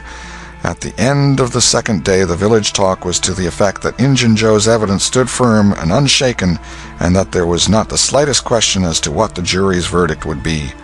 Tom was out late that night and came to bed through the window. He was in a tremendous state of excitement. It was hours before he got to sleep.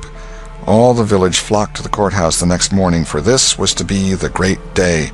Both sexes were about equally represented in the packed audience.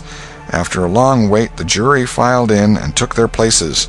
Shortly afterward, Potter, pale and haggard, timid and hopeless, was brought in, with chains upon him, and seated where all the curious eyes could stare at him. No less conspicuous was Injun Joe, stolid as ever. There was another pause, and then the judge arrived and the sheriff proclaimed the opening of the court. The usual whisperings among the lawyers and gathering together of papers followed. These details and accompanying delays worked up an atmosphere of preparation that was as impressive as it was fascinating. Now a witness was called who testified that he found Muff Potter washing in the brook at an early hour the morning that the murder was discovered, and that he immediately sneaked away. After some further questioning, counsel for the prosecution said, "Take the witness." The prisoner raised his eyes for a moment, but dropped them again when his own counsel said, "I have no questions to ask him." The next witness proved the finding of the knife near the corpse. Counsel for the prosecution said, "Take the witness." "I have no questions to ask him," Potter's lawyer replied. A third witness swore he had often seen the knife in Potter's possession. "Take the witness." Counsel for Potter declined to question him. The faces of the audience began to betray annoyance. Did this attorney mean to throw away his client's life without an effort? Several witnesses deposed concerning Potter's guilty behavior when brought to the scene of the murder. They were allowed to leave the stand without being cross-questioned. Every detail of the damaging circumstances that occurred in the graveyard upon that morning, which all present remembered so well, was brought out by credible witnesses, but none of them were cross-examined by Potter's lawyer. The perplexity and dissatisfaction of the House expressed itself in murmurs and provoked a reproof from the bench. Counsel for the prosecution now said, "By the oaths of citizens whose simple word is above suspicion, we have fastened this awful crime, beyond all possibility of question, upon the unhappy prisoner at the bar. We rest our case here." A groan escaped from poor Potter, and he put his face in his hands and rocked his body softly to and fro, while a painful silence reigned in the courtroom. Many men were moved, and many women's compassion testified itself in tears.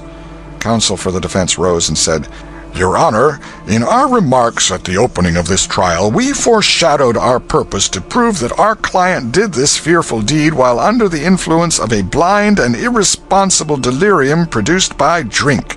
We have changed our mind. We shall not offer that plea." Then to the clerk, "Call Thomas Sawyer." A puzzled amazement awoke in every face in the house, not even excepting Potter's. Every eye fastened itself with wondering interest upon Tom as he rose and took his place upon the stand. The boy looked wild enough, for he was badly scared. The oath was administered. "Thomas Sawyer, where were you on the 17th of June about the hour of midnight?" Tom glanced at Injun Joe's iron face, and his tongue failed him. The audience listened breathless, but the words refused to come. After a few moments, however, the boy got a little of his strength back, and managed to put enough of it into his voice to make part of the house hear. "In the graveyard." "A little bit louder, please. Don't be afraid. You were in the graveyard." A contemptuous smile flitted across Injun Joe's face. "Were you anywhere near Horse William's grave?" "Yes, sir." "Speak up, just a trifle louder. How near were you?" "Near as I am to you." "Were you hidden or not?" "I was hid." "Where?" "Behind the elms that's on the edge of the grave." Injun Joe gave a barely perceptible start. "Anyone with you?" "Yes, sir. I went there with—" Wait a moment. Never mind mentioning your companion's name. We will produce him at the proper time. Did you carry anything there with you?" Tom hesitated and looked confused. "Speak out, my boy. Don't be diffident. The truth is always respectable. What did you take there?" "Only dead cat." There was a ripple of mirth which the court checked. "We will produce the skeleton of that cat. Now, my boy, tell us everything that occurred. Tell it in your own way. Don't skip anything, and don't be afraid." Tom began hesitatingly at first, but as he warmed to his subject his words flowed more and more easily. In a little while every sound ceased but his own voice. Every eye fixed itself upon him. With parted lips and bated breath the audience hung upon his words, taking no note of time, wrapped in the ghastly fascination of the tale. The strain upon pent emotion reached its climax when the boy said, "And as the doctor fetched the board around and Muff Potter fell, Injun Joe jumped with a knife and—" Crash! Quick as lightning the half-breed sprang for a window, tore his way through all opposers, and was gone. End of Chapter 23. Chapter 24. Splendid Days and Fearsome Nights. Tom was a glittering hero once more, the pet of the old, the envy of the young. His name even went into immortal print, for the village paper magnified him. There were some that believed he would be president yet if he escaped hanging. As usual, the fickle, unreasoning world took Muff Potter to its bosom and fondled him as lavishly as it had abused him before. But that sort of conduct is to the world's credit, therefore it is not well to find fault with it. Tom's days were days of splendor and exaltation to him, but his nights were seasons of horror. Injun Joe infested all his dreams, and always with doom in his eye. Hardly any temptation could persuade the boy to stir abroad after nightfall. Poor Huck was in the same state of wretchedness and terror, for Tom had told the whole story to the lawyer the night before the great day of the trial, and Huck was sore afraid that his share in the business might leak out yet, notwithstanding Injun Joe's flight had saved him the suffering of testifying in court. The poor fellow had got the attorney to promise secrecy, but what of that, since Tom's harassed conscience had managed to drive him to the lawyer's house by night and wring a dread tale from lips that had been sealed with the dismalest and most formidable of oaths. Huck's confidence in the human race was well nigh obliterated. Daily, Muff Potter's gratitude made Tom glad he had spoken, but nightly he wished he had sealed up his tongue. Half the time Tom was afraid Injun Joe would never be captured, the other half he was afraid he would be. He felt sure he never could draw a safe breath again until that man was dead and he had seen the corpse. Rewards had been offered, the country had been scoured, but no Injun Joe was found. One of those omniscient and awe-inspiring marvels, a detective, came up from St. Louis, moused around, shook his head, looked wise, and made that sort of astounding success which members of the craft usually achieve. That is to say, he found a clue. But you can't hang a clue for murder, and so after that detective had got through and gone home, Tom felt just as insecure as he was before. The slow days drifted on, and each left behind it a slightly lightened weight of apprehension. End of Chapter 24. Chapter 25. Seeking the Buried Treasure. There comes a time in every rightly constructed boy's life when he has a raging desire to go somewhere and dig for hidden treasure. This desire suddenly came upon Tom one day. He sallied out to find Joe Harper, but failed of success. Next he sought Ben Rogers. He had gone fishing. Presently he stumbled upon Huck Finn, the red-handed. Huck would answer. Tom took him to a private place and opened the matter to him confidentially. Huck was willing. Huck was always willing to take a hand in any enterprise that offered entertainment and required no capital, for he had a troublesome superabundance of that sort of time which is not money. "Where'll we dig?" said Huck. "Oh, most anywhere." "Why, is it hid all round?" "No, indeed it ain't. It's hid in mighty particular places, Huck. Sometimes on islands, sometimes in rotten chests under the end of a limb of an old dead tree, just where the shadow falls at midnight, but mostly under the floor in haunted houses." "Who hides it?" "Why, robbers, of course. Who'd you reckon? Sunday school superintendents?" "I don't know. If 'twas mine, I wouldn't hide it. I'd spend it and have a good time." "So would I. But robbers don't do that way. They always hide it and leave it there." "Don't they come after it any more?" "No, they think they will, but they generally forget the marks, or else they die. Anyway, it lays there a long time and gets rusty, and by somebody finds an old yellow paper that tells how to find the marks. A paper that's got to be ciphered over about a week, because it's mostly signs and hieroglyphics." "Which?" "Hieroglyphics. Pictures and things, that don't seem to mean anything." "Have you got one of them papers, Tom?" "No." "Well, then, how are you going to find the marks?" "I don't want to find any marks. They always bury it under a haunted house, or on an island, or under a dead tree that's got one limb sticking out. Well, we've tried Jackson's Island a little, and we can try it again sometime. And there's the old haunted house up the Still House branch, and there's lots of dead limb trees, dead loads of them." "Is it under all of them?" "How you talk! No!" "Then how are you going to know which one to go for?" "Go for all of them." "Why, Tom, it'll take all summer." "Well, what of that? Suppose you find a brass pot with $100 in it, all rusty and gay, or a rotten chest full of diamonds. How's that?" Huck's eyes glowed. "That's bully. Plenty bully enough for me. Just you give me the $100, and I don't want no diamonds." "All right, but I bet you I ain't going to throw off on diamonds. Some of 'em's worth $20 apiece. There ain't any hardly but's worth 6 bits or $1. "No. Is that so?" "Certainly. Anybody'd tell you so. Hain't you ever seen one, Huck?" "Not as I remember." "Oh, kings have slathers of them." "Well, I don't know no kings, Tom." "I reckon you don't. But if you was to go to Europe, you'd see a raft of 'em hopping around." "Do they hop?" "Hop? Your granny. No." "Well, what'd you say they did for?" "Shucks, I only meant you'd see 'em, not hopping, of course. What do they want to hop for? But I mean you'd just see 'em scattered around, in a kind of a general way, like that old humpbacked Richard." "Richard? What's his other name?" "He didn't have any other name. Kings don't have any but a given name." "No? But they don't." "Well, if they like it, Tom, all right, but I don't want to be a king and have only just a given name like a nigger. But say, where are you going to dig first?" "Well, I don't know. Suppose we tackle that old dead limb tree on the hill t'other side of Stillhouse Branch." "I'm agreed." So they got a crippled pick and a shovel and set out on their 3-mile tramp. They arrived hot and panting, and threw themselves down in the shade of a neighboring elm to rest and have a smoke. "I like this," said Tom. "So do I. Say, Huck, if we find a treasure here, what you going to do with your share?" "Well, I'll have pie and a glass of soda every day, and I'll go to every circus that comes along. I bet I'll have a gay time." "Well, ain't you going to save any of it?" "Save it? What for?" "Why, so as to have something to live on by and by."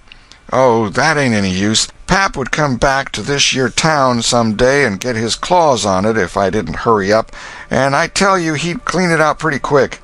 What you going to do with yourn, Tom?" "I'm going to buy a new drum, and a sure enough sword, and a red necktie and a bull pup, and get married." "Married? That's it." "Tom, why, you ain't in your right mind." "Wait, you'll see." "Well, that's the foolishest thing you could do. Look at Pap and my mother. Fight! Why, they used to fight all the time. I remember mighty well." "That ain't anything. The girl I'm going to marry won't fight." "Tom, I reckon they're all alike. They'll all comb a body. Now, you better think about this a while. I tell you, you better. What's the name of the gal?" "It ain't a gal at all. It's a girl." "It's all the same, I reckon. Some says gal, some says girl. Both's right, like enough. Anyway, what's her name, Tom?"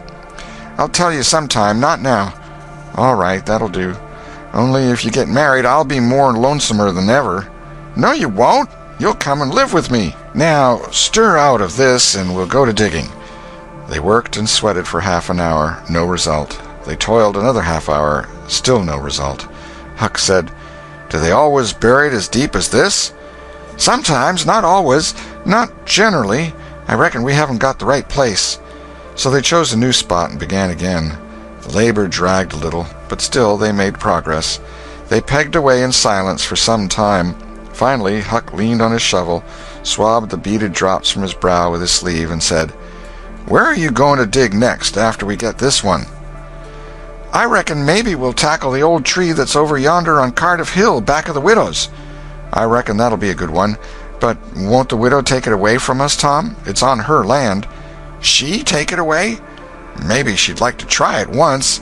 Whoever finds one of these hid treasures, it belongs to him. It don't make any difference whose land it's on." That was satisfactory. The work went on. By and by Huck said, "Blame it, we must be in the wrong place again. What do you think?" "It is mighty curious, Huck. I don't understand it. Sometimes witches interfere. I reckon maybe that's what's the trouble now." "Shucks, witches ain't got no power in the daytime." "Well, that's so. I didn't think of that."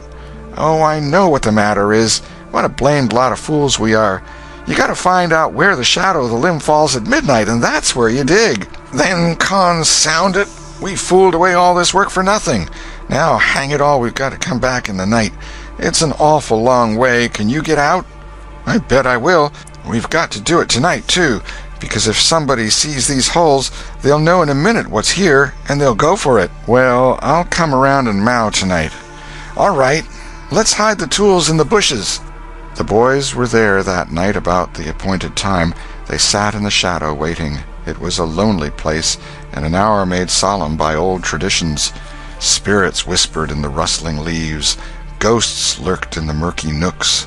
The deep baying of a hound floated up out of the distance. An owl answered with his sepulchral note. The boys were subdued by these solemnities, and talked little. By and by they judged that 12 had come. They marked where the shadow fell, and began to dig. Their hopes commenced to rise. Their interest grew stronger, and their industry kept pace with it. The hole deepened and still deepened, but every time their hearts jumped to hear the pick strike upon something, they only suffered a new disappointment. It was only a stone or a chunk. At last Tom said, "It ain't no use, Huck. We're wrong again." "Well, but we can't be wrong. We spotted the shatter to a dot." "I know it, but then there's another thing." "What's that?" "Why, we only guessed at the time. Like enough it was too late or too early." Huck dropped his shovel. "That's it," he said. "That's the very trouble. We got to give this one up. We can't ever tell the right time. And besides, this kind of thing's too awful. Here this time of night with witches and ghosts a-fluttering around so. I feel as if something's behind me all the time, and I'm afeard to turn around because maybe there's others in front a-waiting for a chance. I've been creeping all over ever since I got here." "Well, I've been pretty much so too, Huck. They most always put in a dead man when they bury a treasure under a tree to look out for it." "Lordy! Yes, they do. I've always heard that. Tom, I don't like to fool around much where there's dead people. A body's bound to get into trouble with 'em, sure." "I don't like to stir 'em up either. Suppose this one here was to stick his skull out and say something." "Don't, Tom, it's awful." "Well, it just is. Huck, I don't feel comfortable a bit. Say, Tom, let's give this place up and try somewhere else." "All right, I reckon we better." "What'll it be?" Tom considered a while, and then said, "The haunted house. That's it." "Blame it, I don't like haunted houses, Tom. Why, they're a darn sight worse than dead people. Dead people might talk, maybe, but they don't come sliding around in a shroud when you ain't noticing, and peep over your shoulder all of a sudden and grit their teeth the way a ghost does. I couldn't stand such a thing as that, Tom. Nobody could." "Yes, but, Huck, ghosts don't travel around only at night. They won't hinder us from digging there in the daytime." "Well, that's so. But you know mighty well people don't go about that haunted house in the day nor the night." "Well, that's mostly because they don't like to go where a man's been murdered, anyway. But nothing's ever been seen around that house except in the night. Just some blue lights slipping by the windows. No regular ghosts." "Well, where you see one of them blue lights flickering around, Tom, you can bet there's a ghost mighty close behind it. It stands to reason, because you know that they don't anybody but ghosts use 'em." "Yes, that's so. But anyway, they don't come around in the daytime, so what's the use of our being afeard?" "Well, all right, we'll tackle the haunted house if you say so, but I reckon it's taking chances." They had started down the hill by this time. There, in the middle of the moonlit valley below them, stood the haunted house, utterly isolated, its fences gone long ago, rank weeds smothering the very doorsteps, the chimney crumpled to ruin, the window sashes vacant, a corner of the roof caved in. The boys gazed a while, half expecting to see a blue light flit past a window. Then, talking in a low tone, as befitted the time and the circumstances, they struck far off to the right, to give the haunted house a wide berth, and took their way homeward through the woods that adorned the rearward side of Cardiff Hill. End of Chapter 25. Chapter 26. Real robbers seize the box of gold. About noon the next day, the boys arrived at the dead tree. They had come for their tools. Tom was impatient to go to the haunted house. Huck was measurably so, also, but suddenly said, "Looky here, Tom, do you know what day it is?" Tom mentally ran over the days of the week, and then quickly lifted his eyes with a startled look in them. "My, I never once thought of it, Huck." "Well, I didn't either, but all at once it popped onto me that it was Friday. Blame me, a body can't be too careful, Huck. We might have got into an awful scrape tackling such a thing on a Friday." "Might. Better say we would. There's some lucky days, maybe, but Friday ain't." "Any fool knows that. I don't reckon you was the first that found it out, Huck." "Well, I never said it was, did I? And Friday ain't all, neither. I had a rotten bad dream last night. Dreamt about rats." "No! Sure sign of trouble. Did they fight?" "No." "Well, that's good, Huck. When they don't fight, it's only a sign that there's trouble around, you know. All we got to do is to look mighty sharp and keep out of it. We'll drop this thing for today and play. Do you know Robin Hood, Huck?" "No. Who's Robin Hood?" "Why, he was one of the greatest men that was ever in England, and the best. He was a robber." "Cracky, I wished I was." "Who did he rob?" "Only sheriffs and bishops and rich people and kings and such like. But he never bothered the poor. He loved 'em. He always divided up with 'em perfectly square." "Well, he must have been a brick." "I bet you he was, Huck. Oh, he was the noblest man that ever was. There ain't any such men now, I can tell you. He could lick any man in England with one hand tied behind him, and he could take his U-bow and plug a 10-cent piece every time, a mile and a half." "What's a U-bow?" "I don't know. It's some kind of a bow, of course, and if he hit that dime only on the edge, he would set down and cry and curse. But we'll play Robin Hood, and it's nobby fun. I'll learn you." "I'm agreed." So they played Robin Hood all afternoon, now and then casting a yearning eye down upon the haunted house and passing a remark about the morrow's prospects and possibilities there. As the sun began to sink into the west, they took their way homeward athwart the long shadows of the trees, and soon were buried from sight in the forests of Cardiff Hill. On Saturday, shortly after noon, the boys were at the dead tree again. They had a smoke and a chat in the shade, and then dug a little in their last hole, not with great hope, but merely because Tom said there were so many cases where people had given up a treasure after getting down within 6 inches of it, and then somebody else had come along and turned it up with a single thrust of a shovel. The thing failed this time, however, so the boys shouldered their tools and went away feeling that they had not trifled with fortune, but had fulfilled all the requirements that belonged to the business of treasure hunting. When they reached the haunted house, there was something so weird and grisly about the dead silence that reigned there under the baking sun, and something so depressing about the loneliness and desolation of the place, that they were afraid, for a moment, to venture in. Then they crept to the door and took a trembling peep. They saw a weed-grown, floorless room, unplastered, an ancient fireplace, vacant windows, a ruinous staircase, and here, there, and everywhere hung ragged and abandoned cobwebs. They presently entered, softly, with quickened pulses, talking in whispers, ears alert to catch the slightest sound, and muscles tense and ready for instant retreat. In a little while familiarity modified their fears, and they gave the place a critical and interested examination, rather admiring their own boldness and wondering at it too. Next they wanted to look upstairs. This was something like cutting off the retreat, But they got to daring each other, and of course there could be but one result. They threw their tools into a corner and made the ascent. Up there were the same signs of decay. In one corner they found a closet that promised mystery, but the promise was a fraud. There was nothing in it. Their courage was up now and well in hand. They were about to go down and begin work when— "Shh!" said Tom. "What is it?" whispered Huck, blanching with fright. "Shh! There! Hear it?" "Yes. Oh, my! Let's run! Keep still! Don't you budge! They're coming right toward the door." The boys stretched themselves upon the floor with their eyes to knotholes in the planking, and lay waiting in a misery of fear. "They've stopped! No, coming! Here they are! Don't whisper another word, Huck! My goodness, I wish I was out of this." 2 men entered. Each boy said to himself, "There's the old deaf and dumb Spaniard that's been about town once or twice lately. Never saw t'other man before." T'other was a ragged, unkempt creature with nothing very pleasant in his face. The Spaniard was wrapped in a sarape. He had bushy white whiskers, long white hair flowed from under his sombrero, and he wore green goggles. When they came in, T'other was talking in a low voice. They sat down on the ground facing the door, with their backs to the wall, and the speaker continued his remarks. His manner became less guarded and his words more distinct as he proceeded. "No," said he, "I've thought it all over, and I don't like it. It's dangerous." "Dangerous?" grunted the deaf and dumb Spaniard, to the vast surprise of the boys. "Milksop!" This voice made the boys gasp and quake. It was Injun Joe's. There was silence for some time. Then Joe said, "What's any more dangerous than that job up yonder? But nothing's come of it." "That's different. Away up the river so, and not another house about. 'Twon't ever be known that we tried, anyway, long as we didn't succeed."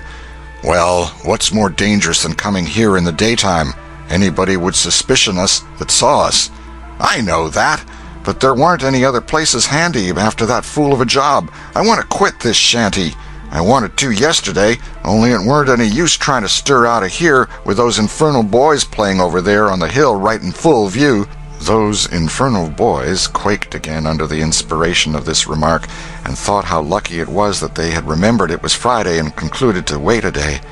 They wished in their hearts they had waited a year.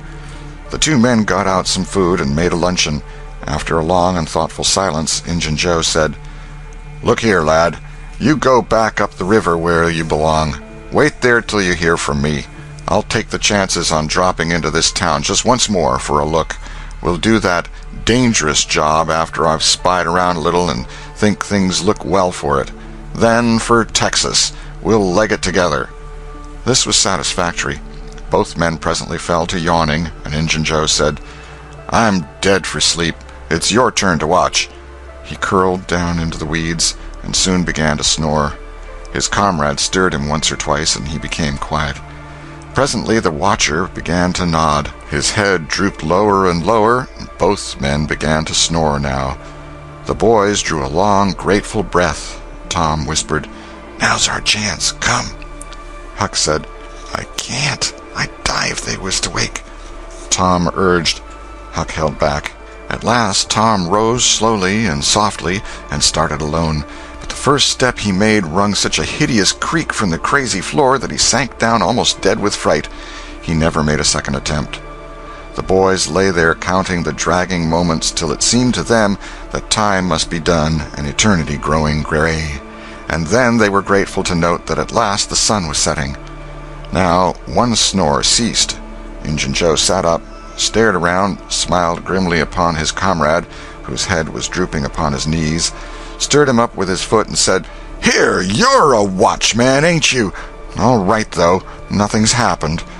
"My, have I been asleep?" "Oh, partly. Nearly time for us to be moving, pard. What'll we do with what little swag we've got left?" "I don't know. Leave it here as we've always done, I reckon. No use to take it away till we start south. 650 in silver's something to carry." "Well, all right, it won't matter to come here once more." "No, but I'd say come in the night, as we used to do. It's better."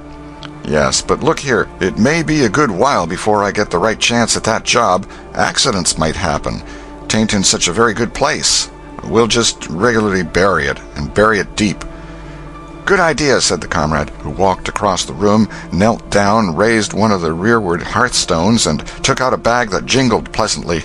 He subtracted from it $20 or $30 for himself, and as much for Injun Joe, and passed the bag to the latter, who was on his knees in the corner now, digging with his bowie knife. The boys forgot all their fears, all their miseries in an instant.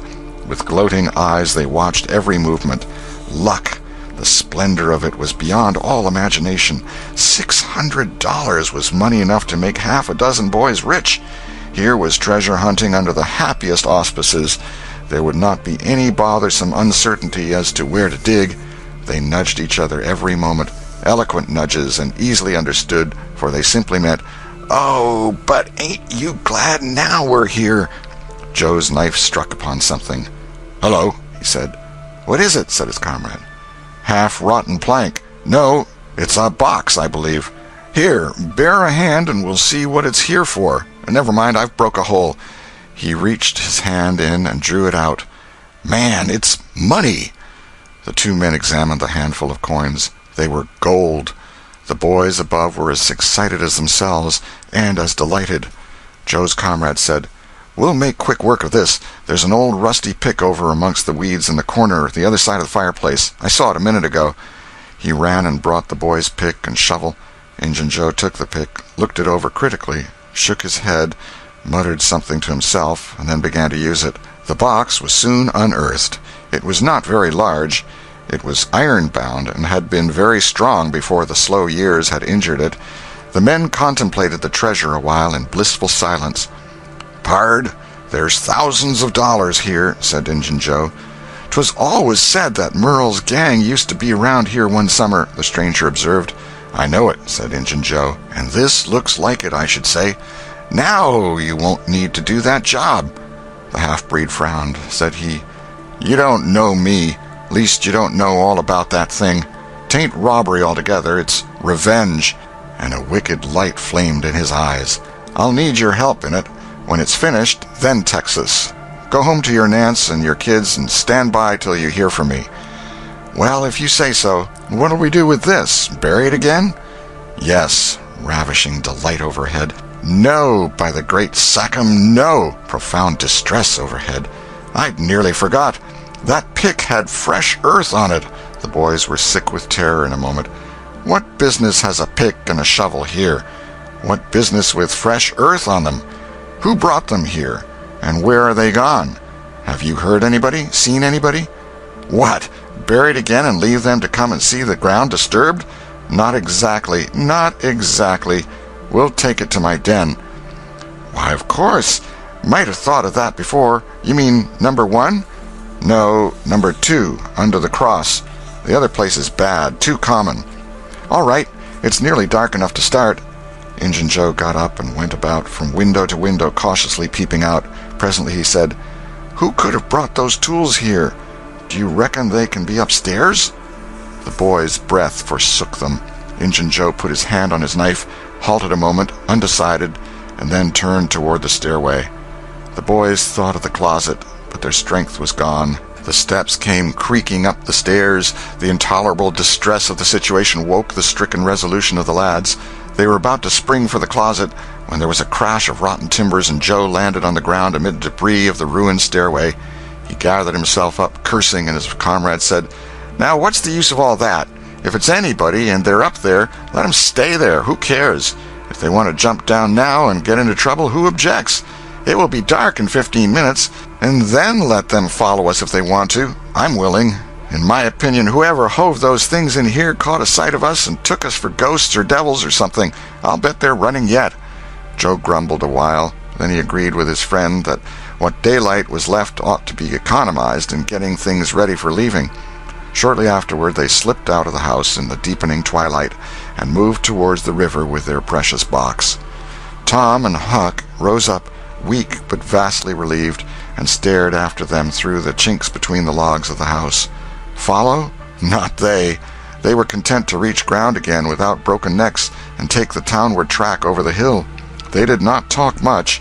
They were too much absorbed in hating themselves, hating the ill luck that made them take the spade and the pick there.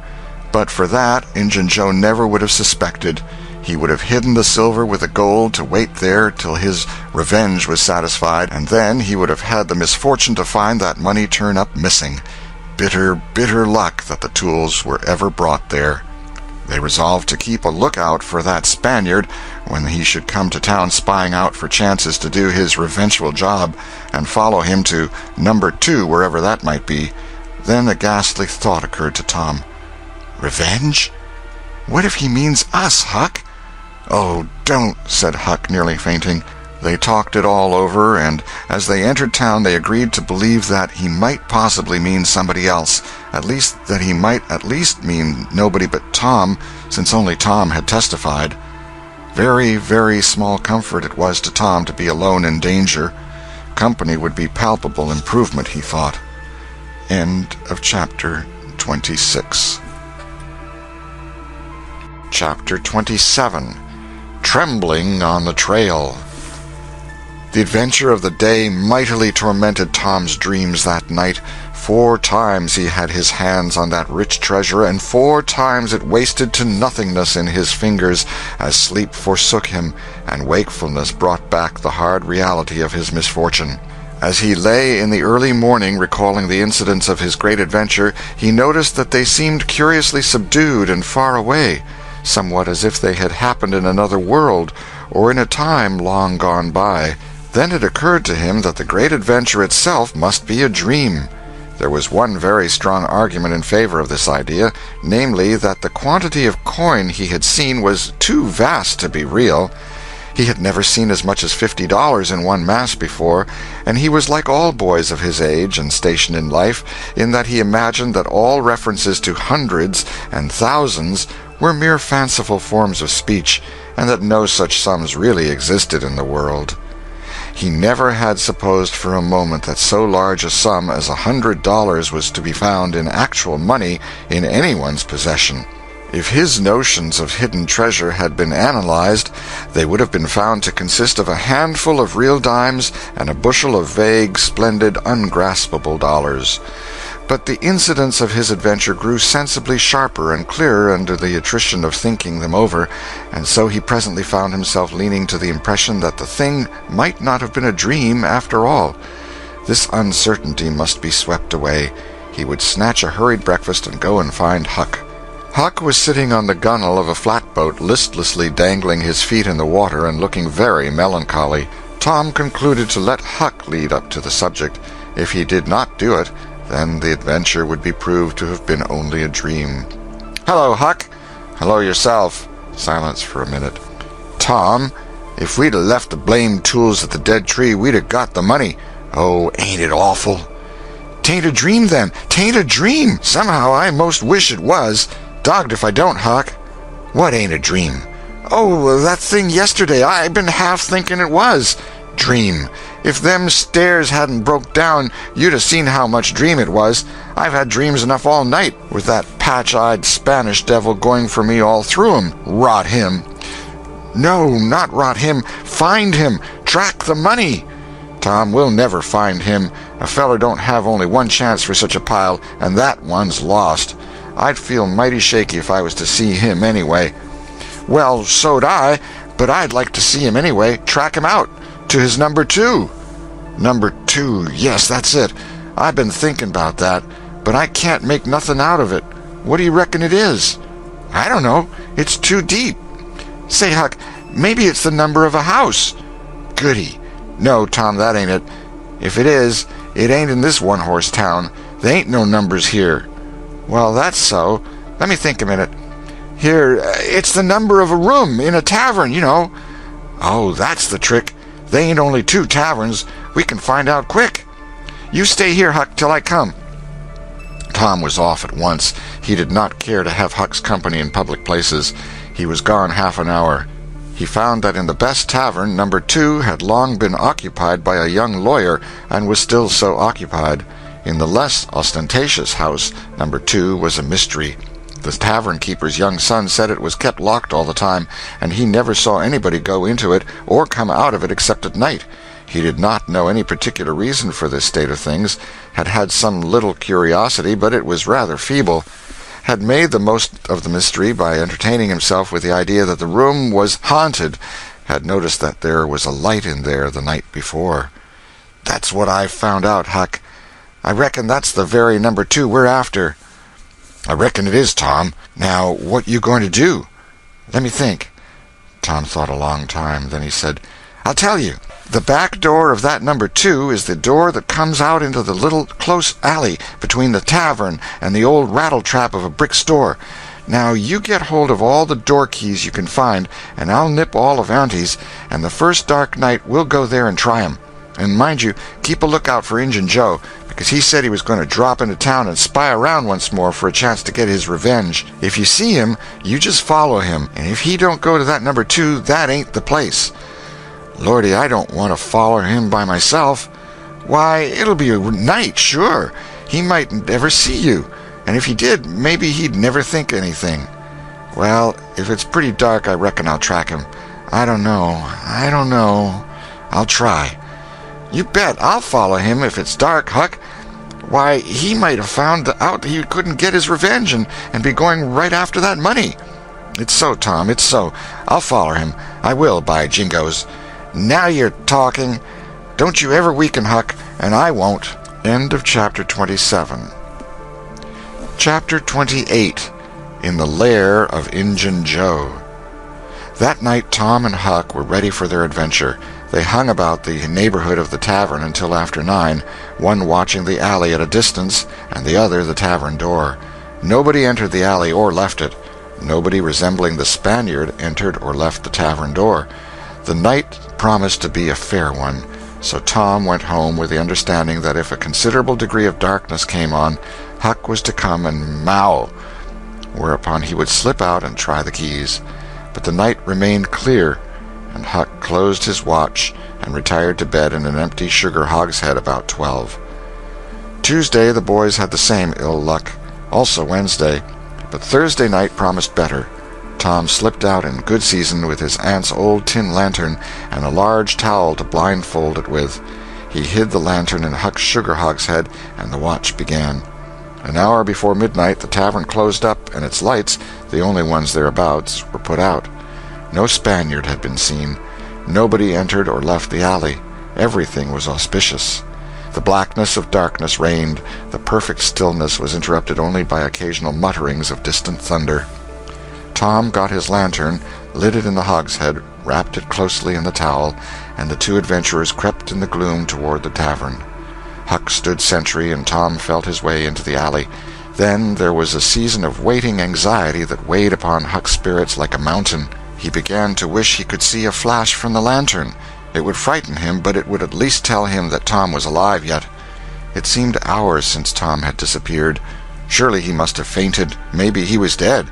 Maybe his heart had burst under terror and excitement. In his uneasiness, Huck found himself drawing closer and closer to the alley, fearing all sorts of dreadful things and momentarily expecting some catastrophe to happen that would take away his breath. There was not much to take away, for he seemed only able to inhale it by thimblefuls, and his heart would soon wear itself out, the way it was beating. Suddenly there was a flash of light, and Tom came tearing by him. "Run!" said he. "Run for your life!" He needn't have repeated it. Once was enough. Huck was making 30 or 40 miles an hour before the repetition was uttered. The boys never stopped till they reached the shed of a deserted slaughterhouse at the lower end of the village. Just as they got within its shelter, the storm burst and the rain poured down. As soon as Tom got his breath, he said, "Huck, it was awful. I tried 2 of the keys, just as soft as I could, but they seemed to make such a power of a racket that I couldn't hardly get my breath, I was so scared. They wouldn't turn in the lock either. Well, without noticing what I was doing, I took hold of the knob, and open comes the door. It warn't locked. I hopped in and shook off the towel, and great Caesar's ghost!" What you see, Tom?" "Huck, I most stepped onto Injun Joe's hand." "No." "Yes, he was laying there sound asleep on the floor, with his old patch on his eye and his arms spread out." "Lordy, what did you do? Did he wake up?" "No, never budged. Drunk, I reckon. I just grabbed that towel and started." "I'd never thought of the towel, I bet." "Well, I would. My aunt would make me mighty sick if I lost it." "Say, Tom, did you see that box?" "Huck, I didn't wait to look around. I didn't see the box. I didn't see the cross. I didn't see anything but a bottle and a tin cup on the floor by Injun Joe. Yes, and I saw 2 barrels and lots more bottles in the room. Don't you see now? What's the matter with that haunted room?" "How?" "Why, it's haunted with whiskey. Maybe all the temperance taverns have got a haunted room, hey, Huck?" "Well, I reckon maybe that's so. Who'd have thought such a thing? But say, Tom, now's a mighty good time to get that box if Injun Joe's drunk." "It is that. You try it." Huck shuddered. "Well, no, I reckon not." "And I reckon not, Huck. Only 1 bottle alongside of Injun Joe ain't enough. If there'd been 3, he'd be drunk enough, and I'd do it." There was a long pause for reflection, and then Tom said, "Looky here, Huck. Let's not try that thing any more till we know Injun Joe's not in there. It's too scary. Now, if we watch every night, we'll be dead sure to see him go out, sometime or other, and then we'll snatch that box quicker'n lightning." "Well, I'm agreed. I'll watch the whole night long, and I'll do it every night, too, if you'll do the other part of the job." "All right, I will. All you got to do is to trot up Hooper Street a block and mow, and if I'm asleep, you throw some gravel at the window, and that'll fetch me." "Agreed, and good as wheat." "Now, Huck, the storm's over, and I'll go home. It'll begin to be daylight in a couple hours. You go back and watch that long, will you?" "I said I would, Tom, and I will. I'll haunt that tavern every night for a year. I'll sleep all day, and I'll stand watch all night." "That's all right. Now, where are you going to sleep?" "In Ben Rogers' hayloft. He lets me, and so does his pap's nigger man, Uncle Jake. I tote water for Uncle Jake whenever he wants me to, and any time I ask him, he gives me a little something to eat if he can spare it. That's a mighty good nigger, Tom. He likes me, because I don't ever act as if I was above him. Sometimes I set right down and eat with him, but you needn't tell that. A body's got to do things when he's awful hungry he wouldn't want to do as a steady thing. Well, if I don't want you in the daytime, I'll let you sleep. I won't come bothering round. Any time you see something's up in the night, just skip right around and mow." End of Chapter 28. Chapter 29. Huck Saves the Widow. The first thing Tom heard on Friday morning was a glad piece of news. Judge Thatcher's family had come back to town the night before. Both Injun Joe and the treasure sank into secondary importance for a moment, and Becky took the chief place in the boy's interest. He saw her, and they had an exhausting good time playing High Spy and Gully Keeper with a crowd of their schoolmates. The day was completed and crowned in a peculiarly satisfactory way. Becky teased her mother to appoint the next day for the long-promised and long-delayed picnic, and she consented. The child's delight was boundless, and Tom's not more moderate. The invitations were sent out before sunset, and straightway the young folks of the village were thrown into a fever of preparation and pleasurable anticipation. Tom's excitement enabled him to keep awake until a pretty late hour, and he had good hopes of hearing Huck's mow and of having his treasure to astonish Becky and the picnickers with next day. But he was disappointed. No signal came that night. Morning came eventually, and by 10 or 11 o'clock a giddy and rollicking company were gathered at Judge Thatcher's, and everything was ready for a start. It was not the custom for elderly people to mar picnics with their presence. The children were considered safe enough under the wings of a few young ladies of 18 and a few young gentlemen of 23 or thereabouts. The old steam ferry-boat was chartered for the occasion. Presently the gay throng filed up the main street laden with provision baskets. Sid was sick and had to miss the fun. Mary remained at home to entertain him. The last thing Mrs. Thatcher said to Becky was, "You'll not get back till late. Perhaps you'd better stay all night with some of the girls that live near the ferry landing, child." "Then I'll stay with Susie Harper, Mama." "Very well. And mind and behave yourself, and don't be any trouble." Presently, as they tripped along, Tom said to Becky, "Say, I'll tell you what we'll do. Instead of going to Joe Harper's, we'll climb right up the hill and stop at the Widow Douglas's. She'll have ice cream. She has it most every day. Dead loads of it. And she'll be awful glad to have us." "Oh, that will be fun." Then Becky reflected a moment and said, "But what will Mama say?" "Well, how she'll ever know?" The girl turned the idea over in her mind and said reluctantly, "I reckon it's wrong, but—" "But shucks, your mother won't know, and so what's the harm? All she wants is that you'll be safe, and I bet you she'd have said go there if she'd have thought about it. I know she would." The Widow Douglas's splendid hospitality was a tempting bait. It and Tom's persuasions presently carried the day, so it was decided to say nothing to anybody about the night's program. Presently it occurred to Tom that maybe Huck might come in this very night and give the signal. The thought took a deal of the spirit out of his anticipation. Still, he could not bear to give up the fun at Widow Douglas's. And why should he give it up, he reasoned. The signal did not come the night before, so why should it be any more likely to come tonight? The sure fun of the evening outweighed the uncertain treasure, and, boylike, he determined to yield to the stronger inclination and not allow himself to think of the box of money another time that day. 3 miles below town, the ferry boat stopped at the mouth of the woody hollow and tied up. The crowd swarmed ashore, and soon the forest distances and craggy heights echoed far and near with shoutings and laughter. All the different ways of getting hot and tired were gone through with, and by the rovers straggled back to camp, fortified with responsible appetites, and then the destruction of the good things began. After the feast there was a refreshing season of rest and chat in the shade of spreading oaks. By and by somebody shouted, "Who's ready for the cave?" Everybody was. Bundles of candles were procured, and straightway there was a general scamper up the hill. The mouth of the cave was up the hillside, an opening shaped like a letter A. Its massive oaken door stood unbarred. Within was a small chamber, chilly as an ice-house, and walled by nature with solid limestone that was dewy with a cold sweat. It was romantic and mysterious to stand here in the deep gloom and look out upon the green valley shining in the sun. But the impressiveness of the situation quickly wore off, and the romping began again. The moment a candle was lighted there was a general rush upon the owner of it. A struggle and a gallant defense followed, but the candle was soon knocked down or blown out, and then there was a glad clamor of laughter and a new chase. But all things have an end. By and by the procession went filing down the steep descent of the main avenue, the flickering rank of lights dimly revealing the lofty walls of rock almost to their point of junction 60 feet overhead. This main avenue was not more than 8 or 10 feet wide.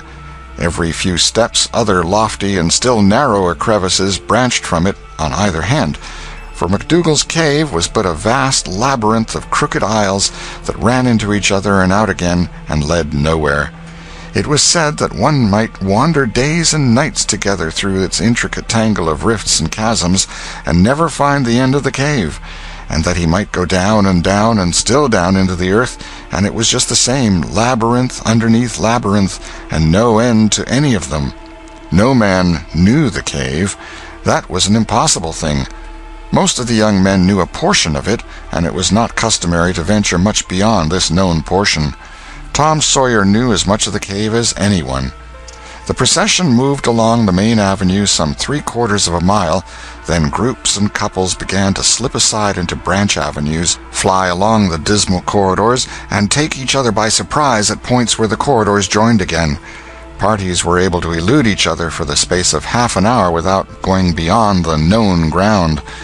By and by, one group after another came straggling back to the mouth of the cave, panting, hilarious, smeared from head to foot with tallow drippings, daubed with clay, and entirely delighted with the success of the day. Then they were astonished to find that they had been taking no note of time, and that night was about at hand. The clanging bell had been calling for half an hour. However, this sort of close to the day's adventures was romantic and therefore satisfactory. When the ferry-boat with her wild freight pushed into the stream, nobody cared sixpence for the wasted time but the captain of the craft. Huck was already upon his watch when the ferry-boat's lights went glinting past the wharf. He heard no noise on board, for the young people were as subdued and still as people usually are who are nearly tired to death. He wondered what boat it was, and why she did not stop at the wharf, and then he dropped her out of his mind and put his attention upon his business. The night was growing cloudy and dark. 10 o'clock came, and the noise of vehicles ceased. Scattered lights began to wink out. All straggling foot-passengers disappeared. The village betook itself to its slumbers, and left the small watcher alone with the silence and the ghosts. 11 o'clock came, and the tavern lights were put out. Darkness everywhere now. Huck waited what seemed a weary long time, but nothing happened. His faith was weakening. Was there any use? Was there really any use? Why not give it up and turn in? A noise fell upon his ear. He was all attention in an instant. The alley door closed softly. He sprang to the corner of the brick store. The next moment 2 men brushed by him, and one seemed to have something under his arm. It must be that box. So they were going to remove the treasure. Why call Tom now?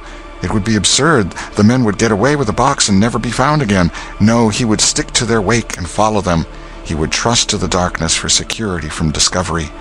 So, communing with himself, Huck stepped out and glided along behind the men, cat-like, with bare feet, allowing them to keep just far enough ahead not to be invisible. They moved up the river street 3 blocks, then turned to the left up a cross street. They went straight ahead, then, until they came to the path that led up Cardiff Hill. This they took. They passed by the old Welshman's house, halfway up the hill, without hesitating, and still climbed upward. Good, thought Huck, they will bury it in the old quarry. But they never stopped at the quarry. They passed on, up the summit. They plunged into the narrow path between the tall sumac bushes, and were at once hidden in the gloom. Huck closed up and shortened his distance now, for they would never be able to see him. He trotted along a while, then slackened his pace, fearing he was gaining too fast, moved on a piece, then stopped altogether, listened. No sound. None, save that he seemed to hear the beating of his own heart. The hooting of an owl came from over the hill. Ominous sound. But no footsteps. Heavens, was everything lost? He was about to spring with winged feet when a man cleared his throat not 4 feet from him. Huck's heart shot into his throat, but he swallowed it again, and then he stood there, shaking as if a dozen agues had taken charge of him at once, and so weak that he thought he must surely fall to the ground. He knew where he was. He knew he was within 5 steps of the stile leading into Widow Douglas's grounds. Very well, he thought, let them bury it there. It won't be hard to find. Now there was a voice, a very low voice, Injun Joe's. Damn her. Maybe she's got company. There's lights, late as it is. I can't see any. This was that stranger's voice, the stranger of the haunted house. A deadly chill went to Huck's heart. This, then, was the revenge job. His thought was to fly. Then he remembered that the Widow Douglas had been kind to him more than once, and maybe these men were going to murder her. He wished he dared venture to warn her, but he knew he didn't dare. They might come and catch him. He thought all this and more in the moment that elapsed between the stranger's remark and Injun Joe's next, which was, "Because the bush is in your way. Now this way. Now you see, don't you?" "Yes. Well, there is company there, I reckon. Better give it up." "Give it up? And I just leaving this country forever? Give it up and maybe never have another chance? I tell you again, as I've told you before, I don't care for her swag. You may have it. But her husband was rough on me. Many times he was rough on me. And mainly he was the justice of the peace that jugged me for a vagrant. And that ain't all. It ain't a millionth part of it. He had me horsewhipped. Horsewhipped in front of the jail like a nigger, with all the town looking on. Horsewhipped, do you understand? He took advantage of me and died, but I'll take it out of her." "Oh, don't kill her. Don't do that." "Kill? Who said anything about killing? I would kill him if he were here, but not her. When you want to get revenge on a woman, you don't kill her. Bosh, you go for her looks. You slit her nostrils. You notch her ears like a sow." "By God, that's—" "Keep your opinion to yourself. It will be safest for you. I'll tie her to the bed. If she bleeds to death, is that my fault? I'll not cry if she does. My friend, you'll help in this thing, for my sake. That's why you're here. I mightn't be able alone. If you flinch, I'll kill you. Do you understand that? And if I have to kill you, I'll kill her, and then I reckon nobody'll ever know much about who done this business." "Well, if it's got to be done, let's get at it. The quicker the better. I'm all in a shiver." "Do it now? And company there? Look here, I'll get suspicious of you first thing you know. No, we'll wait till the lights are out. There's no hurry." Huck felt that a silence was going to ensue, a thing still more awful than any amount of murderous talk, so he held his breath and stepped gingerly back, planted his foot carefully and firmly, after balancing, one-legged, in a precarious way, and almost toppling over, first on one side and then on the other. He took another step back with the same elaboration and the same risks, then another and another, and a twig snapped under his foot. His breath stopped and he listened. There was no sound. The stillness was perfect. His gratitude was measureless. Now he turned in his tracks between the walls of sumac bushes, turned himself as carefully as if he were a ship, and then stepped quickly but cautiously along. When he emerged at the quarry he felt secure, and so he picked up his nimble heels and flew. Down, down he sped till he reached the Welshman's. He banged at the door, and presently the heads of the old man and his 2 stalwart sons were thrust from windows. "What's the row there? Who's banging? What do you want?" "Let me in, quick! I'll tell everything." "Why, who are you?" "Huckleberry Finn! Quick, let me in!" "Huckleberry Finn, indeed! It ain't a name to open many doors, I judge. But let him in, lads, and let's see what's the trouble." "Please don't ever tell I told you," were Huck's first words when he got in. "Please don't. I'd be killed, sure. But the widow's been good friends to me sometimes, and I want to tell. I will tell if you'll promise you won't ever say it was me." "By George, he has got something to tell, or he wouldn't act so," exclaimed the old man. "Out with it, and nobody here'll ever tell, lad." 3 minutes later the old man and his sons, well armed, were up the hill and just entering the sumac path on tiptoe, their weapons in their hands. Huck accompanied them no farther. He hid behind a great boulder and fell to listening. There was a lagging, anxious silence, and then all of a sudden there was an explosion of firearms and a cry. Huck waited for no particulars. He sprang away and sped down the hill as fast as his legs could carry him. End of Chapter 29. Chapter 30. Tom and Becky in the Cave. As the earliest suspicion of dawn appeared on Sunday morning, Huck came groping up the hill and rapped gently at the old Welshman's door. The inmates were asleep, but it was a sleep that was set on a hair-trigger on account of the exciting episode of the night. A call came from a window. "Who's there?" Huck's scared voice answered in a low tone. "Please let me in. It's only Huck Finn." "It's a name that can open this door night or day, lad, and welcome." These were strange words to the vagabond boy's ears, and the pleasantest he had ever heard. He could not recollect that the closing word had ever been applied in his case before. The door was quickly unlocked, and he entered. Huck was given a seat, and the old man and his brace of tall sons speedily dressed themselves. "Now, my boy, I hope you're good and hungry, because breakfast will be ready as soon as the sun's up, and we'll have a piping hot one, too. Make yourself easy about that. I and the boys hoped you'd turn up and stop here last night." "I was awful scared," said Huck, "and I run. I took out when the pistols went off, and I didn't stop for 3 miles. I've come now because I wanted to know about it, you know, and I come before daylight because I didn't want to run across them devils, even if they was dead." "Well, poor chap, you do look as if you'd had a hard night of it, but there's a bed here for you when you've had your breakfast." "No, they ain't dead, lad. We were sorry enough for that. You see, we knew right where to put our hands on them, by your description, so we crept along on tiptoe till we got within 15 feet of them, dark as a cellar that sumac path was, and just then I found I was going to sneeze. It was the meanest kind of luck. I tried to keep it back, but no use. 'Twas bound to come, and it did come. I was in the lead with my pistol raised, and when the sneeze started, those scoundrels are rustling to get out of the path, I sung out, 'Fire, boys!' and blazed away at the place where the rustling was. So did the boys, but they were off in a jiffy, those villains, and we after them down through the woods.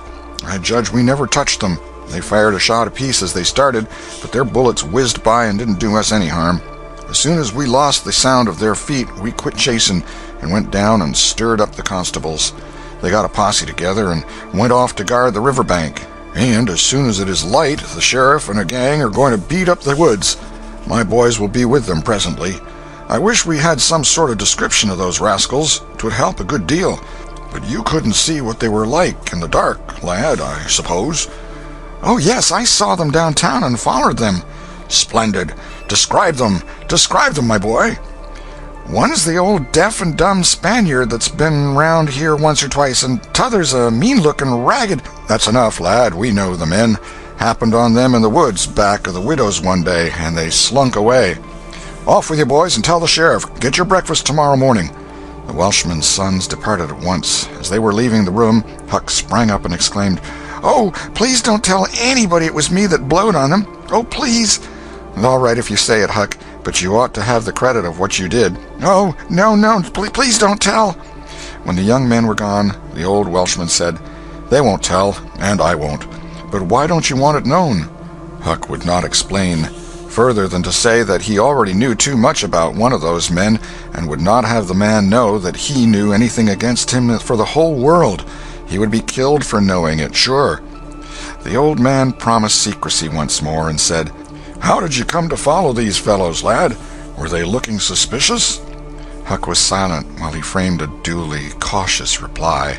And then he said, "Well, you see, I'm a kind of a hard lot, least everybody says so, and I don't see nothing agin it, and sometimes I can't sleep much on accounts of thinking about it and sort of trying to strike out a new way of doing. That was the way it was last night. I couldn't sleep, and so I come along up street about midnight turning it all over, and when I got to that old shackly brick store by the Temperance Tavern, I backed up agin the wall to have another think. Well, just then along comes these two chaps slipping along close by me with something under their arm, and I reckoned they'd stole it.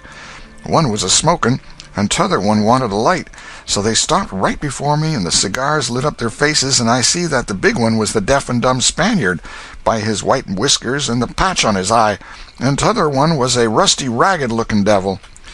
"Could you see the rags by the light of the cigars?" This staggered Huck for a moment. Then he said, "Well, I don't know, but somehow it seems as if I did." Then they went on. "And you?" "Followed them, yes. That was it. I wanted to see what was up. They sneaked along so. I dogged 'em to the widder's stile, and stood in the dark and heard the ragged one beg for the widder, and the Spaniard swear he'd spile her looks, just as I told you, and your two—" "What? The deaf and dumb man said all that?" Huck had made another terrible mistake. He was trying his best to keep the old man from getting the faintest hint of who the Spaniard might be, and yet his tongue seemed determined to get him into trouble in spite of all he could do. He made several efforts to creep out of his scrape, but the old man's eye was upon him, and he made blunder after blunder. Presently the Welshman said, "My boy, don't be afraid of me. I wouldn't hurt a hair of your head for all the world. No, I'd protect you. I'd protect you. This Spaniard is not deaf and dumb. You've let that slip without intending it. You can't cover that up now. You know something about that Spaniard that you want to keep dark. Now trust me. Tell me what it is, and trust me. I won't betray you." Huck looked into the old man's honest eyes a moment, then bent over and whispered in his ear, "'Tain't a Spaniard. It's Injun Joe." The Welshman almost jumped out of his chair. In a moment he said, "It's all plain enough now. When you talked about notching ears and slitting noses, I judged that was your own embellishment, because white men don't take that sort of revenge. But an Injun, that's a different matter altogether." During breakfast the talk went on, and in the course of it the old man said that the last thing which he and his sons had done, before going to bed, was to get a lantern and examine the stile and its vicinity for marks of blood. They found none, but captured a bulky bundle of what? If the words had been lightning, they could not have leapt with a more stunning suddenness from Huck's blanched lips. His eyes were staring wide now, and his breath suspended, waiting for the answer. The Welshman started, stared in return 3 seconds, 5 seconds, 10, then replied, "Of burglars' tools. Why, what's the matter with you?" Huck sank back, panting gently but deeply, unutterably grateful. The Welshman eyed him gravely, curiously, and presently said, "Yes, burglars' tools. That appears to relieve you a good deal. But what did give you that turn? What were you expecting we'd found?" Huck was in a close place. The inquiring eye was upon him. He would have given anything for material for a plausible answer. Nothing suggested itself. The inquiring eye was boring deeper and deeper. A senseless reply offered. There was no time to weigh it. So, at a venture, he uttered it, feebly. "Sunday school books, maybe?" Poor Huck was too distressed to smile, but the old man laughed loud and joyously, shook up the details of his anatomy from head to foot, and ended by saying that such a laugh was money in a man's pocket, because it cut down the doctor's bills like everything. Then he added, "Poor old chap, You're white and jaded. You ain't well a bit. No wonder you're a little flighty and off your balance. But you'll come out of it. Rest and sleep will catch you up all right, I hope." Huck was irritated to think he had been such a goose and betrayed such a suspicious excitement, for he had dropped the idea that the parcel brought from the tavern was the treasure as soon as he had heard the talk at the widow's stile. He had only thought it was not the treasure, however. He had not known that it wasn't, and so the suggestion of a captured bundle was too much for his self-possession. But on the whole he felt glad the little episode had happened, for now he knew beyond all question that that bundle was not the bundle, and so his mind was at rest and exceedingly comfortable. In fact, everything seemed to be drifting just in the right direction now. The treasure must be still in number 2. The men would be captured and jailed that day, and he and Tom could seize the gold that night without any trouble or any fear of interruption. Just as breakfast was completed, there was a knock at the door. Huck jumped for a hiding place, for he had no mind to be connected even remotely with the late event. The Welshman admitted several ladies and gentlemen, among them the widow Douglas, and noticed that groups of citizens were climbing up the hill to stare at the stile, so the news had spread. The Welshman had to tell the story of the night to the visitors. The widow's gratitude for her preservation was outspoken. "Don't say a word about it, madam. There's another that you're more beholden to than you are to me and my boys, maybe, but he don't allow me to tell his name. We wouldn't have been there but for him." Of course, this excited a curiosity so vast that it almost belittled the main matter, but the Welshman allowed it to eat into the vitals of his visitors, and through them be transmitted to the whole town, for he refused to part with his secret. When all else had been learned, the widow said, "I went to sleep reading in bed and slept straight through all that noise. Why didn't you come and wake me?" "We judged it weren't worth while. Those fellows weren't likely to come again. They hadn't any tools left to work with, and what was the use of waking you up and scaring you to death? My 3 Negro men stood guard at your house all the rest of the night. They've just come back." More visitors came, and the story had to be told and retold for a couple of hours more. There was no Sabbath school during day school vacation, but everybody was early at church. The stirring event was well canvassed. News came that not a sign of the 2 villains had been yet discovered.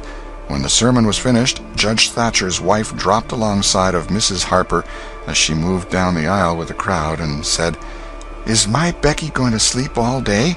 I just expected she would be tired to death." "Your Becky?" "Yes," with a startled look. "Didn't she stay with you last night?" "Why, no." Mrs. Thatcher turned pale and sank into a pew, just as Aunt Polly, talking briskly with a friend, passed by. Aunt Polly said, "Good morning, Mrs. Thatcher. Good morning, Mrs. Harper. I've got a boy that's turned up missing. I reckon my Tom stayed at your house last night, one of you, and now he's afraid to come to church. I've got to settle with him." Mrs. Thatcher shook her head feebly and turned paler than ever. "He didn't stay with us," said Mrs. Harper, beginning to look uneasy. A marked anxiety came into Aunt Polly's face. "Joe Harper, have you seen my Tom this morning?" "No, ma'am." "When did you see him last?" Joe tried to remember, but was not sure he could say. The people had stopped moving out of church. Whispers passed along, and a boding uneasiness took possession of every countenance. Children were anxiously questioned, and young teachers.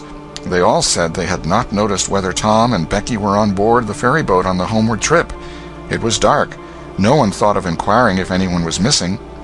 One young man finally blurted out his fear that they were still in the cave. Mrs. Thatcher swooned away.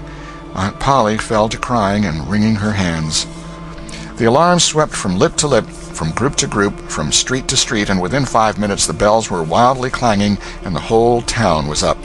The Cardiff Hill episode sank into instant insignificance. The burglars were forgotten, horses were saddled, skiffs were manned, the ferryboat ordered out, and before the horror was half an hour old, 200 men were pouring down high road and river toward the cave. All the long afternoon the village seemed empty and dead. Many women visited Aunt Polly and Mrs. Thatcher and tried to comfort them. They cried with them, too, and that was still better than words. All the tedious night the town waited for news. But when the morning dawned at last, all the word that came was, "Send more candles and send food." Mrs. Thatcher was almost crazed, and Aunt Polly also. Judge Thatcher sent messages of hope and encouragement from the cave, but they conveyed no real cheer. The old Welshman came home toward daylight, spattered with candle grease, smeared with clay, and almost worn out. He found Huck still in the bed that had been provided for him, and delirious with fever. The physicians were all at the cave, so the Widow Douglas came and took charge of the patient. She said she would do her best by him, because whether he was good, bad, or indifferent, he was the Lord's, and nothing that was the Lord's was a thing to be neglected. The Welshman said Huck had good spots in him, and the widow said, "You can depend on it. That's the Lord's mark. He don't leave it off. He never does. Puts it somewhere on every creature that comes from his hands." Early in the forenoon, parties of jaded men began to straggle into the village, but the strongest of the citizens continued searching. All the news that could be gained was that remotenesses of the cavern were being ransacked that had never been visited before, that every corner and crevice was going to be thoroughly searched, that wherever one wandered through the maze of passages, lights were to be seen flitting hither and thither in the distance, and shoutings and pistol-shots sent their hollow reverberations to the ear down the somber aisles. In one place, far from the section usually traversed by tourists, the names Becky and Tom had been found traced upon the rocky wall with candle smoke, and near at hand a grease-soiled bit of ribbon. Mrs. Thatcher recognized the ribbon and cried over it. She said it was the last relic she would ever have of her child, and that no other memorial of her could ever be so precious, because this one parted latest from the living body before the awful death came. Some said that now and then in the cave a faraway speck of light would glimmer, and then a glorious shout would burst forth, and a score of men go trooping down the echoing aisle, and then a sickening disappointment always followed. The children were not there. It was only a searcher's light. 3 dreadful days and nights dragged their tedious hours along, and the village sank into a hopeless stupor. No one had heart for anything. The accidental discovery just made, that the proprietor of the Temperance Tavern kept liquor on his premises, scarcely fluttered the public pulse, tremendous as the fact was. In a lucid interval, Huck feebly led up to the subject of taverns, and finally asked, dimly dreading the worst, if anything had been discovered at the Temperance Tavern since he had been ill. "Yes," said the widow. Huck started up in bed, wild-eyed. "What? What was it?" "Liquor, and the place has been shut up. Lie down, child. What a turn you did give me. Only tell me just one thing, only just one, please. Was it Tom Sawyer that found it?" The widow burst into tears. "Hush, hush, child, hush. I've told you before, you must not talk. You are very, very sick." Then nothing but liquor had been found. There would have been a great powwow if it had been the gold, so the treasure was gone forever, gone forever. But what could she be crying about? Curious that she should cry. These thoughts worked their dim way through Huck's mind, and under the weariness they gave him, he fell asleep.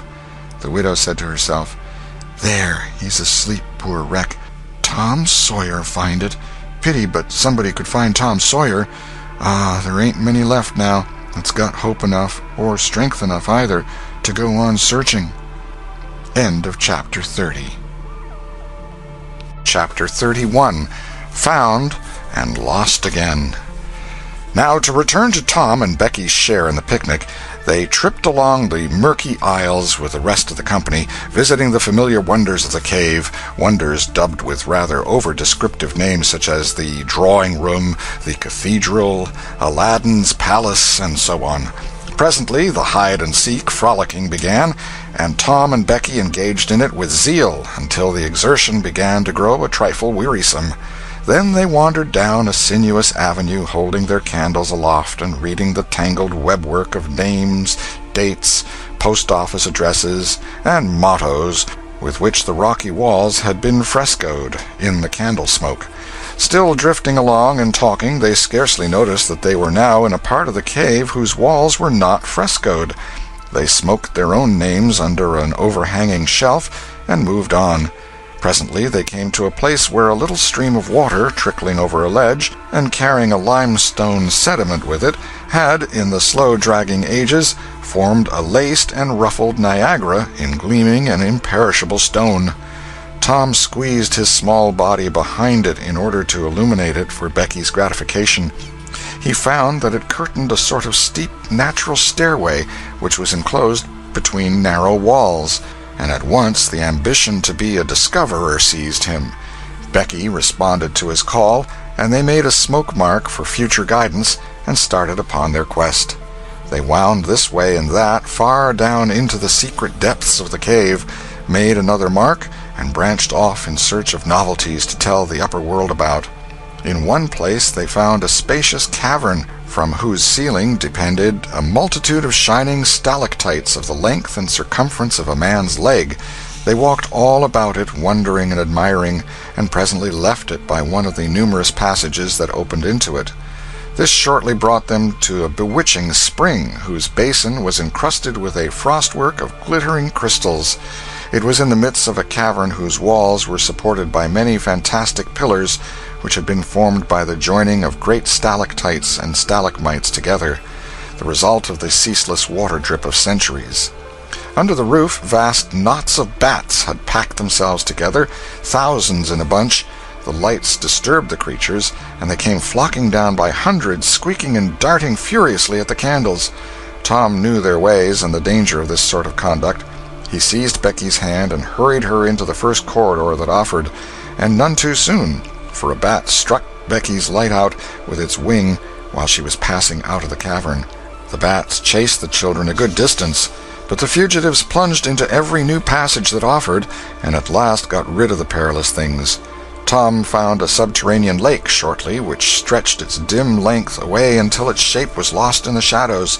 He wanted to explore its borders, but concluded that it would be best to sit down and rest a while first. Now, for the first time, the deep stillness of the place laid a clammy hand upon the spirits of the children. Becky said, "Why, I didn't notice, but it seems ever so long since I heard of any of the others." "Come to think, Becky, we are away down below them, and I don't know how far away north or south or east or whichever it is. We couldn't hear them here." Becky grew apprehensive. "I wonder how long we've been down here, Tom. We better start back." "Yes, I reckon we better. Perhaps we better. Can you find the way, Tom? It's all a mixed-up crookedness to me." "I reckon I could find it, but then the bats.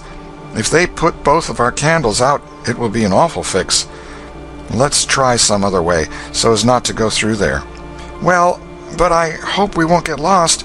It would be so awful." And the girl shuddered at the thought of the dreadful possibilities. They started through a corridor and traversed it in silence a long way, glancing at each new opening to see if there was anything familiar about the look of it. But they were all strange. Every time Tom made an examination, Becky would watch his face for an encouraging sign, and he would say cheerily, "Oh, it's all right. This ain't the one, but we'll come to it right away." But he felt less and less hopeful with each failure, and presently began to turn off into diverging avenues at sheer random in desperate hope of finding the one that was wanted. He still said it was all right, but there was such a leaden dread at his heart that the words had lost their ring and sounded just as if he had said, "All is lost."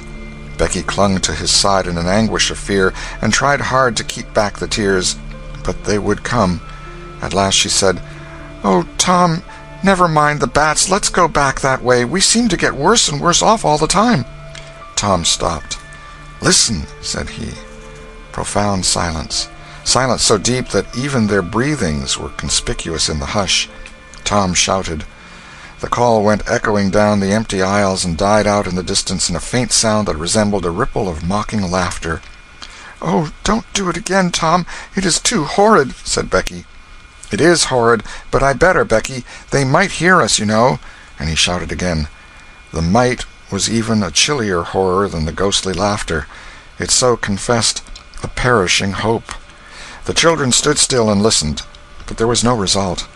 Tom turned upon the back track at once and hurried his steps. It was but a little while before a certain indecision in his manner revealed another fearful fact to Becky. He could not find his way back. "Oh, Tom, you didn't make any marks." "Becky, I was such a fool, such a fool. I never thought we might want to come back. No, I can't find the way. It's all mixed up."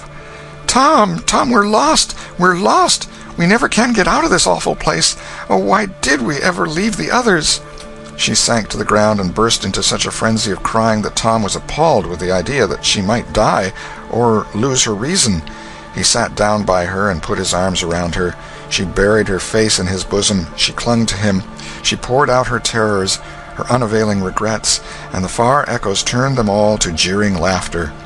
Tom begged her to pluck up hope again, and she said she could not. He fell to blaming and abusing himself for getting her into this miserable situation, and this had a better effect. She said she would try to hope again. She would get up and follow wherever he might lead, if only he would not talk like that any more, for he was no more to blame than she said. So they moved on again, aimlessly, simply at random. All they could do was to move, keep moving. For a little while, hope made a show of reviving, not with any reason to back it, but only because it is its nature to revive when the spring has not been taken out of it by age and familiarity with failure. By and by Tom took Becky's candle and blew it out. This economy meant so much. Words were not needed. Becky understood, and her hope died again. She knew that Tom had a whole candle and 3 or 4 pieces in his pockets, yet he must economize. By and by fatigue began to assert its claims. The children tried to pay no attention, for it was dreadful to think of sitting down when time was grown to be so precious. Moving in some direction, in any direction, was at least progress, and might bear fruit, but to sit down was to invite death and shorten its pursuit. At last Becky's frail limbs refused to carry her farther. She sat down. Tom rested with her, and they talked of home, and the friends there, and the comfortable beds, and, above all, the light. Becky cried, and Tom tried to think of some way of comforting her, but all his encouragements were grown threadbare with use, and sounded like sarcasms. Fatigue bore so heavily upon Becky that she drowsed off to sleep. Tom was grateful. He sat looking into her drawn face and saw it grow smooth and natural under the influence of pleasant dreams, and by a smile dawned and rested there.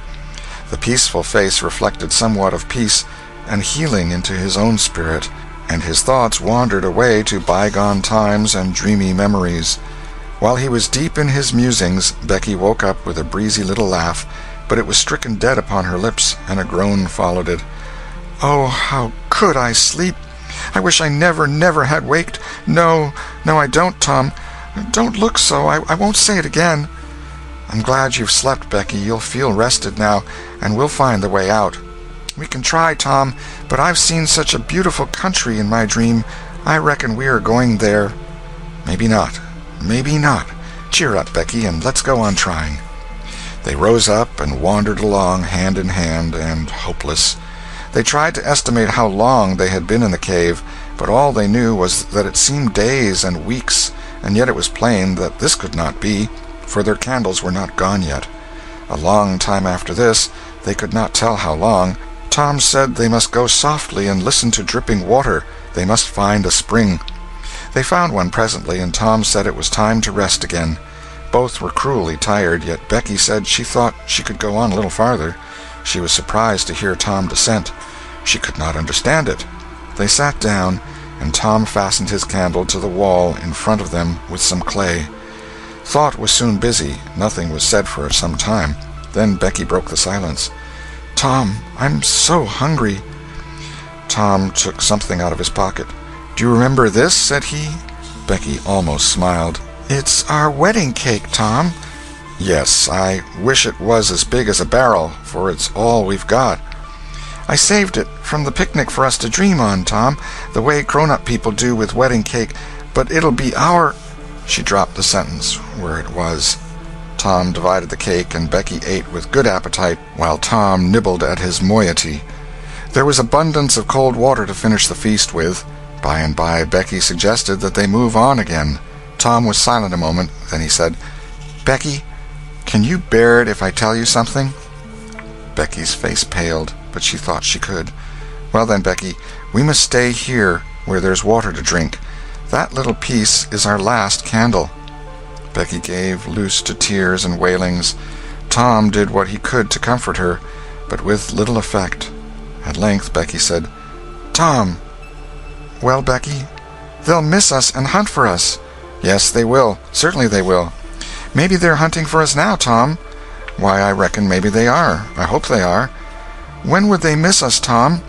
"When they get back to the boat, I reckon." "Tom, it might be dark then. Would they notice we hadn't come?" "I don't know. But anyway, your mother would miss you as soon as they got home."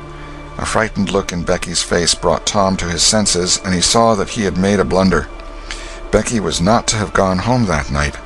The children became silent and thoughtful.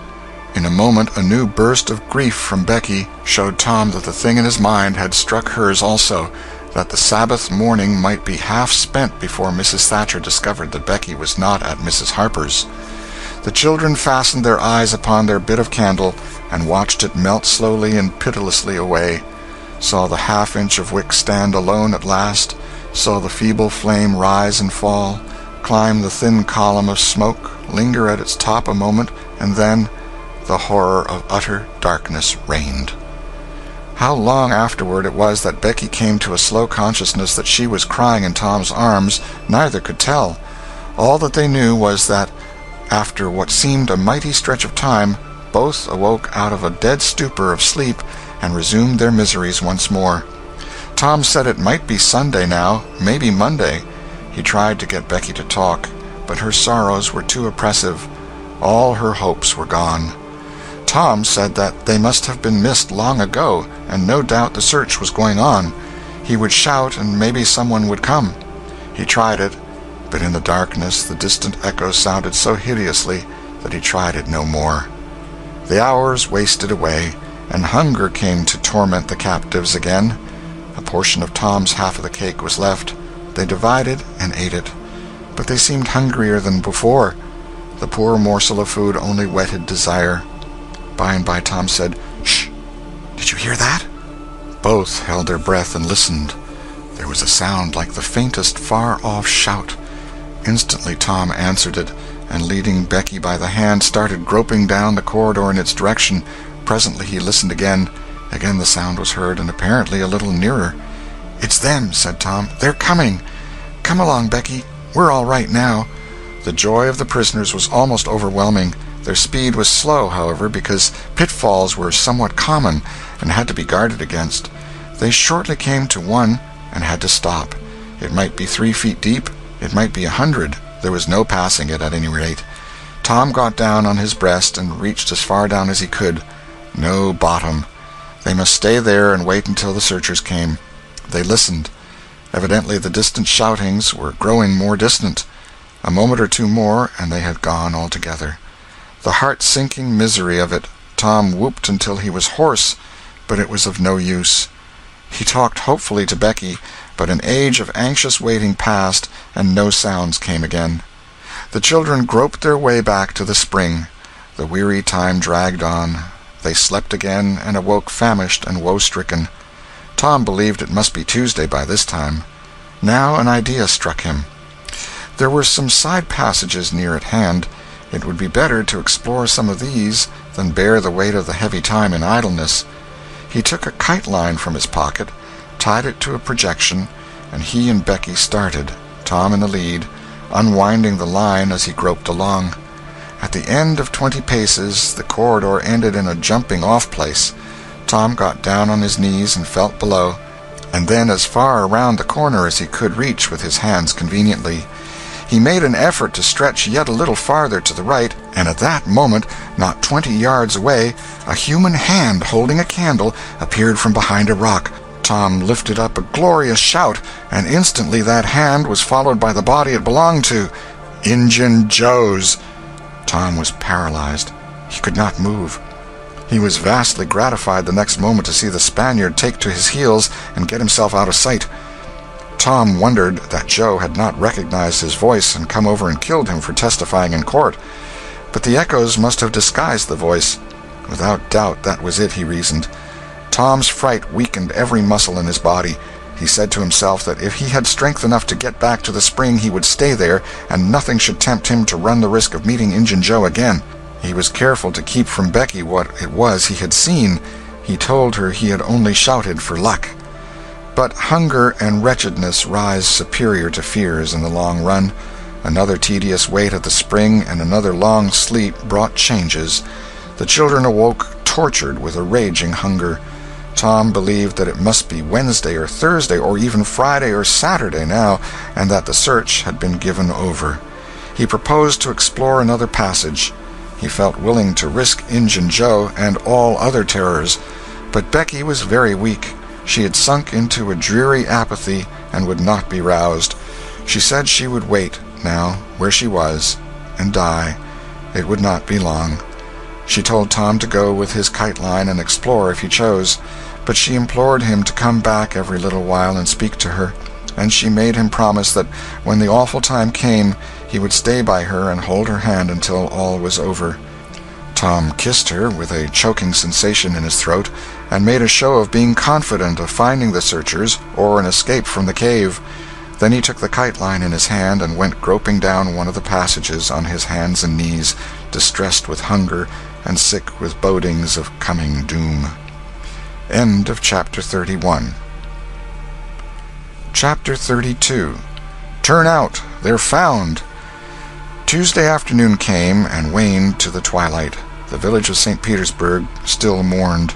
The lost children had not been found. Public prayers had been offered up for them, and many a private prayer that had the petitioner's whole heart in it, but still no good news came from the cave. The majority of the searchers had given up the quest and gone back to their daily vocations, saying that it was plain the children could never be found. Mrs. Thatcher was very ill, and a great part of the time delirious. People said it was heartbreaking to hear her call her child, and raise her head and listen a whole minute at a time, then lay it wearily down again with a moan. Aunt Polly had drooped into a settled melancholy, and her gray hair had grown almost white. The village went to its rest on Tuesday night, sad and forlorn.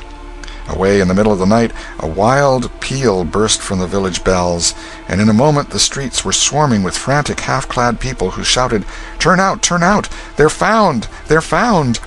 Tin pans and horns were added to the din. The population massed itself and moved toward the river, met the children coming in an open carriage drawn by shouting citizens, thronged around it, joined its homeward march, and swept magnificently up the main street roaring huzzah after huzzah. The village was illuminated. Nobody went to bed again. It was the greatest night the little town had ever seen.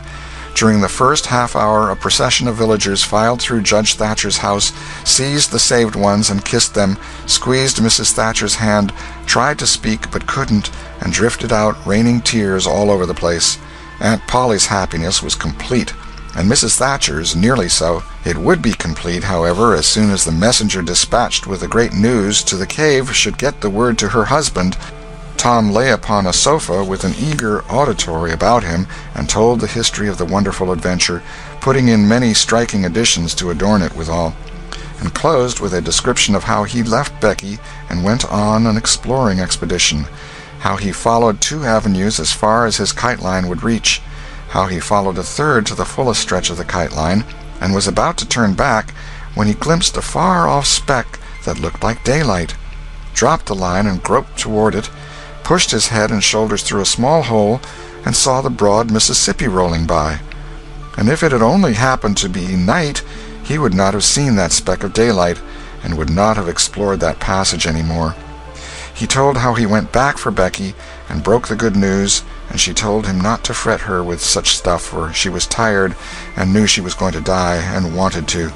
He described how he labored with her and convinced her, and how she almost died for joy when she had groped to where she actually saw the blue speck of daylight, how he pushed his way out at the hole and then helped her out, how they sat there and cried for gladness, how some men came along in a skiff, and Tom hailed them and told them their situation and their famished condition, how the men didn't believe the wild tale at first, because, said they, you are 5 miles down the river below the valley the cave is in. Then took them aboard, rode to a house, gave them supper, made them rest till 2 or 3 hours after dark, and then brought them home.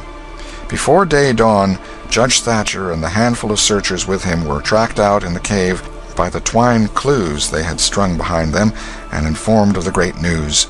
3 days and nights of toil and hunger in the cave were not to be shaken off at once, as Tom and Becky soon discovered.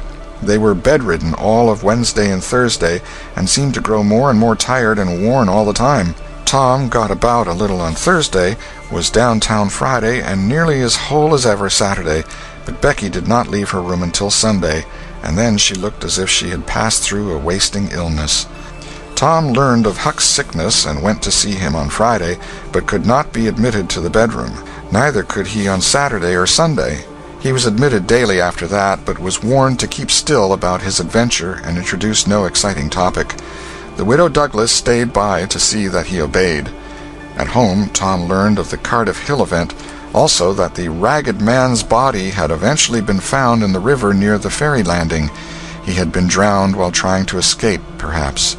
About a fortnight after Tom's rescue from the cave, he started off to visit Huck, who had grown plenty strong enough now to hear exciting talk, and Tom had some that would interest him, he thought.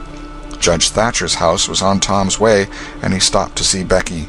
The judge and some friends set Tom to talking, and someone asked him ironically if he wouldn't like to go to the cave again. Tom said he thought he wouldn't mind it. The judge said, "Well, there are others just like you, Tom. I've not the least doubt, but we have taken care of that. Nobody will get lost in that cave any more." "Why?" "Because I had its big door sheathed with boiler iron 2 weeks ago, and triple locked, and I've got the keys." Tom turned as white as a sheet. "What's the matter, boy?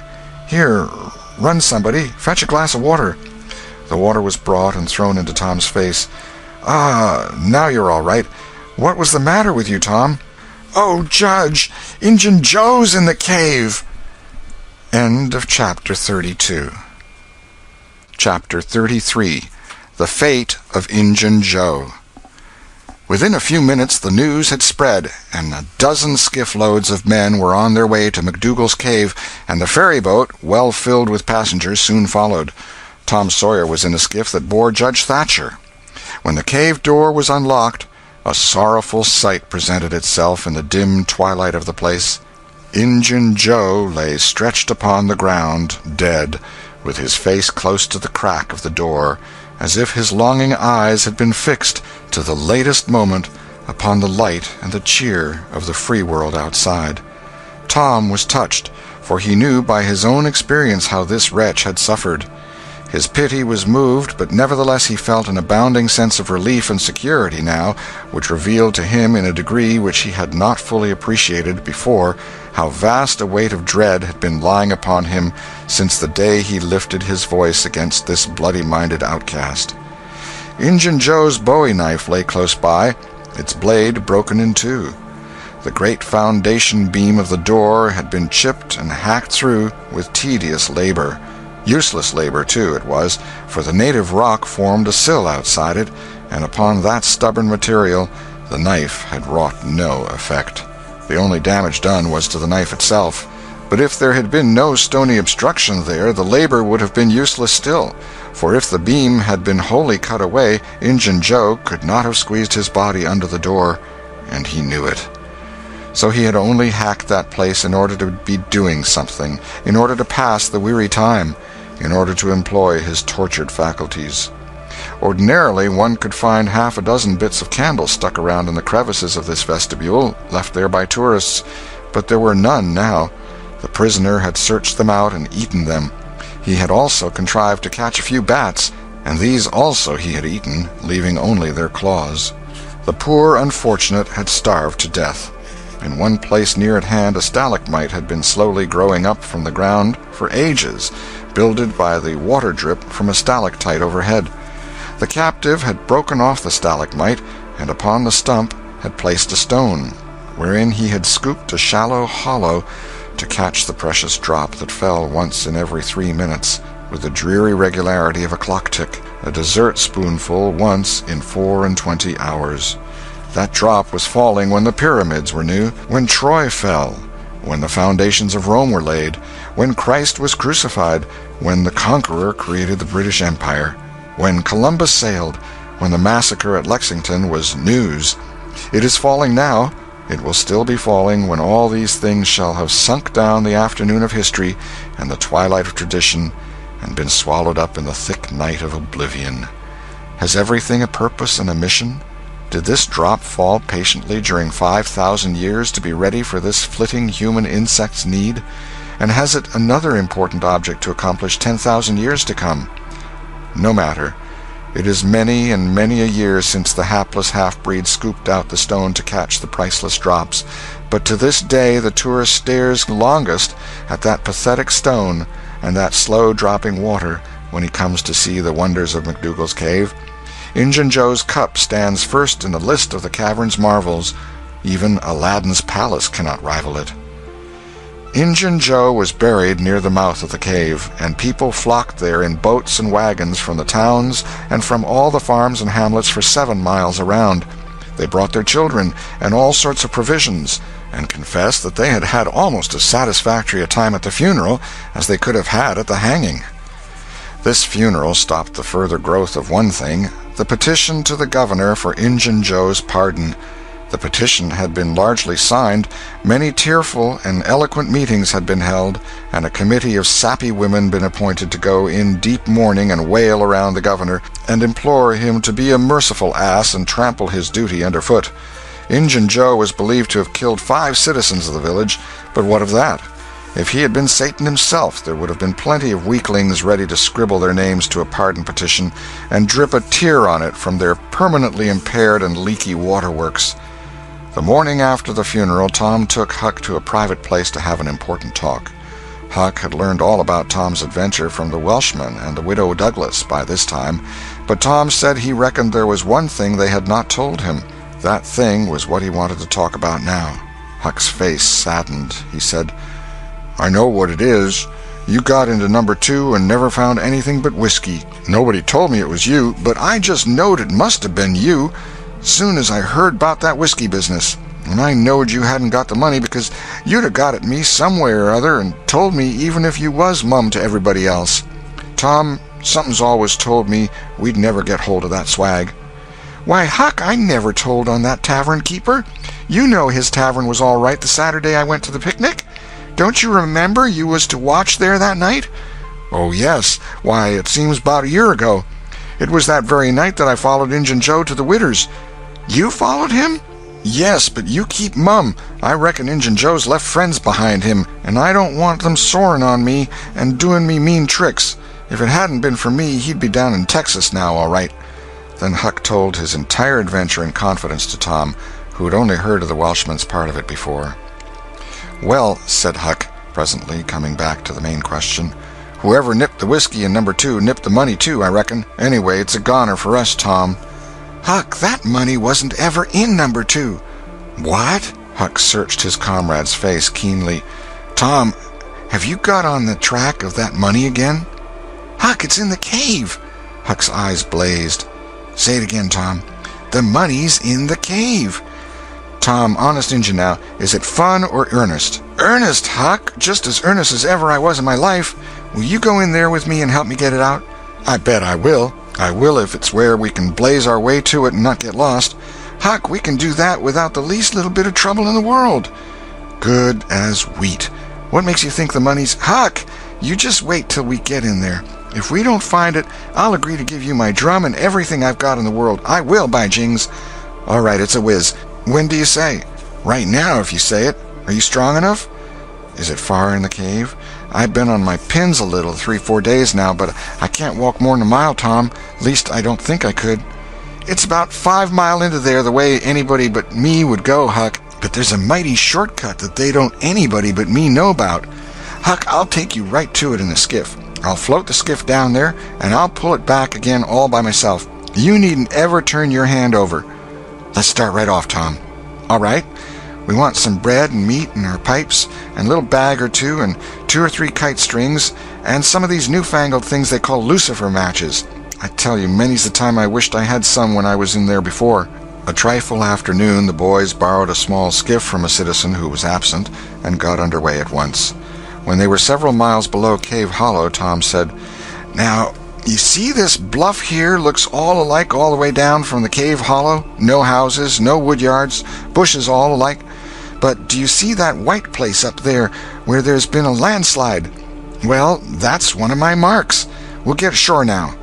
They landed. "Now, Huck, Where we're a-standin', you could touch that hole I got out of with a fishing pole. See if you can find it." Huck searched all the place about and found nothing. Tom proudly marched into a thick clump of sumac bushes and said, "Here you are. Look at it, Huck. It's the snuggest hole in this country. You just keep mum about it. All along I've been wanting to be a robber, but I knew I'd got to have a thing like this, and where to run across it was the bother. We've got it now, and we'll keep it quiet. Only we'll let Joe Harper and Ben Rogers in, because of course there's got to be a gang, or else there wouldn't be any style about it. Tom Sawyer's gang. It sounds splendid, don't it, Huck?" "Well, it just does, Tom. And who'll we rob?" "Oh, most anybody. Waylay people, that's mostly the way." "And kill them?" "No, not always. Hive them in the cave till they raise a ransom." "What's a ransom?" "Money. You make them raise all they can, often their friends, and after you kept them a year, if it ain't raised, then you kill them. That's the general way, only you don't kill the women.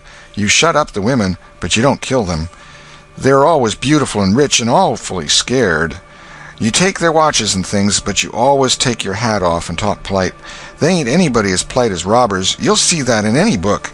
Well, the women get to loving you, and after they've been in the cave a week or 2 weeks, they stop crying, and after that, you couldn't get them to leave. If you drove them out, they'd turn right around and come back. It's so in all the books. Why, it's really bully, Tom. I believe it's better'n to be a pirate."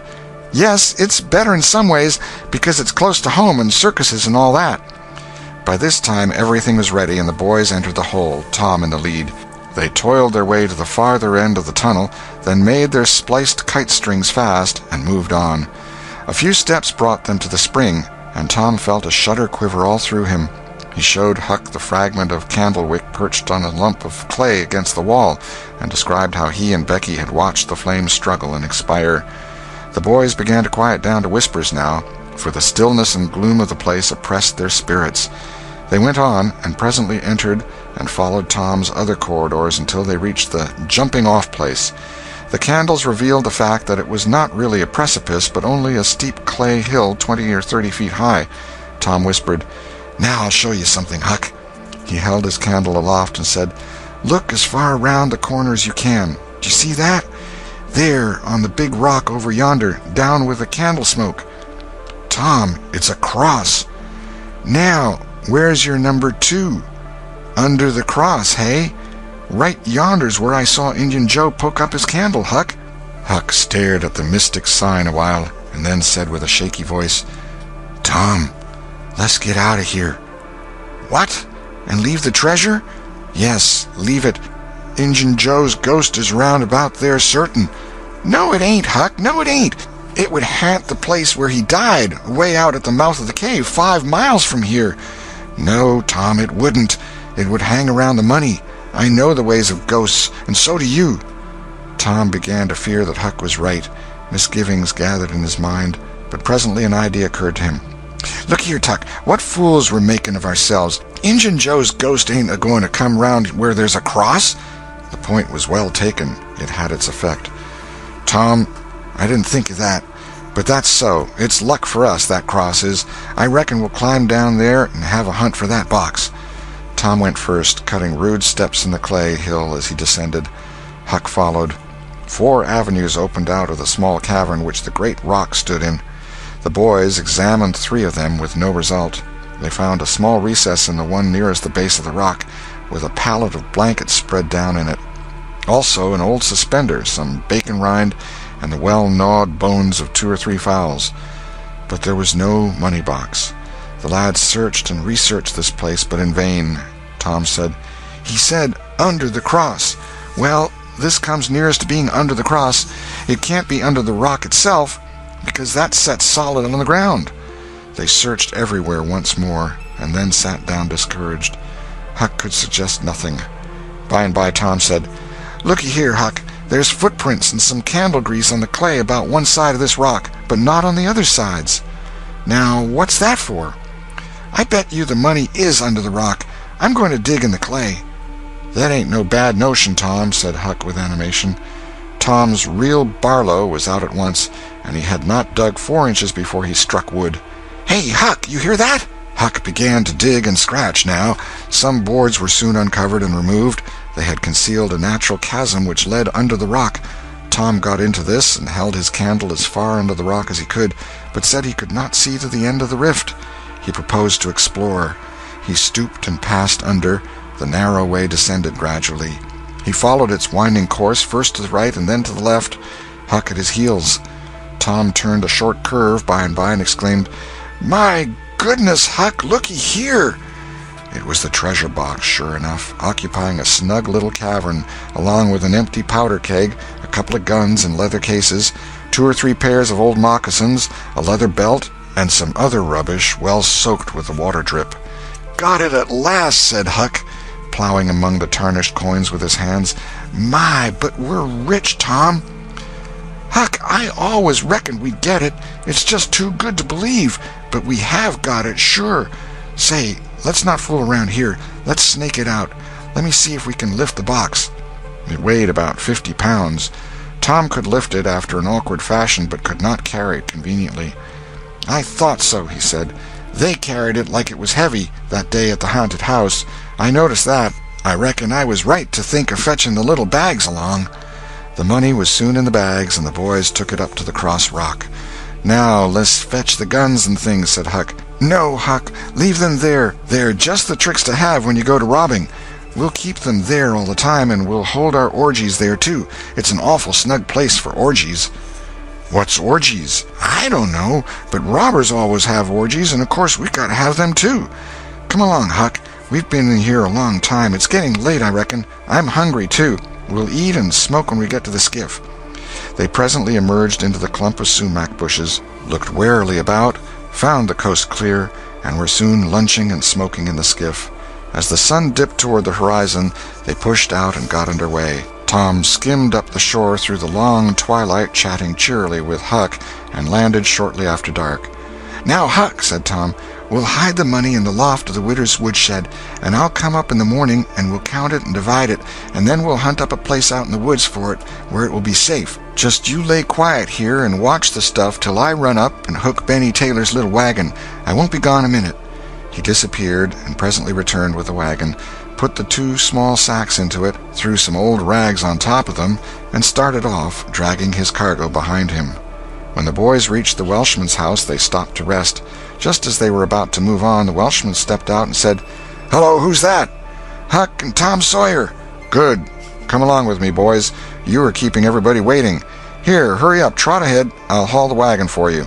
Why, it's not as light as it might be. Got bricks in it? Or old metal?" "Old metal," said Tom. "I judge so. The boys in this town will take more trouble and fool away more time hunting up 6 bits worth of old iron to sell to the foundry than they would to make twice the money at regular work. But that's human nature. Hurry along, hurry along." The boys wanted to know what the hurry was about.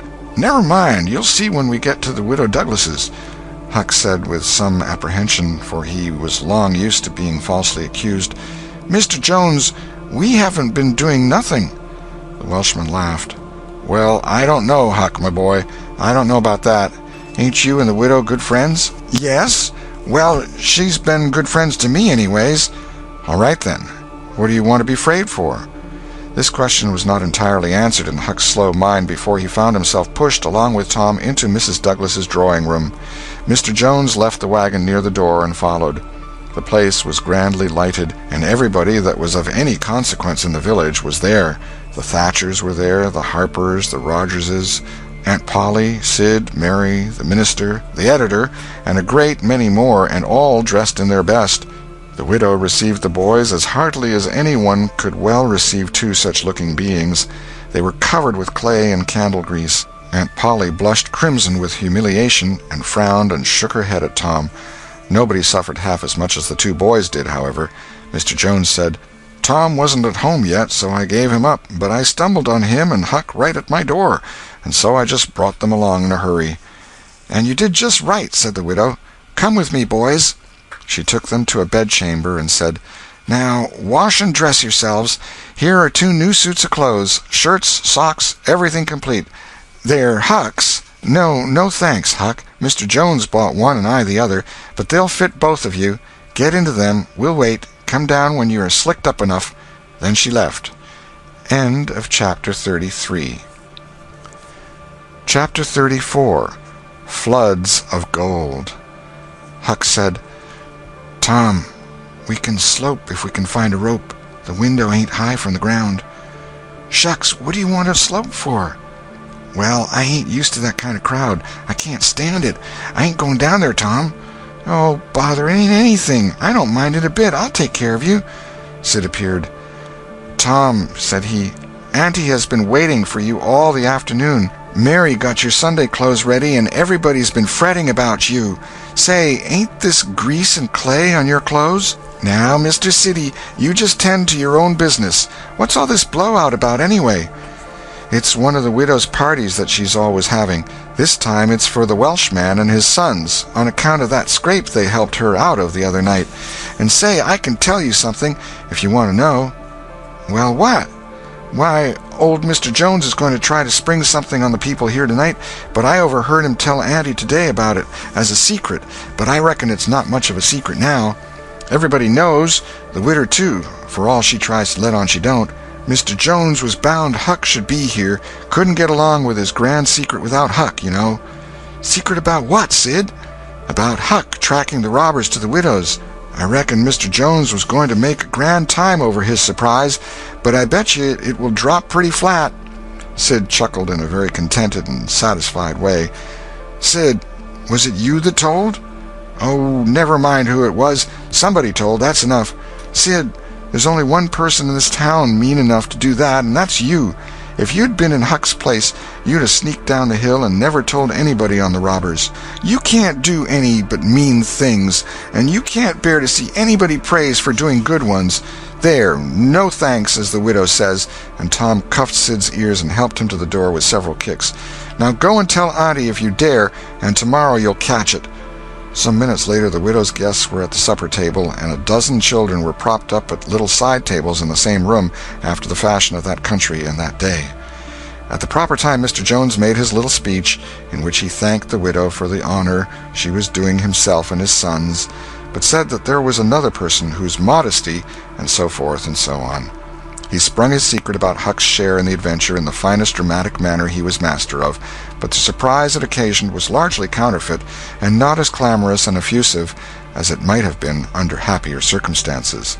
However, the widow made a pretty fair show of astonishment, and heaped so many compliments and so much gratitude upon Huck that he almost forgot the nearly intolerable discomfort of his new clothes in the entirely intolerable discomfort of being set up as a target for everybody's gaze and everybody's laudations. The widow said she meant to give Huck a home under her roof and have him educated, and that when she could spare the money she would start him in business in a modest way. Tom's chance was come. He said, "Huck don't need it. Huck's rich." Nothing but a heavy strain upon the good manners of the company kept back the due and proper complimentary laugh at this pleasant joke, but the silence was a little awkward. Tom broke it. "Huck's got money. Maybe you don't believe it, but he's got lots of it. Oh, you needn't smile. I reckon I can show you. You just wait a minute." Tom ran out of doors. The company looked at each other with a perplexed interest, and inquiringly at Huck, who was tongue-tied. "Sid, what ails Tom?" said Aunt Polly. Well, there ain't ever any making of that boy out. I never—" Tom entered, struggling with the weight of his sacks, and Aunt Polly did not finish her sentence. Tom poured the mass of yellow coins upon the table and said, "There, what did I tell you? Half of it's Huck's and half of it's mine." The spectacle took the general breath away. All gazed. Nobody spoke for a moment. Then there was a unanimous call for an explanation. Tom said he could furnish it, and he did. The tale was long, but brimful of interest. There was scarcely an interruption from any one to break the charm of its flow. When he had finished, Mr. Jones said, "I thought I had fixed up a little surprise for this occasion, but it don't amount to anything now. This one makes it sing mighty small, I'm willing to allow." The money was counted. The sum amounted to a little over $12,000. It was more than anyone present had ever seen at one time before, though several persons were there who were worth considerably more than that in property. End of Chapter 34. Chapter 35. Respectable Huck Joins the Gang. The reader may rest satisfied that Tom's and Huck's windfall made a mighty stir in the poor little village of St. Petersburg. So vast a sum, all in actual cash, seemed next to incredible.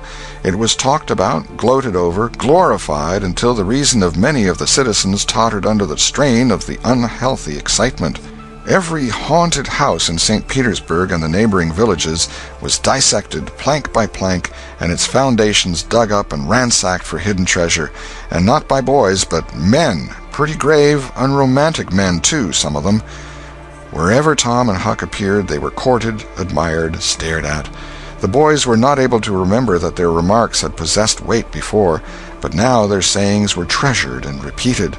Everything they did seemed somehow to be regarded as remarkable. They had evidently lost the power of doing and saying commonplace things. Moreover, their past history was raked up and discovered to bear marks of conspicuous originality. The village paper published biographical sketches of the boys. The widow Douglas put Huck's money out at 6%, and Judge Thatcher did the same with Tom's at Aunt Polly's request.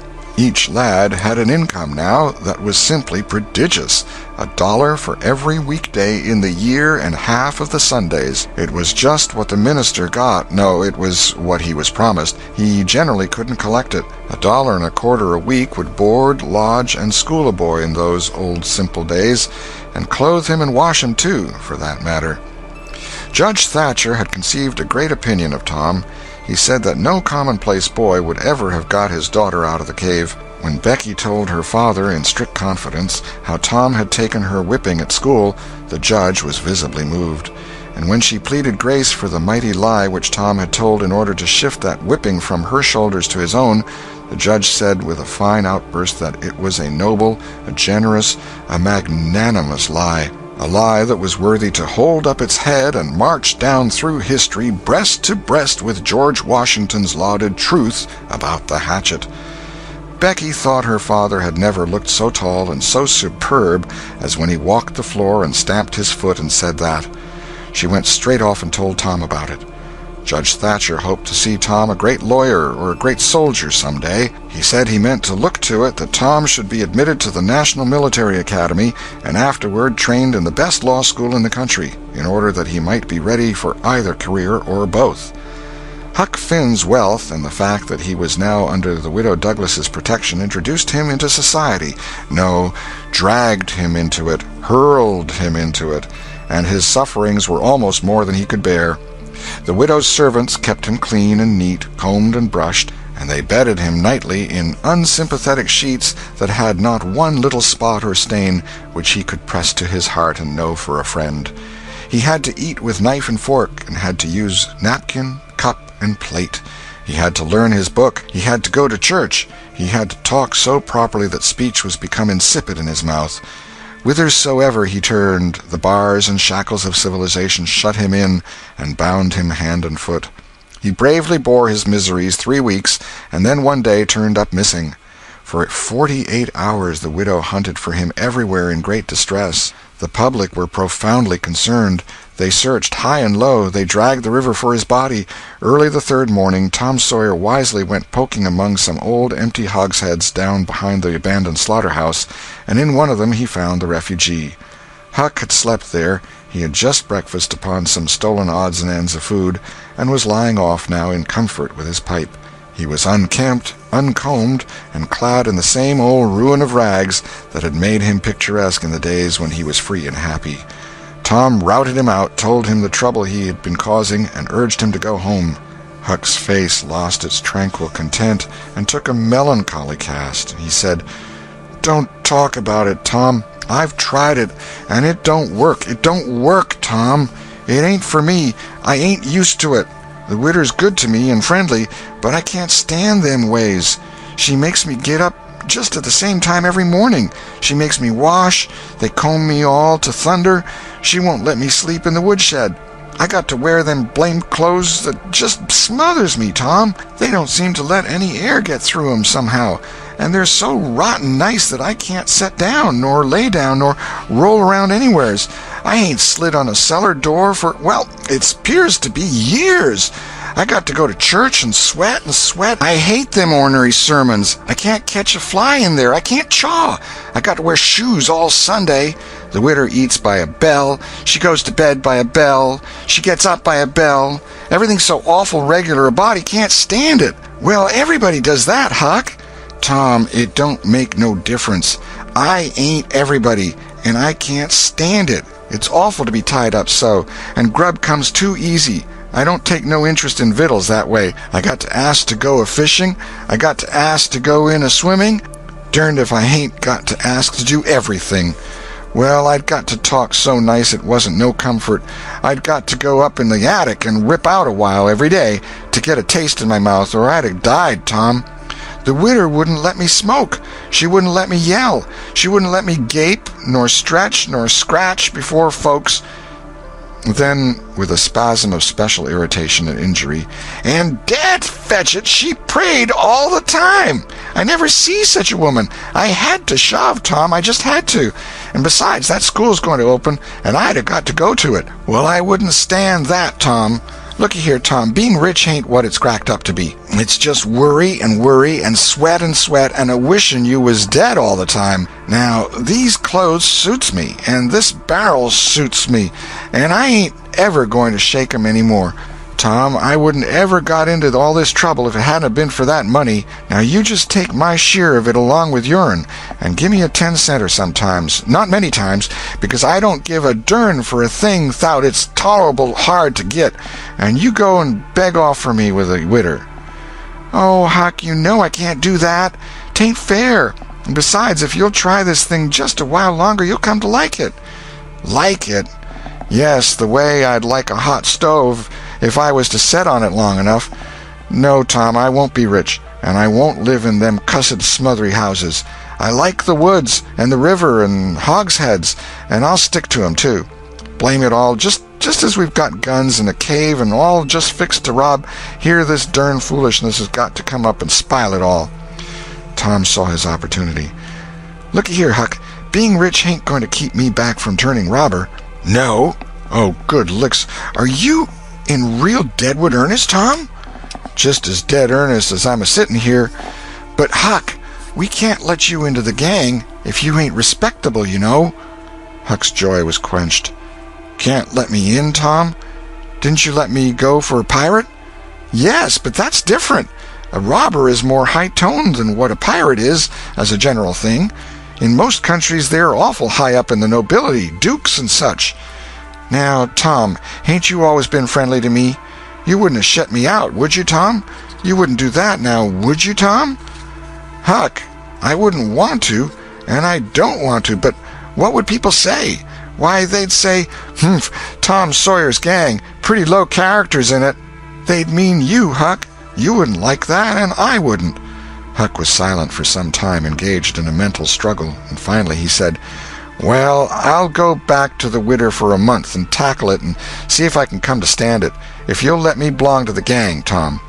"All right, Huck, it's a whiz. Come along, old chap, and I'll ask the widder to let up on you a little, Huck." "Will you, Tom, now, will you? That's good. If she'll let up on some of the roughest things, I'll smoke private and cuss private and crowd through or bust. When you going to start the gang and turn robbers?" "Oh, right off. We'll get the boys together and have the initiation tonight, maybe." "Have the which?" "Have the initiation." "What's that?" "It's to swear to stand by one another and never tell the gang's secrets, even if you're chopped all to flinders, and kill anybody and all his family that hurts one of the gang." "That's gay. That's mighty gay, Tom, I tell you." "Well, I bet it is, and all that swearing's got to be done at midnight in the lonesomest, awfulest place you can find. A haunted house is the best, and they're all ripped up now." "Well, midnight's good anyway, Tom." "Yes, so it is, and you've got to swear on a coffin and sign it with blood." "Now that's something like. Why, it's a million times bullier than pirating. I'll stick to the widder till I rot, Tom, and if I get to be regular ripper of a robber, and everybody talking about it, I reckon she'll be proud she snaked me in out of the wet. Conclusion. So endeth this chronicle. It being strictly a history of a boy, it must stop here. The story could not go much further without becoming the history of a man. When one writes a novel about grown people, he knows exactly where to stop, that is, with a marriage. But when he writes of juveniles, he must stop where he best can. Most of the characters that perform in this book still live, and are prosperous and happy. Some day it may seem worthwhile to take up the story of the younger ones again, and see what sort of men and women they turned out to be. Therefore it will be wisest not to reveal any of that part of their lives at present. The End. This is the end of The Adventures of Tom Sawyer by Mark Twain.